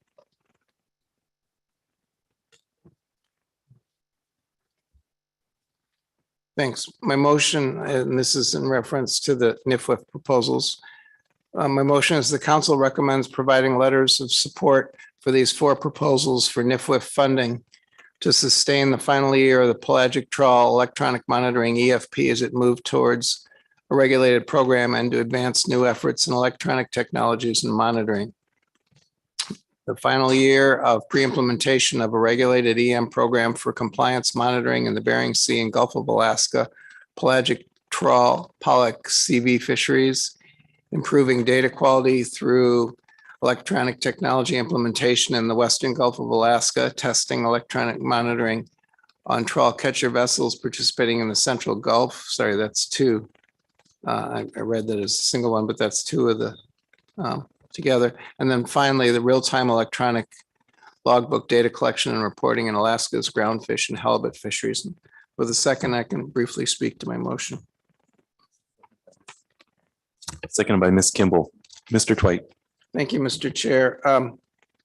First off, just to really, I actually don't need to add much more to Ms. Bonnie's very good summaries of each of the 4, but just a reminder to the council, the first one is submitted by UCB, and it's simply to make sure that we don't have a gap year between the EFP testing phase and the first year of implementation, which is critical for maintaining the continuity of the program.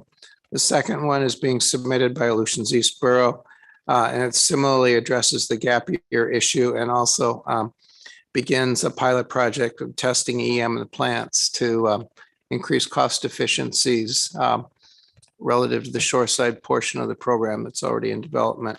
The third one is the one Ms. Bonnie described pretty extensively from the Alaska Groundfish Data Bank. And the fourth one, as she described as well, as being submitted by a firm, Real-Time Data, but it's a proposal that they're not submitting on their own, simply on their own. It's a proposal that they've developed cooperatively with several of the associations that we work with, in particular, Alaska Longline Fishermen Association and North Pacific Fishing Association are the 2 primary ones they've been working with, but I believe the other industry groups are knowledgeable and will be watching it as well. These, as Ms. Bonnie noted in her public testimony, all 4 of these have been reviewed both at the Trawl EM Committee and the FMAC committee levels, with both bodies recommending that the council support all 4 as they're in both committees recommendation. They believe they're quite germane to the council's program and the council goals and objectives, certainly as reflected in the agency's electronic technologies implementation plan. These 4 projects are collectively certainly speak to all 4 goals that are identified in the agency's ET implementation plan. Right. Thank you, Mr. Twite. Mr. Witherell. A question, Mr. Chairman, on the motion. You have specified that there are letters, and in the past, we've written a single letter recommending all of the proposals listed. And I just wanted to know if you really wanted separate letters or a single letter would be sufficient if that's the way NIFWF wants our. Certainly. Staff, it should be staff's judgment on most effective and efficient. Thank you, Mr. Witherell. Further questions on the motion? Any amendments or comments on the motion? Ms. Kimball. Thank you, Mr. Chair. Thank you, Mr. Twite. It does feel a little out of order to be speaking to these, but I appreciate Mr. Twite's just realistic timeline for getting a letter of support in, and just an emphasis that, you know, this supports the pot, trawl, bottom trawl and pelagic trawl and long line efforts of our stakeholders to move forward with these EM proposals and get these into our regulated programs. And I very much appreciate their efforts to do that. And so any level of council support through the NIFWF process, I think, is really appropriate. So we normally might have done this in the observer items, but this is a timely issue for these proposals. And I thank Mr. Twite for bringing that forward, and I'll support. Thank you, Ms. Kimball. Any further comments? Okay. Is there any opposition to the motion? Okay, motion passes unanimously. Thank you, Mr. Twite. Any further action under the B items? Okay, great. Thank you. So that will bring us to agenda item C1. We've got John McCracken and Sarah Rhinesmith to give us the presentation.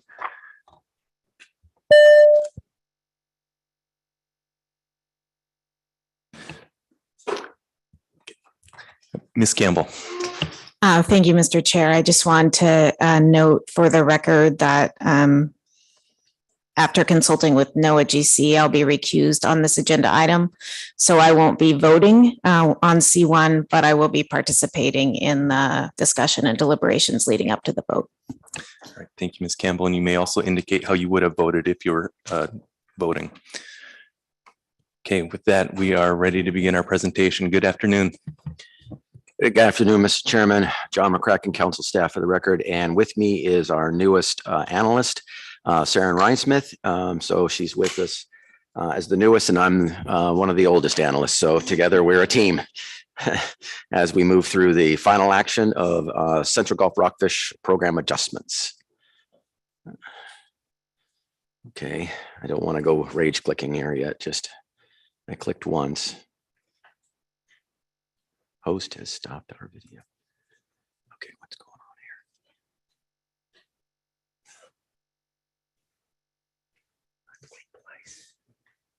here? Okay, we're gonna wait for the slides. Okay, I must have did something wrong. It's usually the case.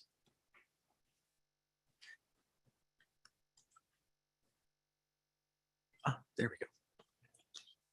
Okay, the first slide is an introductory slide. It's just kind of a reminder of where we are. So in February of this year, council initiated analysis to modify the Central Gulf Rockfish programs, or program, I should say. In April of this year, after initial review, the council reviewed the analysis and selected a preliminary preferred alternative and released the analysis for final action. In bold, you'll see the 4 bullets there. So they are change the season start date from May 1st to April 1st. Second one is eliminate the CV cooperative holding cap of 30%. Third one is increase the processor cap to 40% of the CV quota for sablefish, Pacific cod, and primary rockfish. Finally, to revise the CV aggregate primary rockfish harvesting cap to only cap POP at 8%. And final bullet here speaks to the purpose and need statement, which is to increase the flexibility and efficiency, improve the functionality, and better ensure that the rockfish quota is fully harvested and landed in Kodiak as intended by the program. This slide speaks to the changes to the April document that you saw in initial review that was requested by the council. I'll just walk through these real quick. There is the language that describes the cooperative formation around processors has been corrected. This is in section 2.6. We have enhanced the usability of figures 2.4 and 2.5 to show monthly data instead of weekly data.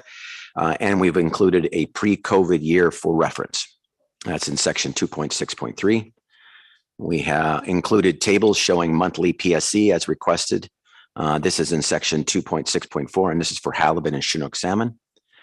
We've provided additional information about regulations relevant to prohibitions on discarding of the primary rockfish species and the secondary species to include, obviously, to increase visibility and transparency. We've ensured that there is a description of the original rationale for the season and use caps. We've characterized the administrative costs that are likely to be saved associated with the removing of the cooperative holding cap of 30%. That's in section 2.7.2.2. We've clarified the specifics of what has driven the processor consolidation, and this is in section 2.6.7. We've characterized the potential impacts of changes to the use caps on vessel crew and processor workers, and this is in section 2.7.2.4. And finally, we've included an EA, which is in chapter 3, and Sarah will walk you through that EA when we get there. The first part we'll walk through just a reminder of the RAR. You guys have seen most of these slides. They've changed very little since you saw them last meeting. So this is a kind of an overview of the background section. So section 2.5 notes the analysis draws largely on Amendment 111, which is the reauthorization of the rockfish program. It also draws on the Central Gulf Rockfish Program Review and the final RAR for the temporary rule to modify the rockfish season start date for 2021. Section 2.6 builds on the background sections of Amendment 111 and the final RAR, the emergency rule. And then obviously the sub bullets there are all the sections that are in the background section that give you some reference of information. And I wasn't planning on reading all those bullets. There's no question to this point. I'll get right to the summary of the different options. So option one, this is just a reminder, is changing the start date to April 1st. In February of 21, the council recommended and the agency approved a emergency rule to modify the rockfish start date for 2021 to April 1st. This was intended to address the negative economic and social impacts on harvesters and processors as a result of the pandemic. Given the ongoing potential for future pandemics and the loss of the April arrowtooth market due to trade tariffs with China, the proposed changing of the rockfish program to start date April 1st was included in this package. Alternative one would maintain the May 1st start date. Obviously, that's the status quo. It would selecting alternative one would continue to reduce operations in April since there are limited opportunities for fisheries during this period. It would also limit flexibility to adapt to future pandemics, which could lead to overlapping operational conflicts in the future with the rockfish program and salmon fisheries. Under alternative two, which would provide enhanced flexibility to mitigate some of the operational impacts from the loss of the April flatfish market. It would adjust operations for if future COVID outbreaks were to occur and prevent overlapping of the rockfish program and the salmon operations. We did include monthly halibut and Chinook salmon since that was PSC data for CV, since that was an area that was requested, and that's in figures 2.2 and 2.4 on pages 24 and 25. That information shows that the one observation we do have for April of 2021, the data relative to other months, the PSC rates for both Chinook and halibut were lower than other months. The last bullet here speaks to the CPs and their monthly data, which is confidential since they have very fewer participants, but normally they do not fish in the rockfish program earlier than June. I would note that in 2020, we did have one CP that participated in May. This sector would likely focus their Bering Sea, Aleutian Island trawl fisheries until June, with the exception of one CP may enter the fishery as early as May, but we don't anticipate them jumping into the fishery in April at this point. Moving to option 2, which is to eliminate the CV cooperative holding cap of 30%. This cap was intended to provide greater opportunity for multiple shoreside processors to receive RP quota or rockfish quota. Alternative 1 is the status quo and would maintain this cap of 30%. It would likely limit consolidation of cooperatives, despite the fact that there are no regulations that prevent multiple cooperatives being associated with the same processor. And we do have one example in the current rockfish program where 2 co-ops are associated with the same processor. Alternative 2, option 2, would remove that 30% cap. This would likely reduce the minimal amount of management and administrative costs for those cooperatives associated with the same processor that would likely consolidate into one cooperative under this option.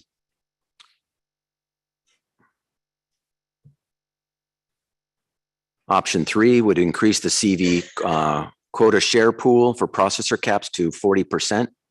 So the processor caps are intended to maintain the distribution of processing activity to the minimum of 4 processors, which would benefit the employees of those plants as well as the community.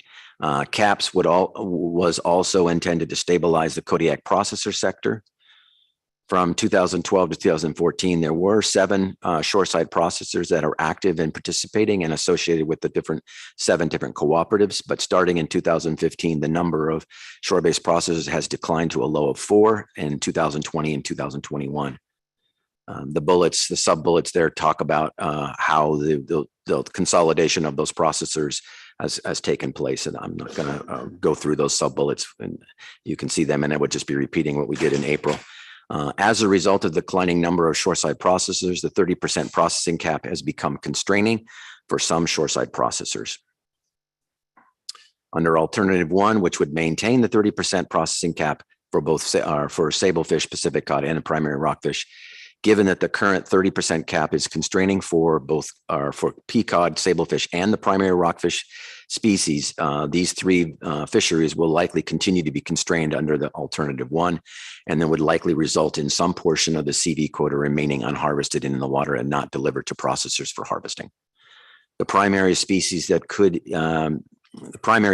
could even be more constraining, obviously, under alternative 1, if the council were to select to change the vessel cap under option 4 to only limit POP by 8%. Because there would likely be larger amounts of catch of northerns and dusky rockfish. Alternative 2, option 3, would increase the CV shore-based processing cap to 40% under the PPA. This would likely provide additional flexibility to ensure that all the CV quota is harvested and processed. The 30% CV shore-based processing cap is constraining for Pacific cod, sablefish, and the primary rockfish species, as I've already indicated. In addition, revising the vessel use cap under option 4 could increase the risk of the 30% cap being even more constraining. And so this would provide additional flexibility to be able to address the changes in the harvesting cap or vessel harvesting cap. Increasing the processor cap would likely improve economic efficiency for these processors that are currently constrained by the caps. Processors can operate at a more efficient capacity and may reduce their cost per unit production. Overall, the processor caps will ensure that a minimum of 3 Kodiak processors will be required to process all of the CV rockfish quota while providing additional flexibility for current Kodiak processors. Moving to option 4, which would revise the CV aggregate rockfish vessel use cap by only capping POP at 8% and not capping northern and duskies. This cap was intended to ensure that the harvesting activity does not exceed a specific threshold, and at a minimum, 13 harvesting vessels would be required to harvest all of the CV quota. As noted in the analysis in table 2-1 on page 13, in 2021, there were 26 CVs that were active in the CP program. So we're far and above the 13 that would be required to harvest all of the CV quota. Catch accounting data indicates that no CVs have exceeded the 8% cap. There are 3 or fewer vessels have reported catching species that are close to the 8%, and that's mostly in POP. Catch amongst the 3 primary species is very different, though, as I've indicated in April. Figure 2-1 on page 14 shows that the POP is a fully harvested species, while duskies and rockfish, which is shown in table or figures 2-2 and 2-3 on page 15, show that northern and duskies are far from a fully harvested fishery. I think they're averaging less than 50% harvested of their quota. The reason northern and dusky rockfish species are not fully utilized is because it is much harder to catch these species relative to POP, and the CVs have a very limited window, so they tend to focus on the POP quota. Alternative 1 would leave the existing 8% aggregate cap in play. This would likely continue a pattern of low quota harvest for northerns and duskies due to the difficulty of catching these 2 species relative to POP. Under alternative 2, this could provide an incentive to harvest a greater portion of the northern and dusky rockfish quota, since their species would not have a vessel use cap. 1 of the 3 CVs have harvested rockfish near the quota, as I've indicated, but never exceeded the cap. The CVs that harvest the rockfish quota near the 8% cap primarily harvest POP, so maintaining that POP will continue to restrict those vessels from exceeding the cap for POP. Mr. Chairman, that's a very brief and fast walkthrough on on RAR. I'm willing to take questions, or we can move into the EA. Don't see any questions. Ms. Rhinesmith. Thank you, Mr. Chairman. For the record, my name is Sarah Rhinesmith, council staff. And as John mentioned previously, one of the updates that was made to the analysis in April of 22 to now is including an environmental assessment. An environmental assessment was conducted to assess the impacts on the alternatives to the following biological resource components: target species, unallocated species, including PSC, and essential fish habitat. John had already walked through the alternatives proposed in the rockfish program amendment, and specifically the alternative 2, amending the current rockfish program with the following options. I won't walk through those bullets again, but I wanted to emphasize on those key points that throughout the environmental assessment, it was found that under alternative 2, options 2, 3, and 4 would have no adverse environmental impact. So for the remainder of the presentation, I'll be discussing the assessment of environmental impacts on the aforementioned resource components based on adjusting the season start date from May 1st to April 1st. Before I jump into looking at the target species and assessing the impacts on the alternatives, I want to walk through a brief introduction of the target species life history. So the target species within the rockfish program are northern rockfish, dusky rockfish, and Pacific Ocean perch. And so not much is known about the life history and reproductive biology of these species. However, it's believed that fertilization of eggs occurs in the fall months, or September through October, resulting in parturition or release of the larvae in the spring months from April to May. After parturition, it's not known much about the dispersal of the larvae, but they're thought to be pelagic, and identification of larvae has been seen on the surface offshore waters of the Gulf of Alaska. It is expected that the young of year or juvenile POP migrate to deeper offshore habitats until about age 3. Therefore, it is unlikely that the impacts of fishing gear, specifically trawl gear, would have impacts on the development of young year or juvenile POP. Under alternative 2, option 1, adjusting the start date from April 1st for the rockfish program is unlikely to have impacts to the process of spawning and parturition and or larval dispersal for rockfish program species. To further assess the impacts to the reproductive biology of rockfish program species, under alternative 2, option 1, analysts looked at vessel participation during the months of April. As John had mentioned, in 2021, under emergency rule due to the COVID-19 pandemic, the rockfish program was granted an early April 1st start date. As noted in section 2.6.3, the CP sector since 2012 has traditionally started fishing in the rockfish program in June. Only since the granting of the emergency rule and the unexpected loss of the flatfish market starting in 2020 did the CP sector begin fishing in May. And just you can see that despite the emergency rule and the April 1st start date, the earliest CP sector participation was May, so they did not utilize the April 1st start date in 2021. However, in the 2021 season, CVs did utilize the flexibility of the April 1st start date, with 2 vessels participating in the first and second week of April, followed by 9 vessels and 10 vessels during the third and fourth week of April. During the duration of the rockfish program, CVs did not catch a majority of their catch during the April months. And despite vessel participation in April, analysts feel that it would be unlikely that the early start date would have negatively impact target species life history and parturition. Thus, any impacts to rockfish program species by CV and CP vessels given an extended fishing season will likely be negligible. As seen on the next slide, there's a comparison of total POP catch by month during the rockfish program. I recognize that this figure is a little bit difficult to read on your screen, but I just want to highlight that during the 2021 season in April, indicated by the red box, you can see the total catch of POP during the month of April was comparable to other months throughout 2021. And if you take a little bit closer in comparison between catch in 2020 during the May months, you can see that in 2021, catch between April and May almost seems to be fairly equivalent. And so it's likely that during this month, CVs were able to split their catch between April and May.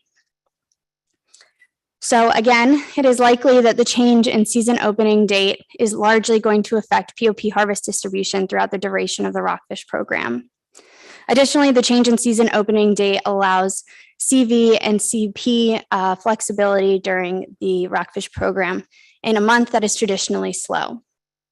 To conclude our assessment on target species within the rockfish program, we reached out to stock authors to provide feedback on potential effects on primary rockfish program species under alternative 1. I want to preface this slide with that analysts had made an error prior to writing the analysis and reaching out to the wrong stock authors. That error was corrected, although it's not included in the written analysis, and I'll just be presenting the feedback that we received from stock authors prior to submission of the analysis. So when we reached out to stock authors, they stated that they agreed with the conclusions that were stated in our analysis, that the early start date will likely have minimal impacts to the primary rockfish program species. They also stated that their model projections of biomass already apply catch accounting for some catch prior to spawning.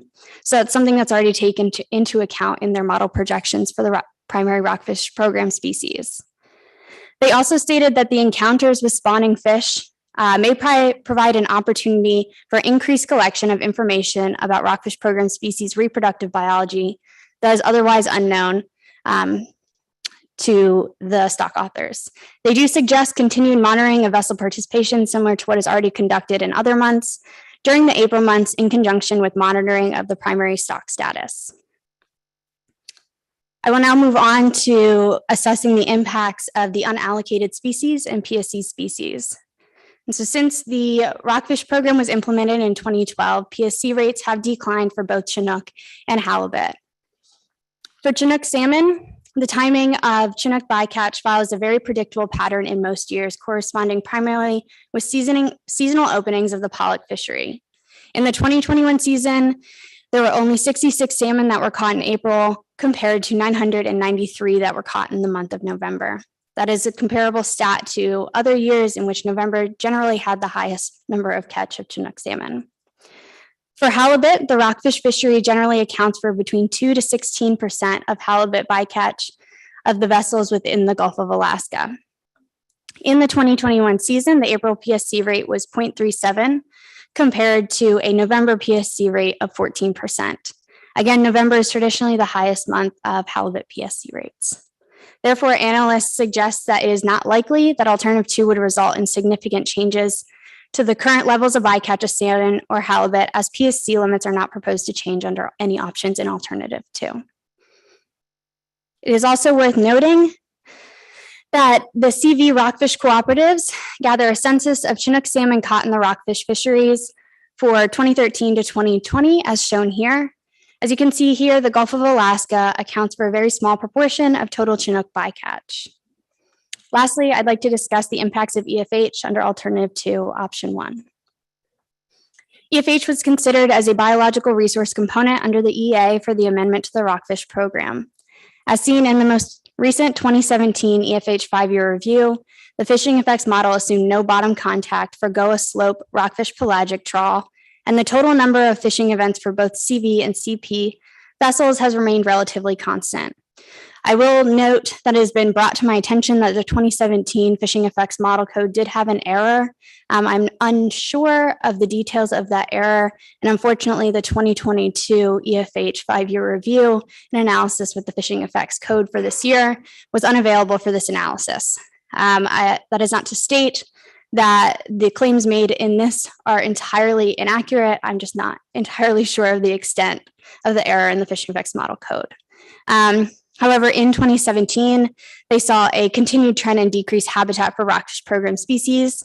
And thus, the analysts concluded that the rockfish fisheries are likely to continue to have minimal and temporary effects on the essential fish habitat. So no long-term negative impacts to essential fish habitat are likely under the program alternatives. To conclude the environmental assessment, analysts noted that under alternative 2, options 2, 3, and 4, they would likely have no adverse environmental effect on the target species, unallocated species, and PSC, as well as EFH. Alternative 2, option 1, would likely have minimal effects on target species, specifically in life history alterations, including the timing and success of parturition. Alternative 2, option 1, would have negligible impacts on an unallocated species, and PSC species as rates of PSC are highest during the standing rockfish program season. And lastly, alternative 2, option 1, would likely have no impacts to EFH. I'll open the floor to questions now. Thank you. Thank you, Ms. Rhinesmith. Mr. Mesereau. Thank you, Mr. Chairman, and thank you both for your presentation. My question is about, you talked about par nutrition in April and May, and then a little later in the presentation, it said that it would have no impacts, minimal impacts on the primary rockfish program species, but then it also says that encounters with spawning fish may provide an opportunity for increased collection of information about the species' reproductive biology. But it seems like those two things contradict each other. If there's no effect, then, well, wouldn't there be an effect if they were catching spawning fish when they weren't doing that before? Or have they always caught spawning fish and they're just going to catch them a little earlier in their life cycle of spawning? I guess I'm just looking for some clarity about the potential impacts of fish in that delicate time in their life when they're spitting out larvae and getting caught at the same time, and how that wouldn't have an effect on the population overall. Thank you for the question, Mr. Mesereau, through the chair. I think you're fairly spot on when you stated that they were already getting caught throughout the traditional primary rockfish program season. As the stock authors noted that the fishing effects during the month of April will continue to be monitored. And I think that there's just so much unknown about the current reproductive biology of the primary rockfish program species that any definitive conclusions on whether it would have a negative impact on the release of larvae cannot be made just because there isn't enough information out there. Although analysts feel that because they are already being caught in the current season, that there would likely have no impacts. Thank you. Your answer helped clarify my question, and also some of the written public comments that were questioning whether they would have negative impacts. I appreciate that. Ms. Van der Hoeven. Thank you, Mr. Chair. And maybe you kind of answered it inherently, but that would be something that would be considered in a program review. And so I see John nodding his head. So, and Sarah's nodding her head. Thank you. Ms. Kimball. Thank you, Mr. Chair. Thank you for the presentation.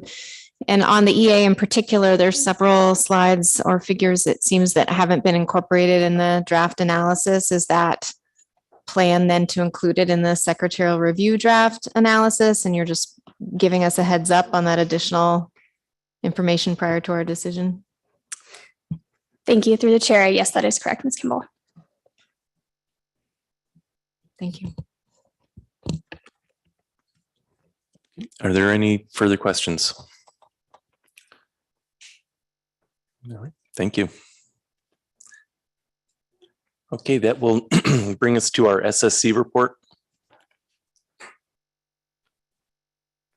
Looks like we have Dr. Sherry Dressel. I'd like to remind members of the public to please sign up to testify prior to the end of the AP report on this agenda item. So council members, the SSC report is posted on the agenda or the PowerPoint that we're going to be walking through. Dr. Dressel. Thank you, Mr. Chair and members of the council. For the record, my name is Sherry Dressel. I'm co-chair of the SSC, and I'm here to give the SSC report on C1 Central Gulf of Alaska rockfish.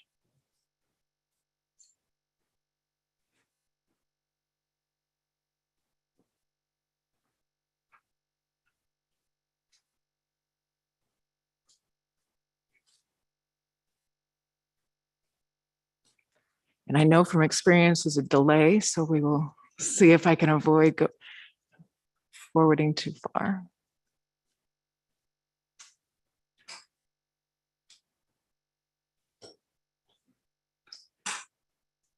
I'm working on a solution. I'm sure you are. I've hit it like 3 times. So I don't know what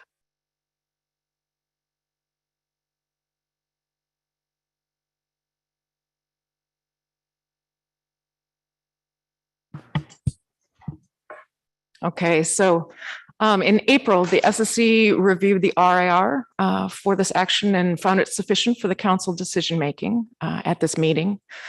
The SSC at that time did raise concerns about whether an EA was needed due to the potential interactions between harvest and timing of rockfish larval release. It's also called patrition, but anyway, it's the same topic, under an April 1 start date. And so this EA was prepared, and the SSC reviewed only the EA portion at this meeting.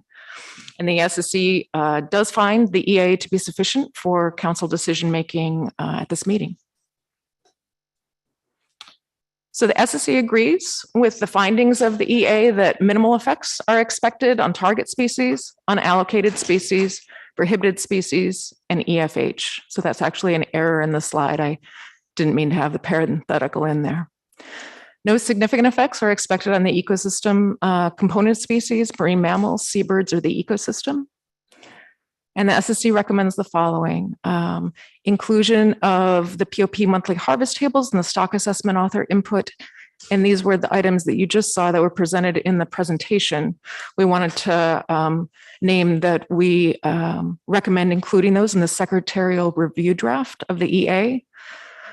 We also recommend that version clearly indicate that market conditions and fishing behavior could change from those observed in 2021, given the unusual events of COVID and the loss of flatfish markets. There was a single year that gave us some information and was the best information we had, but we also recognize that that may change.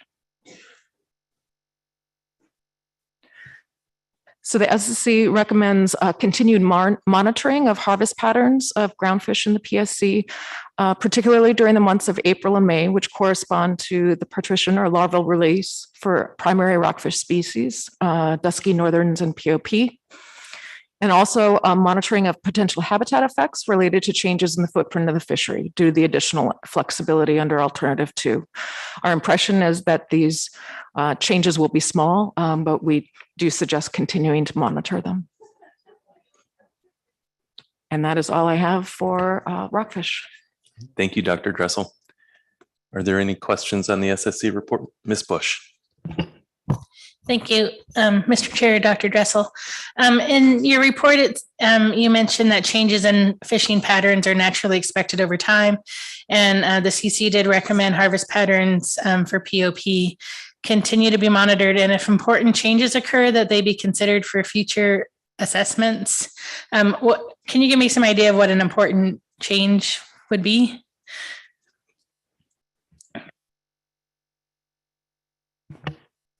Sure.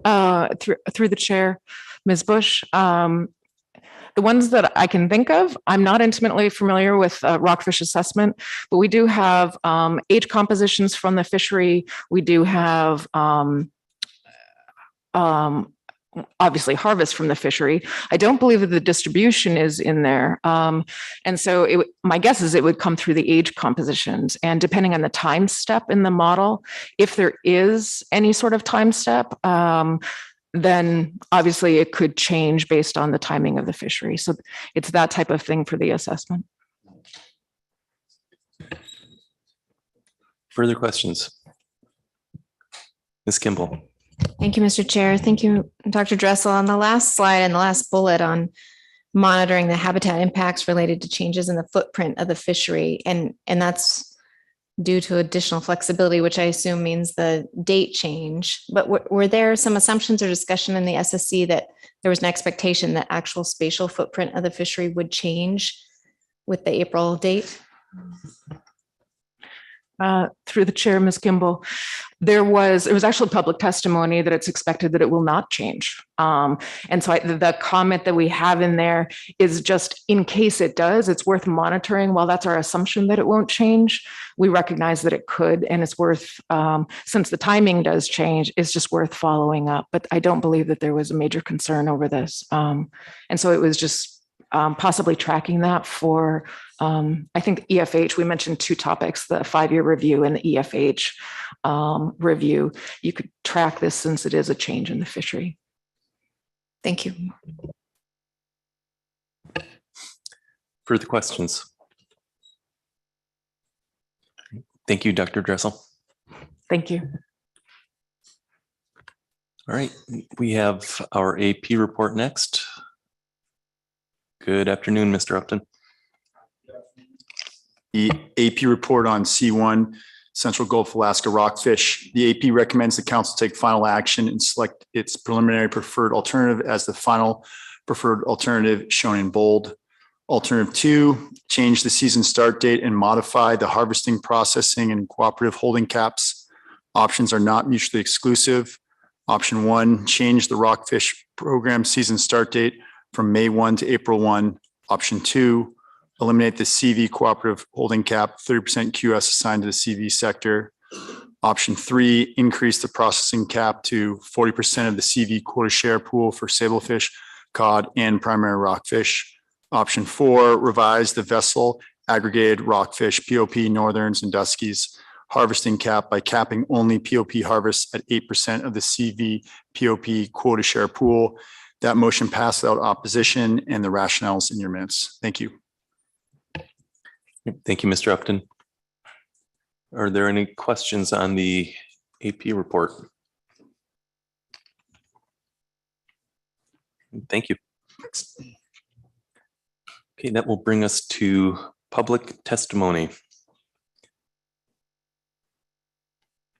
Looks like we have 3 members of the public signed up to testify. 4? Okay, still loading. Okay. All right, so first up to testify remotely is Marissa Wilson. Following Ms. Wilson will be Julie Bonney, then Rebecca Skinner, and then a 4th.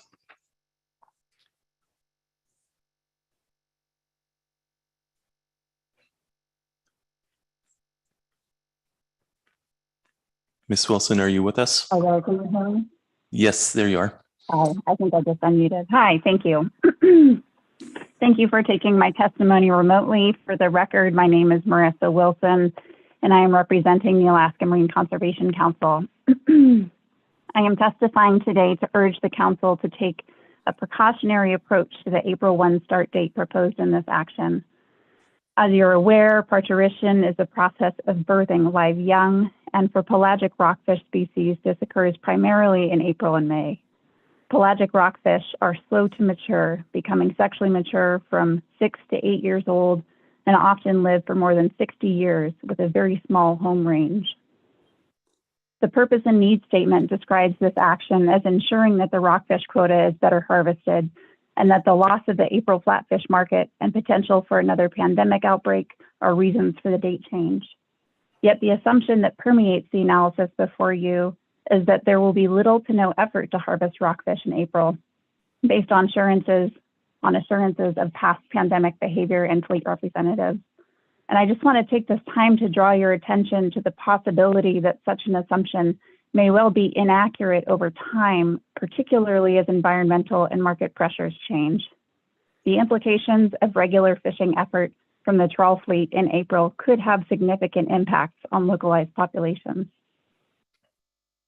Increased trawl pressure on fishing areas that are cost-effective to access and easy on gear has the potential to result in localized depletions of rockfish, a conservation concern.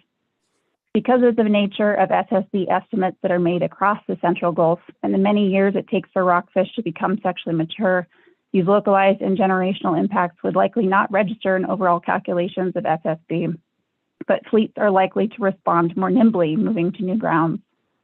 The page I submitted with my testimony sign-up cites 2 studies about pelagic rockfish reproduction. Increasing warm water anomalies are likely to increase skipped spawning events, particularly for young females. We must help these species during this vulnerable time in their life cycle. In addition to concerns for the species being prosecuted, we are concerned about the impacts of changes in trawl fleet behavior and indeed current behavior on EFH. Currently, during April, northern rockfish are found at deeper depths, pushing any new effort in that month to new areas. As noted in the staff presentation, there is an ongoing trend in decreased habitat for northern rockfish. Figure 3-5, core EFH habitat reduction by GOA RPP trawl target species, shows a significant decline for northern rockfish, and the FE model has not been rerun for individual species since 2017. Additionally, page 65 of the analysis states that the effects of fishing activities are not necessarily temporary. Any changes in fishing behavior have the potential to increase this concerning trend of decreased habitat. Lastly, we heard in public testimony in the April meeting, both to the SSC and to the council, that there has been a transition to more pelagic gear being utilized to better target deeper fish. The current regulations do not define what pelagic gear setup can be used for the rockfish program, and it only states that pelagic gear cannot be on bottom more than 10% of the time. We would like to see gear type setups more clearly defined in regulation and further clarification about what type of gear is being utilized to increase the transparency of the rockfish program. Given the wide range of time on bottom for pelagic gear, which is often far greater than 10%, we also request a means by which to monitor and enforce the 10% threshold, which is a crucial conservation component of this management plan and a topic for environmental assessment. Preventative care through a conservative approach to this motion, which still provides tools to the trawl fleet, is possible by striking option 1. The measures which eliminate the cooperative holding cap, increase the processing cap, and revise the aggregated cap for dusky and northern rockfish provides flexibility for the fleet without a date change and potential generational impacts to pelagic rockfish species in times of ecosystem change. If option 1 does go forward in the council's motion, we would like the council to include an evaluation time period with clear expectations and outcomes to assess and ensure no damage to the stocks is taking place due to additional trawl pressure on stocks that are actively releasing live young. This should include producing a localized abundance estimate to monitor specific areas targeted by the rockfish program. Thank you for your time and consideration. Thank you, Ms. Wilson. Are there any questions? All right, thank you for your testimony. Next up is Julie Bonney.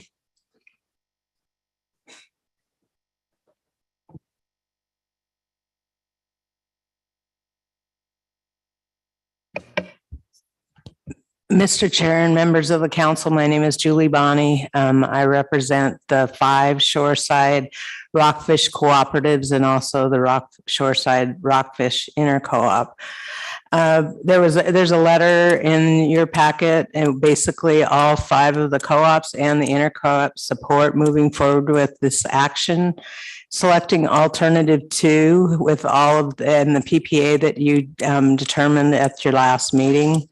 I would note that basically the council process is a robust process, and I really think that it worked well to get public comment and then have the additional review and the EA added to.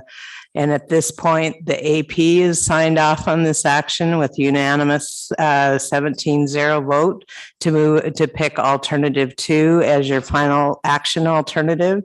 I would also note that the SSC has reviewed the EA and agrees that there's not any conservation concerns. And so they're believe that you are in a good place with that decision document available to inform you in terms of a final action. I would note that at the SSC, I suggested that we would be willing to work with the assessment authors to get the biological information so that we can learn more about, I can't say the word, but birthing in April and May, because I think more science is always better. So we will work with Pete to do and figure out how to meet that objective. I would also note that in this process, the assessment comes up every 2 years for these species. So information will be coming back in the assessment each round. There's a 5-year review for the rockfish program since you just did that review and reauthorized that. So you're going to have another look at that later down the road. So there's a lot of protections in terms of these changes as we move forward. And I'm thankful, hopefully, that you will agree that these small modifications will help us get more fish out of the water and across the dock, benefit harvesters, processors, and the community of Kodiak. That's all I have for you. I'll take any questions. Thank you. Thank you, Ms. Bonnie. Any questions? Ms. Kimball. Thank you, Mr. Chair. Thank you, Ms. Bonnie. One of the questions, and I wasn't able to listen to the SSC discussion on this, so I'm not asking you to revisit that, but the question that came up was about whether we would expect, what kind of effort you would expect truly in April, given we only had 1 year in our analysis in talking to the fleet, which you do, and whether we think that the spatial patterns of the fleet would change much based on this change under option 1. So a couple things is there's a lot of what we're really looking for is flexibility.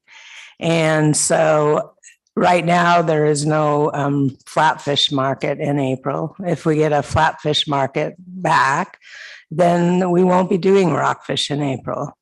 There was a comment letter that was concerned about processing capacity for herring and jig cod. So obviously the processing companies will work to have their factories work efficiently. So rockfish being a LAP program, those would be kind of weaving in to keep the different companies at capacity. So, and then a lot of the fleet typically fishes in May. So I just don't see that we're going to see a huge shift from to do all of the fishing in April because there's just too many other constraints in terms of vessels, fishing plans, processing plans, and the ability to catch that fish. But the one thing I did say at the SSC in terms of how that April season went off is we had, if you remember in the discussion, they said there was two fishers the first 2 weeks of April and then 8 to 9 at the end. And so what happened was the first 2 vessels went out to test the grounds because we were concerned about bycatch. And so it took us that first 2 weeks to figure out where to go to fish cleanly. And once that happened, those other vessels entered the fishery. They fished in the exact same places that they always fish. They have, they call Perch Mountain, Potato Head, some of the local fishing spots, and that's exactly where they were. In terms of pelagic gear, fishing differently. We got to remember rockfish lives in rockfish habitat. A pelagic net is about $80,000. And if you touch the bottom, you're going to disintegrate that net. So any rockfish pelagic fishing is always in the midwater column. You're not going to be on the bottom because it would destroy your gear. So hopefully that answers your question. Further questions? Thank you, Ms. Bonnie. Rebecca Skinner.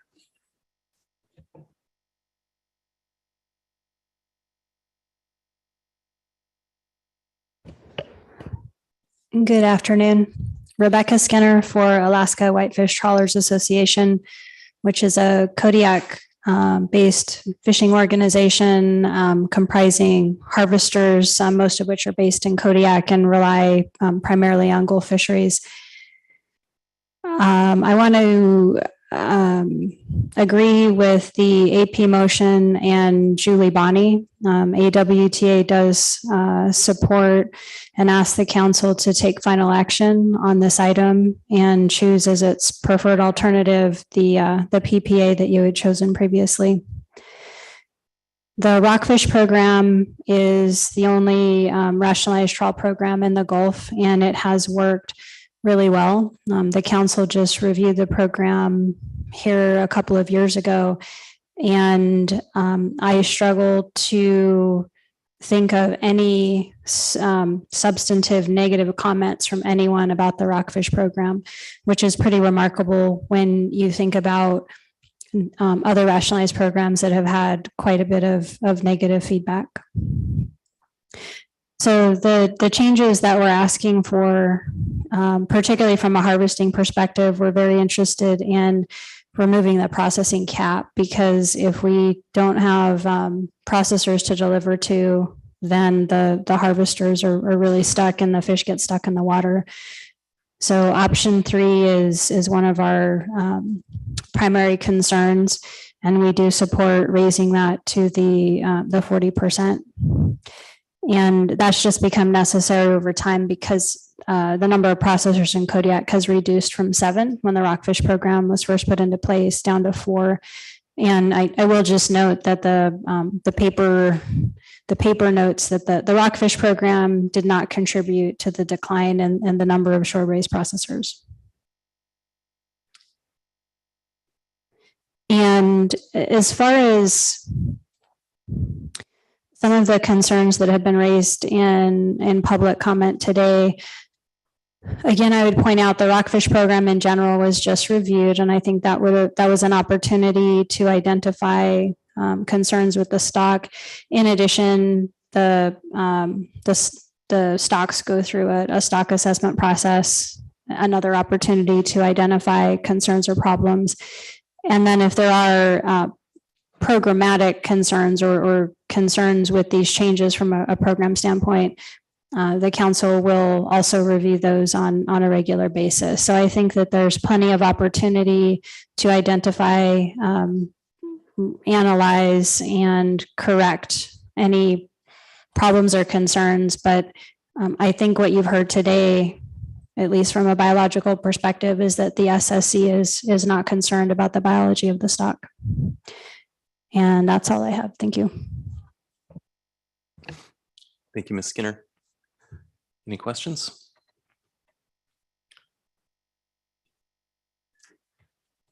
Darius Kasperzak.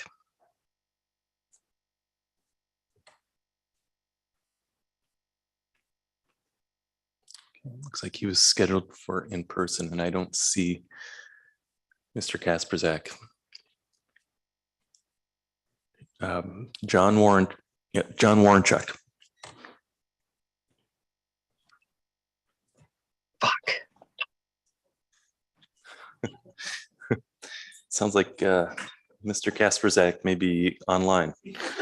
Yeah. Hey, can you hear me now? Yep, sure can. Good afternoon. My apologies there. I wasn't anticipating to testify in person today, Mr. Council Member and Council. Yeah, I'm trying to navigate this phone in a parking lot here, so bear with me. Thank you for hearing my comments. I've sent a letter representing the Alaska Jig Association regarding C1, and I won't elaborate on the whole letter there. It should be in your packet, but just basically wanted to reaffirm that we're unanimously opposed to the change of the start date, specifically the May 1, to the April date, both for conservation concerns.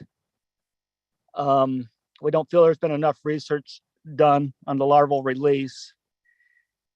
And we consider the sustainability factor of the rockfish fishery in Alaska to be of utmost importance. And in addition to that, we're just really concerned about what it would entail for the small boat fleet and a variety of different gear types operating in April. It's already been a shift for many of us. We know when it shifted from July to May, a lot of times we weren't able to find processing. It was a lot harder to get custom processing. Plants wouldn't be able to do fillets, but they'd only be able to do H&G. So, they wouldn't want jig boats and stuff. Their totes aren't available, on and on and on. So it's already been kind of a shift to working around the mass influx of fish that comes in, during May. And we've worked around that. But to consider it coming in April, and that's when the halibut starts really get going. The herring fishery starts in April, the sacro seine, and that's rapidly increasing. I think this is the biggest year in a couple decades. The jig fleet often peaks in April. So we have a lot of concerns on what the potential impacts might be on the small boat fleet and their concerns on accessing the waterfront and processing capabilities as they've used to. So basically, those are our two concerns: the conservation and what it means for the small boat fleet. So thanks for hearing my comments. Great. Thank you for your testimony, Mr. Kasperzak. Are there any questions? Okay, thanks again. Thank you. All right, now we'll go to John Warrenchuk. That will complete public comment. Good afternoon. Good afternoon, live and in person. Good to see you all. Welcome back to Southeast Alaska. For the record, my name is John Warrenchuk, Senior Scientist and Campaign Manager with Oceana. Regretfully, I don't have a written comment letter on this topic, but I wrote a letter on this last meeting. I'll refer back to that. I read through, you're evaluating what many are portraying as a fairly minor change to the fishery and to the fishery management of the rockfish program, simply moving the start date of the fishery 1 month earlier. And the issue with that has there's a couple issues with that we don't feel are fully addressed in this EA or the analyses. One is that POP rockfish they undergo a depth migration from deep to shallow during this period, and moving the fishery earlier in the season to April means the fishery may be forced to trawl deeper in areas they hadn't targeted before. And that raises our concern with habitat impacts and bycatch of habitat forming invertebrates. Even though we do hear anecdotally that this fishery's transition to semi-pelagic gear, I saw in the bycatch data a spike in the bycatch of corals in 2021. It was 1.72 tons. And so that stuff shouldn't be ending up in a pelagic trawl in the first place, which indicates that there are some missed assumptions along the way here when looking at habitat impacts. I also want to remind the council, this is a stock that has been overfished in the past, and there is some concerns with moving the fishery to an earlier start date in the season means you used to have a temporal refuge of sorts where these fish, these rockfish, were allowed to release their larvae, undergo their life history, reproductive traits, and undisturbed, relatively undisturbed anyways. And now you're moving the fishery to completely overlap that time period where they release this live larva. And I can't help but notice, these are long-lived species. They've been aged up to 98 years old here in Alaska. And I see the ex-vessel value of them is going down to almost arrow tooth levels, 15 cents a pound. And so, there is potential to increase some volume of this fishery as the population has been replenished from the overfish levels of the 60s.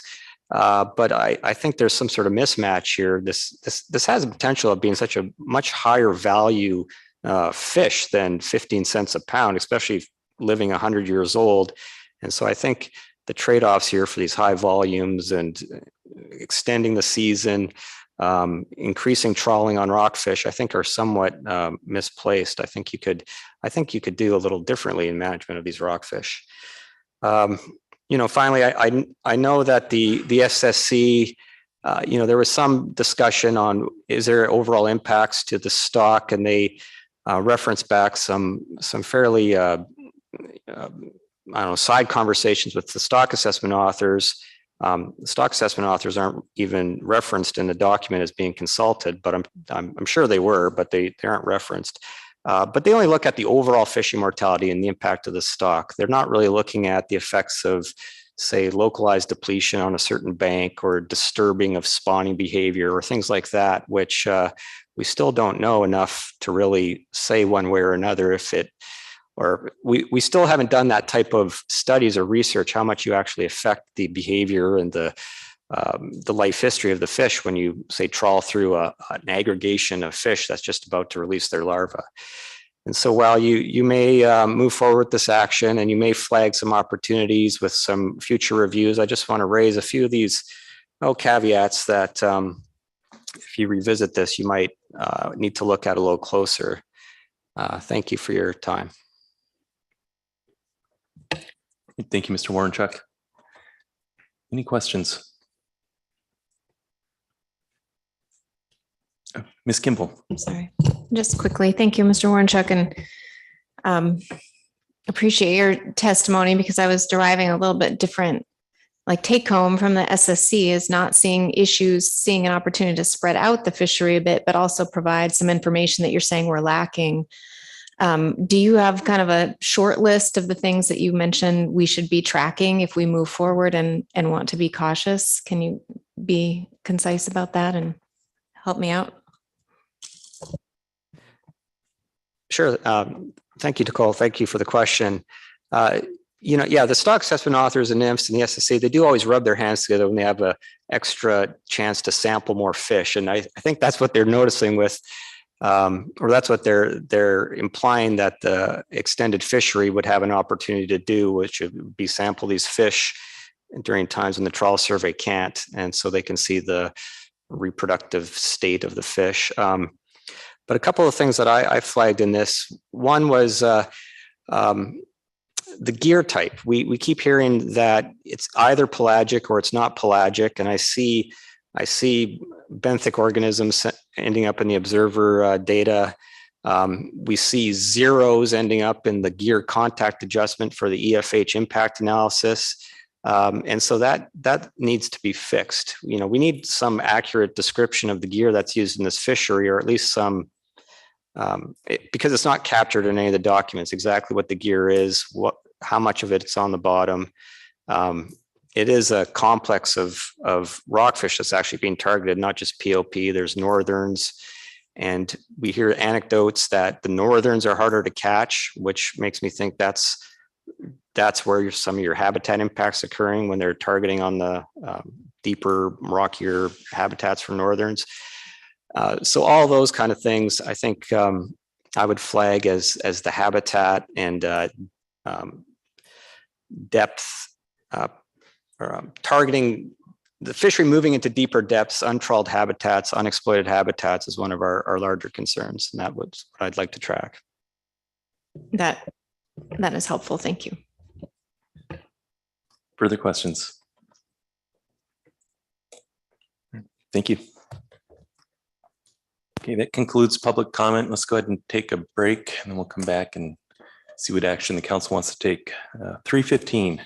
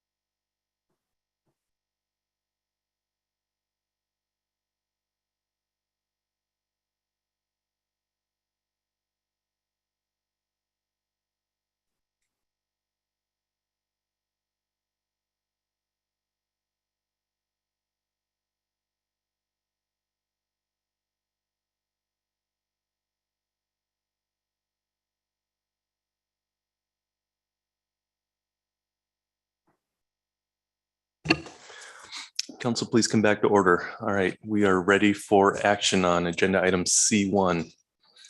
Ms. Kimball. Thank you, Mr. Chair. I have a motion I sent to Shannon over the break.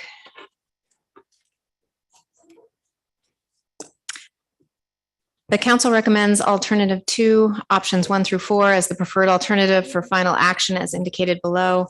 The council also recommends the secretarial review draft analysis include the SSC recommendations as practicable. Alternative 2, change the season start date and modify the harvesting, processing, and cooperative holding caps. Option 1, change the rockfish program season start date from May 1st to April 1st. Option 2, eliminate the CV cooperative holding cap, that's 30% CQ assigned to the CV sector. Option 3, increase the processing cap to 40% of the catcher vessel quota share pool for sablefish, Pacific cod, and primary rockfish. And option 4, revise the vessel aggregated rockfish, that's POP, northern rockfish and dusky, harvesting cap by capping only POP harvest at 8% of the catcher vessel POP quota share pool. And with a second, I will speak to it. Second. Second by Mr. Jensen. Ms. Kimball. Thank you. Thank you, Mr. Jensen. This is fairly straightforward. This motion is consistent with our preliminary preferred alternative selected in April. It's also consistent with the AP motion. The analysis indicates it will increase net benefits to the nation compared to status quo without negative environmental effects or allocative effects, because the overall effect is to provide additional flexibility to adapt to changing conditions, both on the water and in the processing capacity in the community. So overall, I just wanted to emphasize that the actions intended to meet the goal of prosecuting this fishery in a sustainable and functional manner, and to better ensure that the tax for primary rockfish and other allocated species are fully harvested and landed in Kodiak as indicated by our purpose and need statement.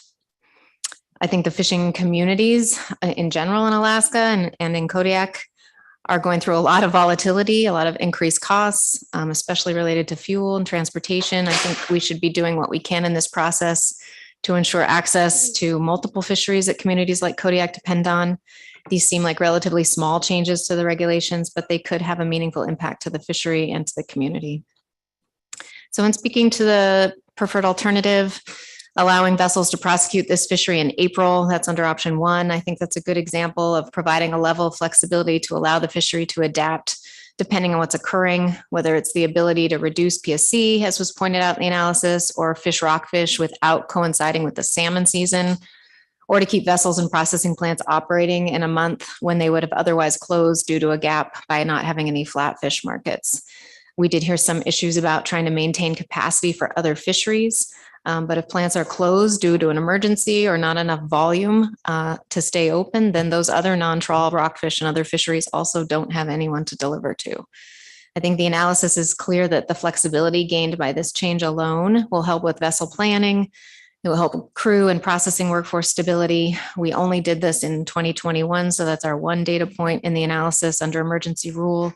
And this would make this change permanent in regulation until otherwise changed in the future. I do appreciate the analysts responding to the SSC by providing us with an environmental assessment at this meeting, particularly information under option 1 shows that the start date is unlikely to have impacts on the process of spawning or larval dispersal for the rockfish program species because of the location of larvae in the water column. I think the SSC did us a favor by being able to fit this in and review it at this meeting. Their report's pretty clear that the SSC concurs with the conclusion of the EA, that the alternatives and alternative 2 in particular are likely to have minimal effects on the groundfish species caught, on PSC and EFH, in part because the fishery has been distributed across this season, and the fishery is obviously limited by tax. I think the stock assessment author feedback that was provided in the verbal report is important. I hope, and this motion would intend that it can be incorporated into the secretarial review draft. And I think of note in the SSC report is that changes in fishing patterns are naturally expected to occur. And over time, the SSC recommended that harvest patterns for the primary rockfish species should continue to be monitored as we expect. And if any changes occur, that they be considered in future assessments or reviews for the rockfish program. I think in speaking to option 2, this removes the catcher vessel cooperative holding cap. We've had discussions about that at the previous meeting. That's the cap on the amount of quota held by a vessel cooperative That cap has proven to have zero function in this fishery, except to force fishermen to have separate cooperatives, even when the cooperatives deliver to the same processor under the program. So to be clear, that cap is meaningless because this is a program where a vessel is free to join any cooperative at once, and each cooperative can associate with any processor at once, and a processor can associate with more than one cooperative. So those general basic rules and tenets of the rockfish program aren't changing. We're just getting rid of this, paperwork exercise. Also under this motion, option 3 retains a processing cap, but it revises it to accommodate for the fact that there are simply fewer shoreside processors processing rockfish in Kodiak. And we have a critical objective under this program and every program not to strand fish.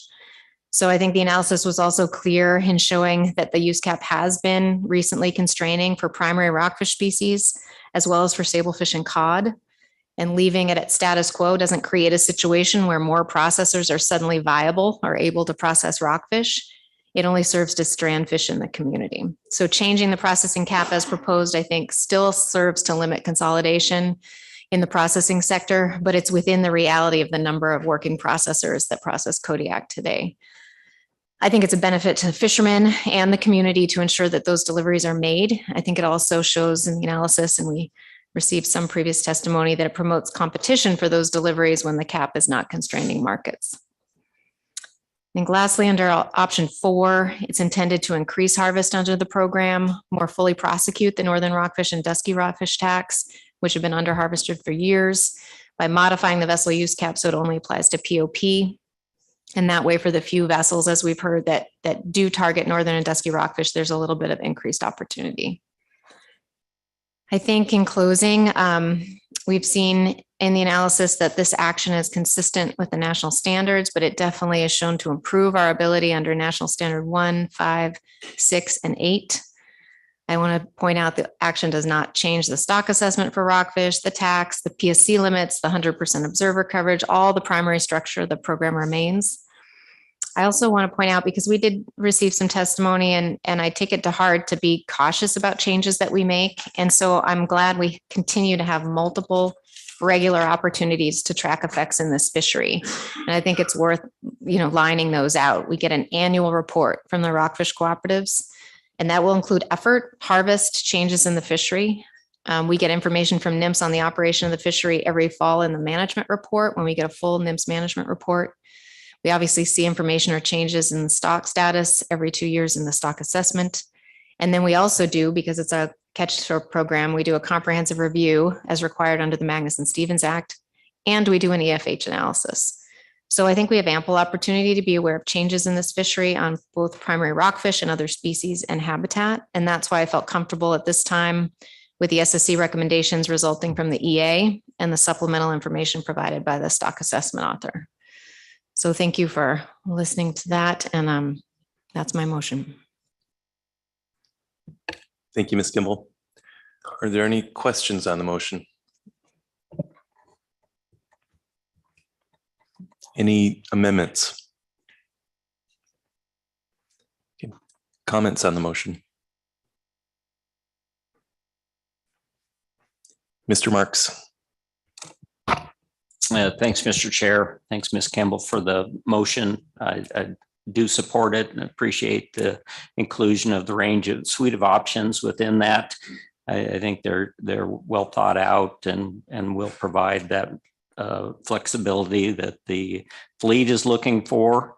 I also appreciate the attention by staff through the EA and the SSC on the larval release and potential effects to spawning fish, and as well as the public comment with respect to that, and also the willingness of the fleet to help with that assessment by providing information to the stock assessment author that'll help us track that and keep tabs on any changes. So anyway, thanks for the motion. I support it.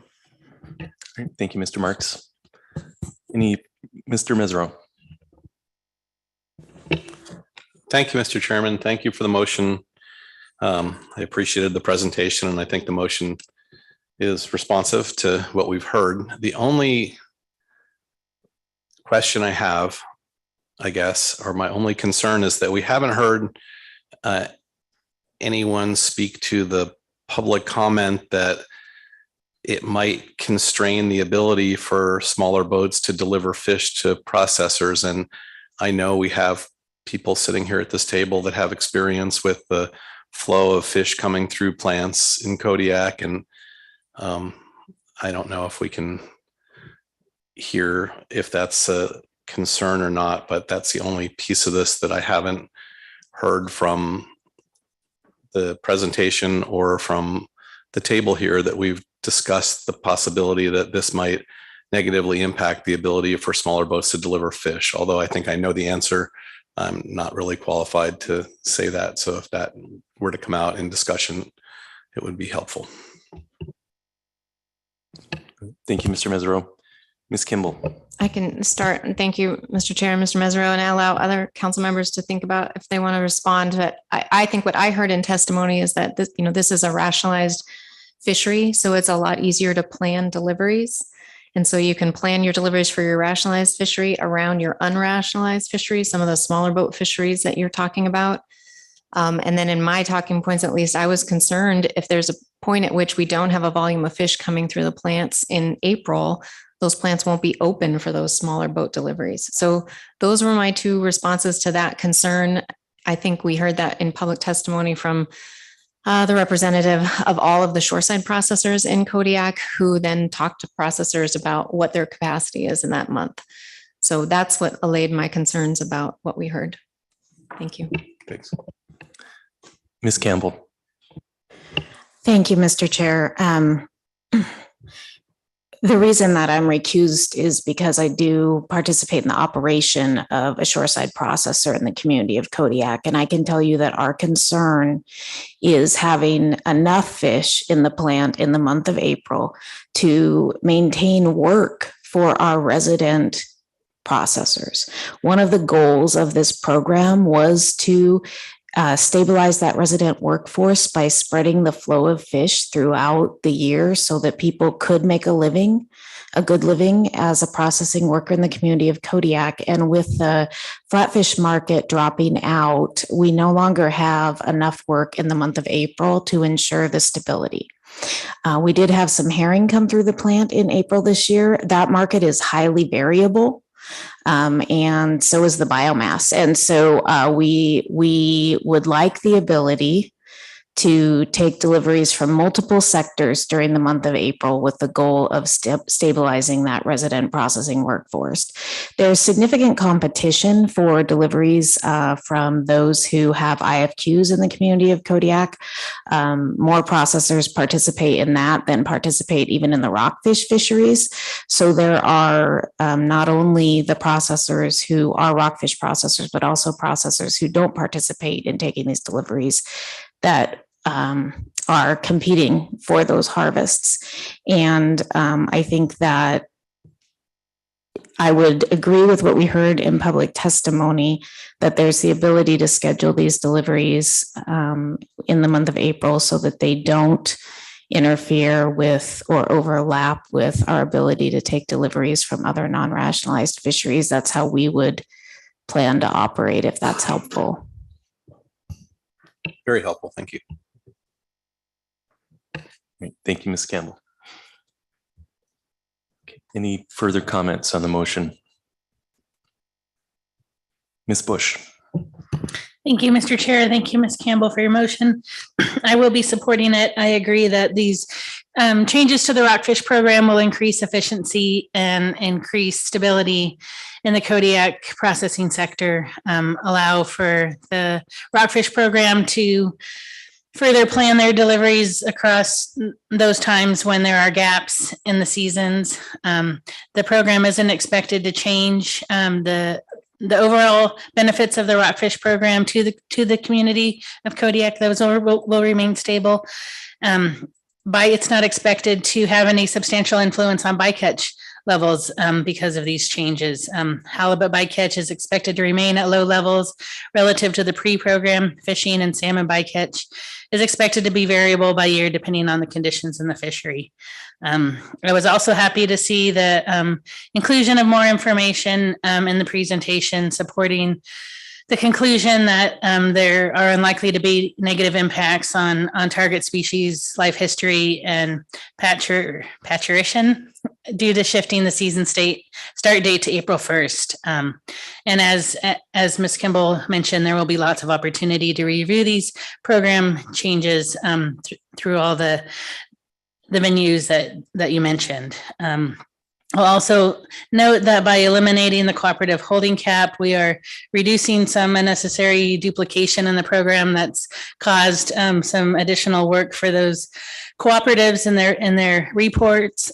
We have the processing cap, which functions essentially the same way as the cooperative holding cap was intended to sort of ensure that we have at least 4 shoreside processors able to take deliveries, and raising the processing cap to 40% isn't expected to change that number at all. So I am supporting this, and thank you for the motion.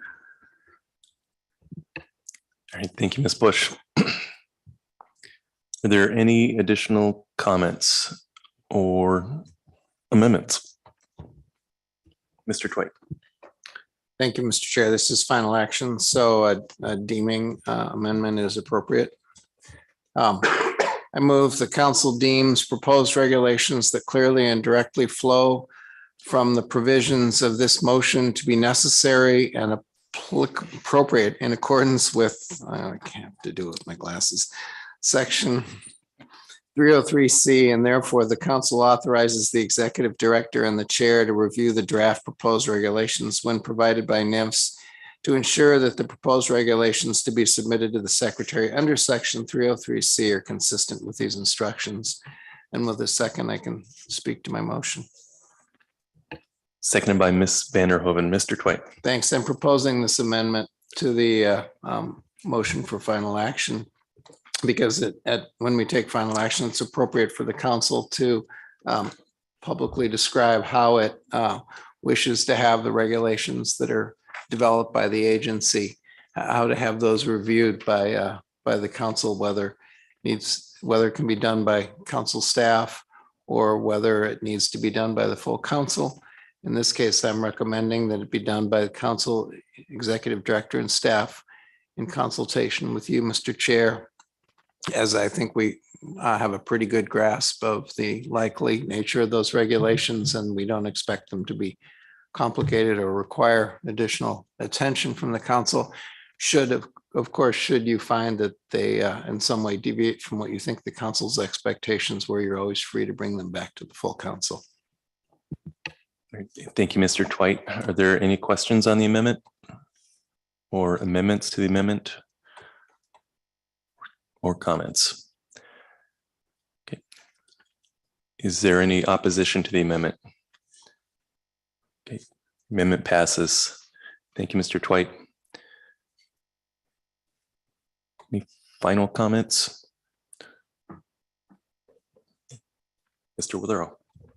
Thank you, Mr. Chairman. Calling the roll on the motion to take final action to make changes to the Central Gulf of Alaska Rockfish Program. Ms. Bush. Yes. Skipping over Ms. Campbell, Mr. Down is absent. Mr. Jensen. Yes. Ms. Kimball. Yes. Mr. Kurland. Yes. Mr. Marks. Yes. Mr. Mesereau. Yes. Mr. Twite. Yes. Ms. Vanderhoven. Yes. Mr. Canine. Yes. Motion passes unanimously 9-0. Thank you. And Ms. Campbell, if you would like to indicate how you would have voted, you may do so. Thank you, Mr. Chair. If I had not been recused, I would have voted yes on this item. Thank you, Ms. Campbell. Anything further under C1? All right, great. Thank you. Thank you, Ms. Kimball. Thank you to staff and public. Okay, that concludes agenda item C1. It's 3:40. I think we can get moving on our agenda item C2. We will have a staff presentation from Dr. Kate Hopla and Abby John.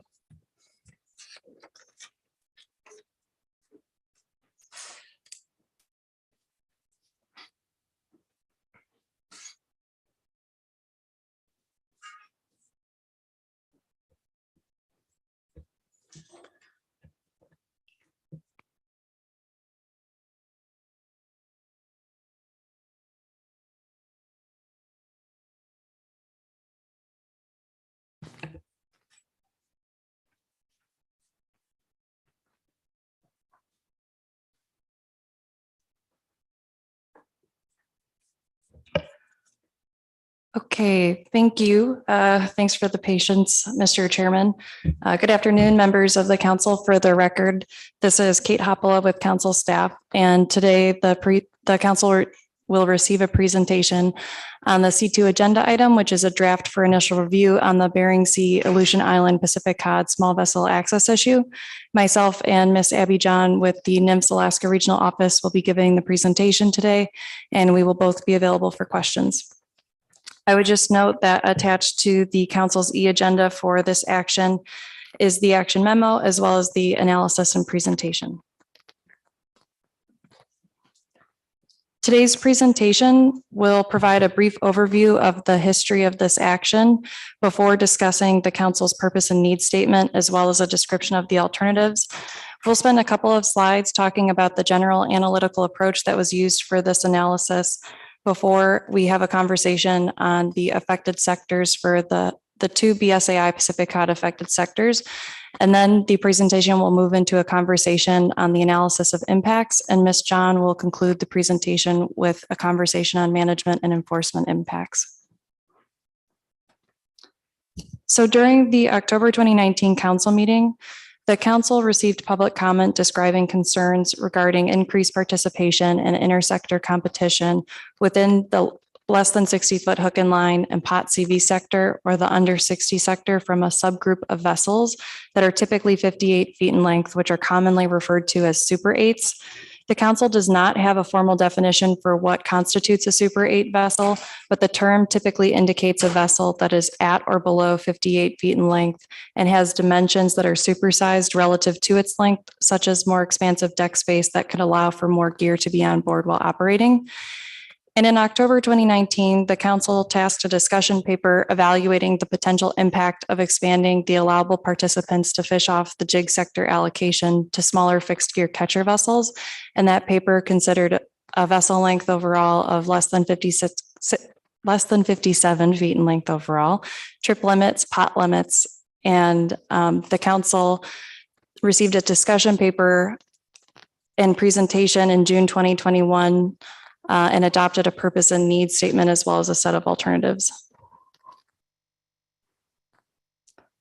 The council is considering this action because there has been an increase in participation within that under 60 sector in recent years, and the capacity of larger hook and line or pot vessels within the sector could potentially constrain smaller vessels' harvest of Pacific cod.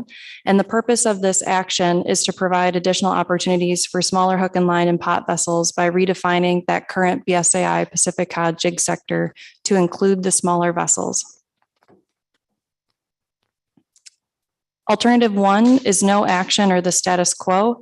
So under alternative 1, the under 60 sector, the jig sector, their allocations, as well as the hierarchy of reallocations for all BSAI Pacific cod sectors that are currently set in federal regulations would remain unchanged.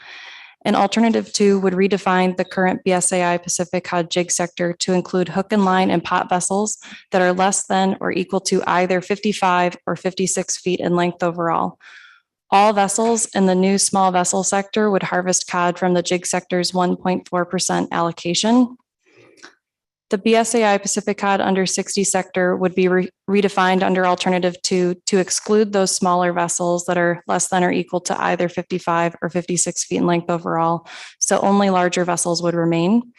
Hook and line or pot vessels in that redefined under 60 sector would harvest cod from the current sector's 2% allocation. And I would note that eligibility for either sector would be based on a vessel's length and gear type, which means that a hook and line or pot vessel could not opt into one sector or another. The BSAI Pacific Cod JIG sector's 1.4% allocation is apportioned on a trimester basis, and the sub-option proposes for analysis that the JIG sector's B season would remain a JIG-only fishery. So in terms of the general approach that was used, the analysis is focused on the 2008 through 2021 time period, which is the period in which the current BSAI Pacific Cod allocations have been implemented.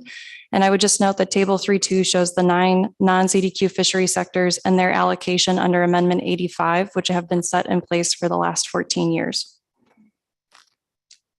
The council's motion provides two different options for a vessel LOA, and the analysis uses length overall data that's reported to the CFEC because it's considered to be the most up-to-date data source for a vessel length.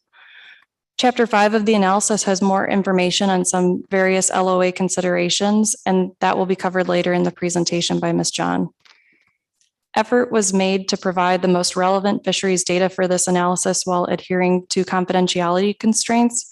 And the BSAI Pacific Cod JIG sector has had a relatively low level of participation, particularly in recent years. And so much of the information for this sector is considered confidential. And additionally, there are 5 unique hook and line or pot vessels that have a reported measurement of 56 feet in length overall that have participated in the federal BSAI Pacific Cod fishery in the under 60 sector. And on average, there are 2 56-foot vessels that participate in a given year. And for this reason, data are often aggregated so that these 56-foot vessels are included in the new BSAI Pacific Cod small vessel sector, which reflects option 2, in order to provide the best available information within the bounds of confidentiality. Section 3.6 of the analysis and the corresponding subsections provide information on the affected sectors. The under 60 sector includes all catcher vessels that use hook and line or pot gear. However, the length of vessels that participate typically ranges between 28 feet and 58 feet in length overall. Since 2008, the number of participating vessels has ranged from a low of 21 to a high of 41, but on average, there are 27 vessels participating in this sector in a year. The sector receives their entire allocation of BSAI Pacific Cod on January 1st, and they rely on reallocations from other sectors to reopen their fishery later in the year. And the sector has on average harvested 214% of its initial allocation since 2008. And also since 2008, the JIG sector reallocations have accounted for approximately 30% of the sector's final allocation on average. Vessels that participate in this sector primarily participate in both federal and state waters cod fisheries, as well as IFQ and salmon. And the sector is geographically diverse, but the majority of vessels that have participated in this sector since 2008 have a registered ownership address in an Alaska community. The BSAI Pacific Cod JIG sector includes all vessels that use jig gear. And since 2008, there are 33 unique vessels that have participated in the sector, and the annual average level of participation is 4 vessels.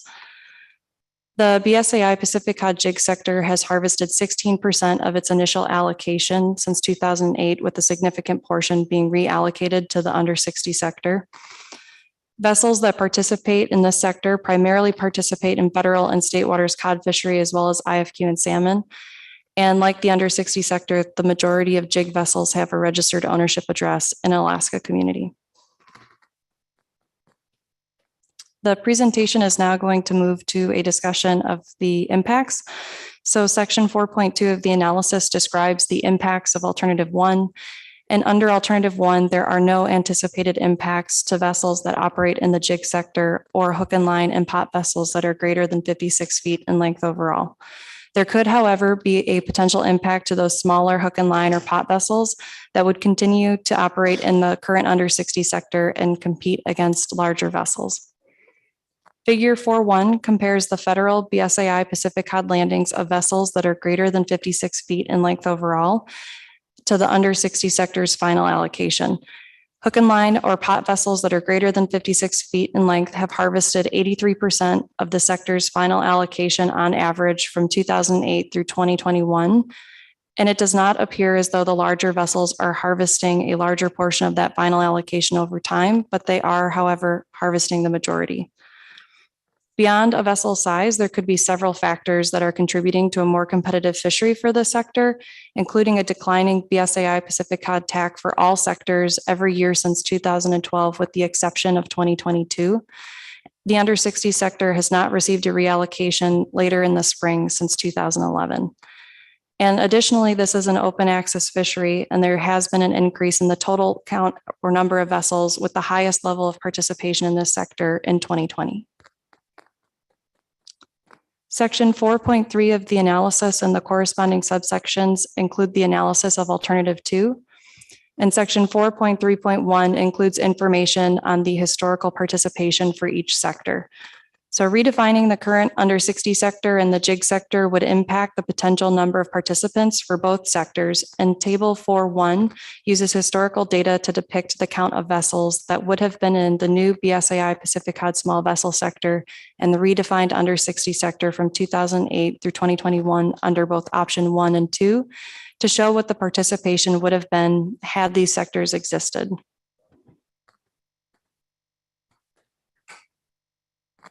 Section 4.3.2 of the analysis includes historical harvest information to determine whether there would have been enough TAC in the jig sector's allocation to support this new small vessel sector. And figure 4.2 compares the jig sector's initial allocation, which is shown in blue, to the landings of federal BSAI Pacific cod from jig, hook and line, and pot vessels under option 1, which is shown in red, and option 2, which is shown in green. And based on this historical data, the BSAI Pacific cod jig sector's initial allocation would have historically been sufficient to support a new small vessel sector under both options. However, it is important to note that staff do not know the vessel's behavior and capacity absent the competition from larger vessels in the current sector. Table 3.3 shows the 2022 BSAI Pacific cod non-CDQ sector allocations and the seasonal allowances as a reference. And more information on the BSAI Pacific cod management can be found in Chapter 3 of the analysis, but the presentation is focused on the reallocations.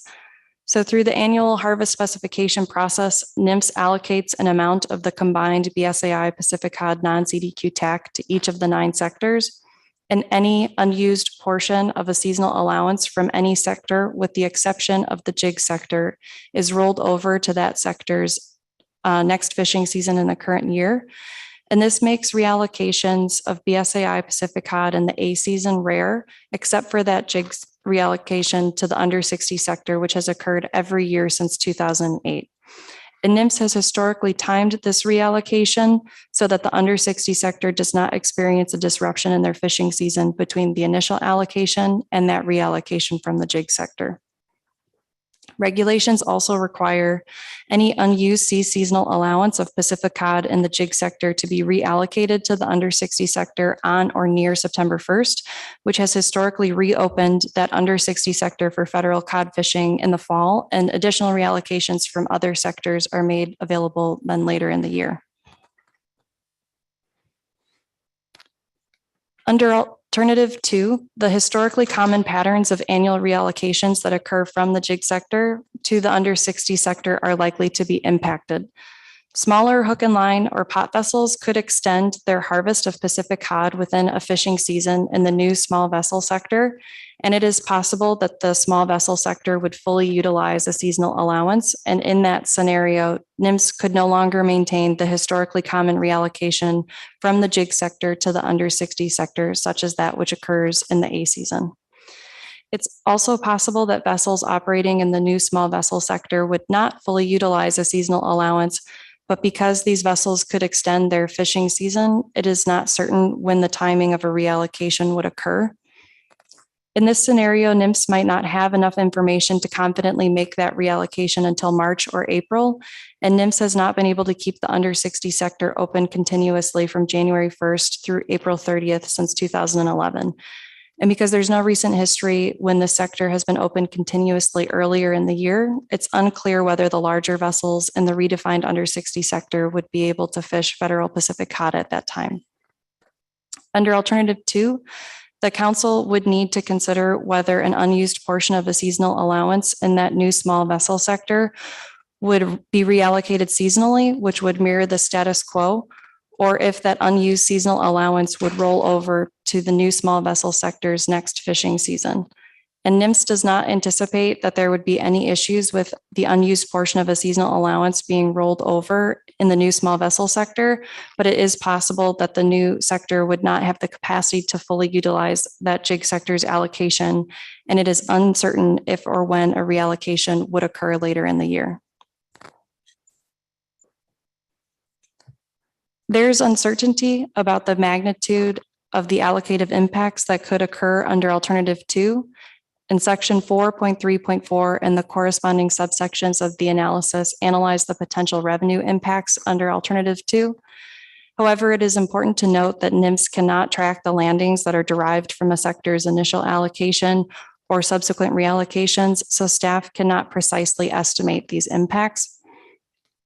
It's also uncertain whether the new small vessel sector would be able to fully utilize that 1.4% allocation and whether any TAC would be reallocated or roll over seasonally. If NMFS could no longer maintain the historically common reallocation from the jig sector to the under 60 sector, larger vessels in that redefined under 60 sector would be negatively impacted. The analysis of potential revenue impacts uses historical landings and revenue data to estimate the revenue that could have been derived from the jig sector's reallocation to the under 60 sector. And the estimate of revenue impacts for vessels greater than 56 feet in length overall assumes there would be no reallocation from the jig sector to which would be redefined as the new small vessel sector. The estimated revenue that hook and line or pot vessels that are greater than 56 feet in length overall could have earned from that jig reallocation has historically ranged from 1.06 million to 2.58 million. This is likely an overestimate because larger vessels do not harvest 100% of their final allocation.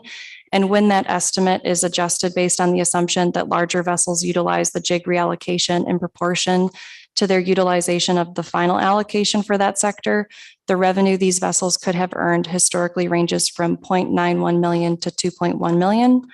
And staff then estimated the potential gains this group would receive, assuming they could harvest their full 2% allocation absent the fishing activity of smaller vessels in the sector, which amounts to approximately 0.15 million on average. And then the net impact was calculated by looking at the difference from the estimated loss of jig reallocation and the gain from having access to their full 2% allocation. And that provides the final estimated impact of an annual average gross ex-vessel revenue decrease of $1.26 million for these larger vessels.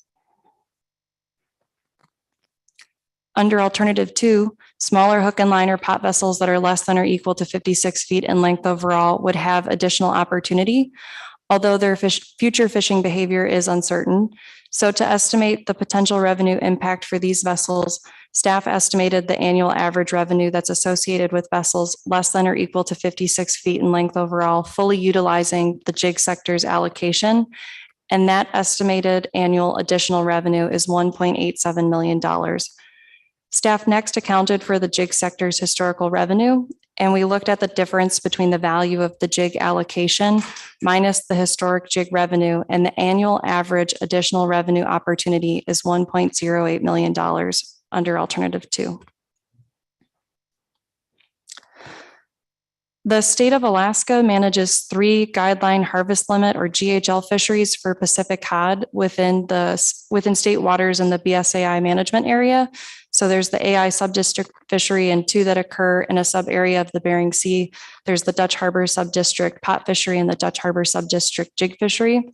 More information on how the BSAI state waters cod fisheries are managed is provided in section 3.5 of the analysis. However, section 4.3.4.3 describes the ways in which Alternative 2 would impact that DHS pot water fishery. DHS state waters pot fishery, sorry about that. The DHS pot fishery opens 7 days after the under 60 sector closes and is open to vessels that are less than or equal to 58 feet in length overall using pot gear with a limit of 60 pots.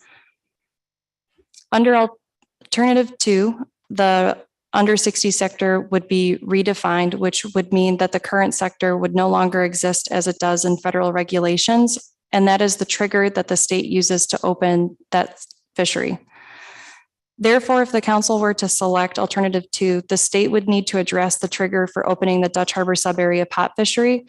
And the state could choose the new small vessel sector closing date, the redefined under 60 sector closing date, or some other trigger such as a hard date in order to open that fishery. And it is uncertain what action the Board of Fisheries would take in order to open that Dutch Harbor subdistrict pot fishery. But pot vessels that do not operate in the trigger sector would likely need to decide whether they want to participate in federal or state waters if they were to be open at the same time. And this fishery is an important revenue opportunity for pot vessels that participate in the federal BSAI Pacific Cod sector, regardless of their length overall. Under alternative 2, the council is considering a sub-option for analysis that would reserve the BSAI Pacific Cod TAC that is apportioned in the B season in the new small vessel sector for harvest by jig vessels only. To evaluate the sub-option, the document analyzes the deliveries of federal BSAI Pacific Cod from the jig sector and the under 60 sector from 2008 through 2021, and it organizes those deliveries by the jig sector's seasons. Vessels participating in the BSAI Pacific Cod jig sector primarily fish between April and September when the weather is safest for these smaller vessels to operate, and the majority of jig deliveries are concentrated in the B season. The deliveries of vessels operating in the under 60 sector, regardless of their size, are concentrated in January and the fall, which is also when these fisheries have been open. If hook and line or pot vessels eligible for the new small vessel sector under alternative 2 were allowed to harvest Pacific cod during the jig B season, it's possible that these vessels could constrain jig vessels in their participation in the federal Pacific cod fishery. I would note that there are no anticipated impacts of including the sub-option, which largely mirrors the historical fishing activity for both sectors. Section 4.5 of the analysis, as well as the corresponding subsections, include an analysis of impacts to communities. So under alternative 2, there could be a distributional impact at the community level. In particular, Kodiak has the largest number of unique hook and line or pot vessels that are greater than 56 feet in length overall, with a registered ownership address between 2008 and 2020, followed by Homer. And Dutch Harbor, Unalaska, has the largest number of unique vessels that are less than or equal to 56 feet in length overall, with a registered ownership address. Accutan, Dutch Harbor, Unalaska, and Kodiak have each had 4 unique vessels participate in the BSAI Pacific Cod jig sector during the analyzed time period. However, there is 1 jig vessel with a reported ownership address in Homer that regularly participates in this fishery.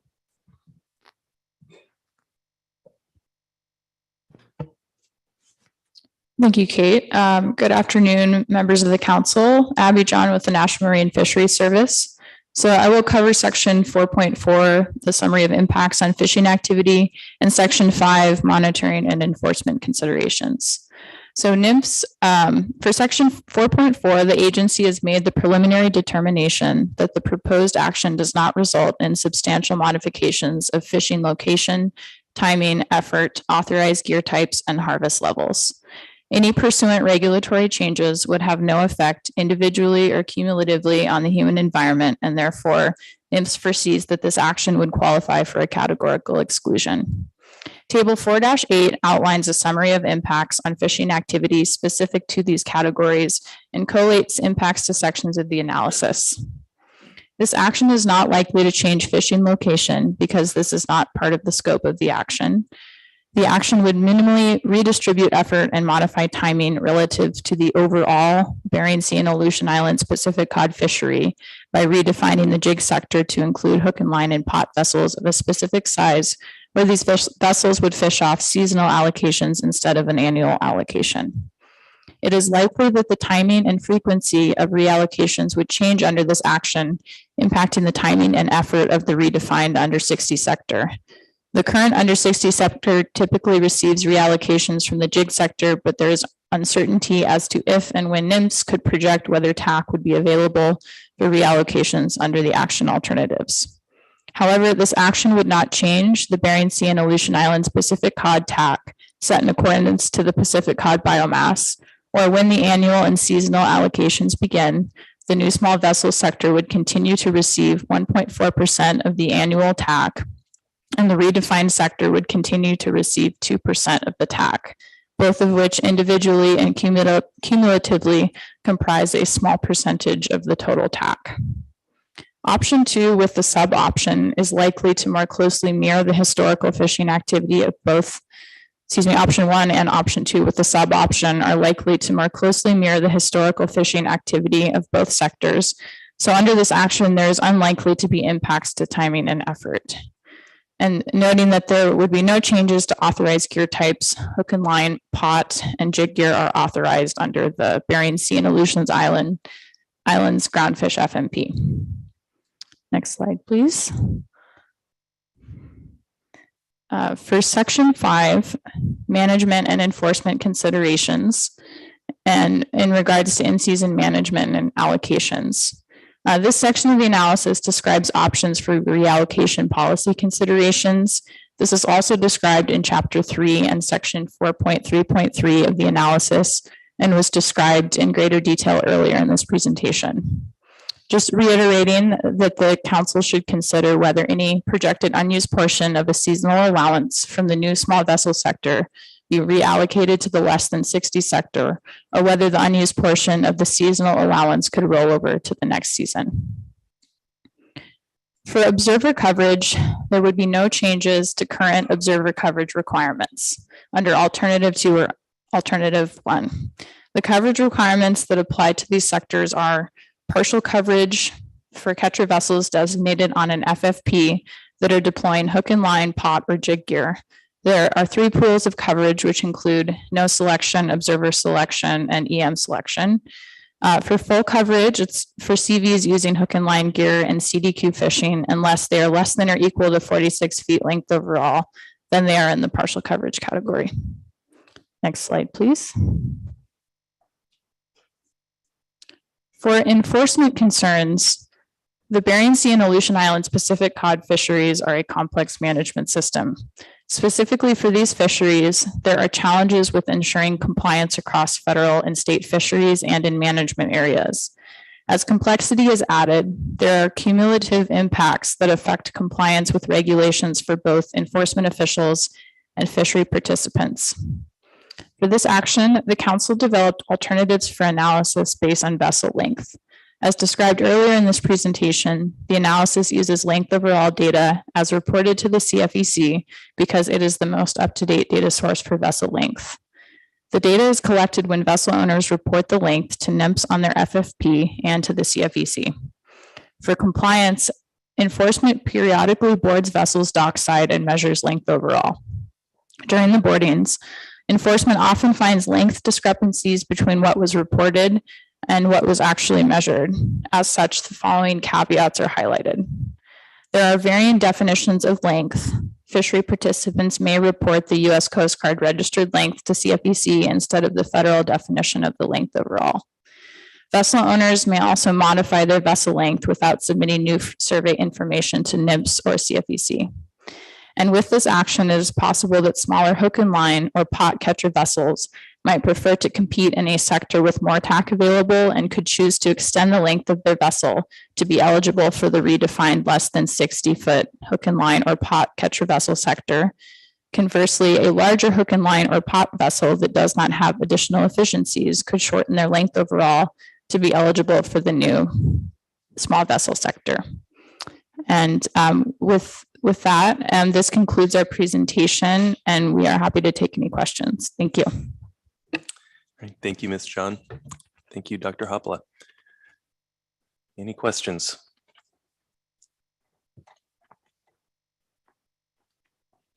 Okay. Great job. Okay, that concludes our staff presentation. Let's go ahead and break for the day, and we'll come back in the morning and start up with our SSC and AP reports and then take public comment.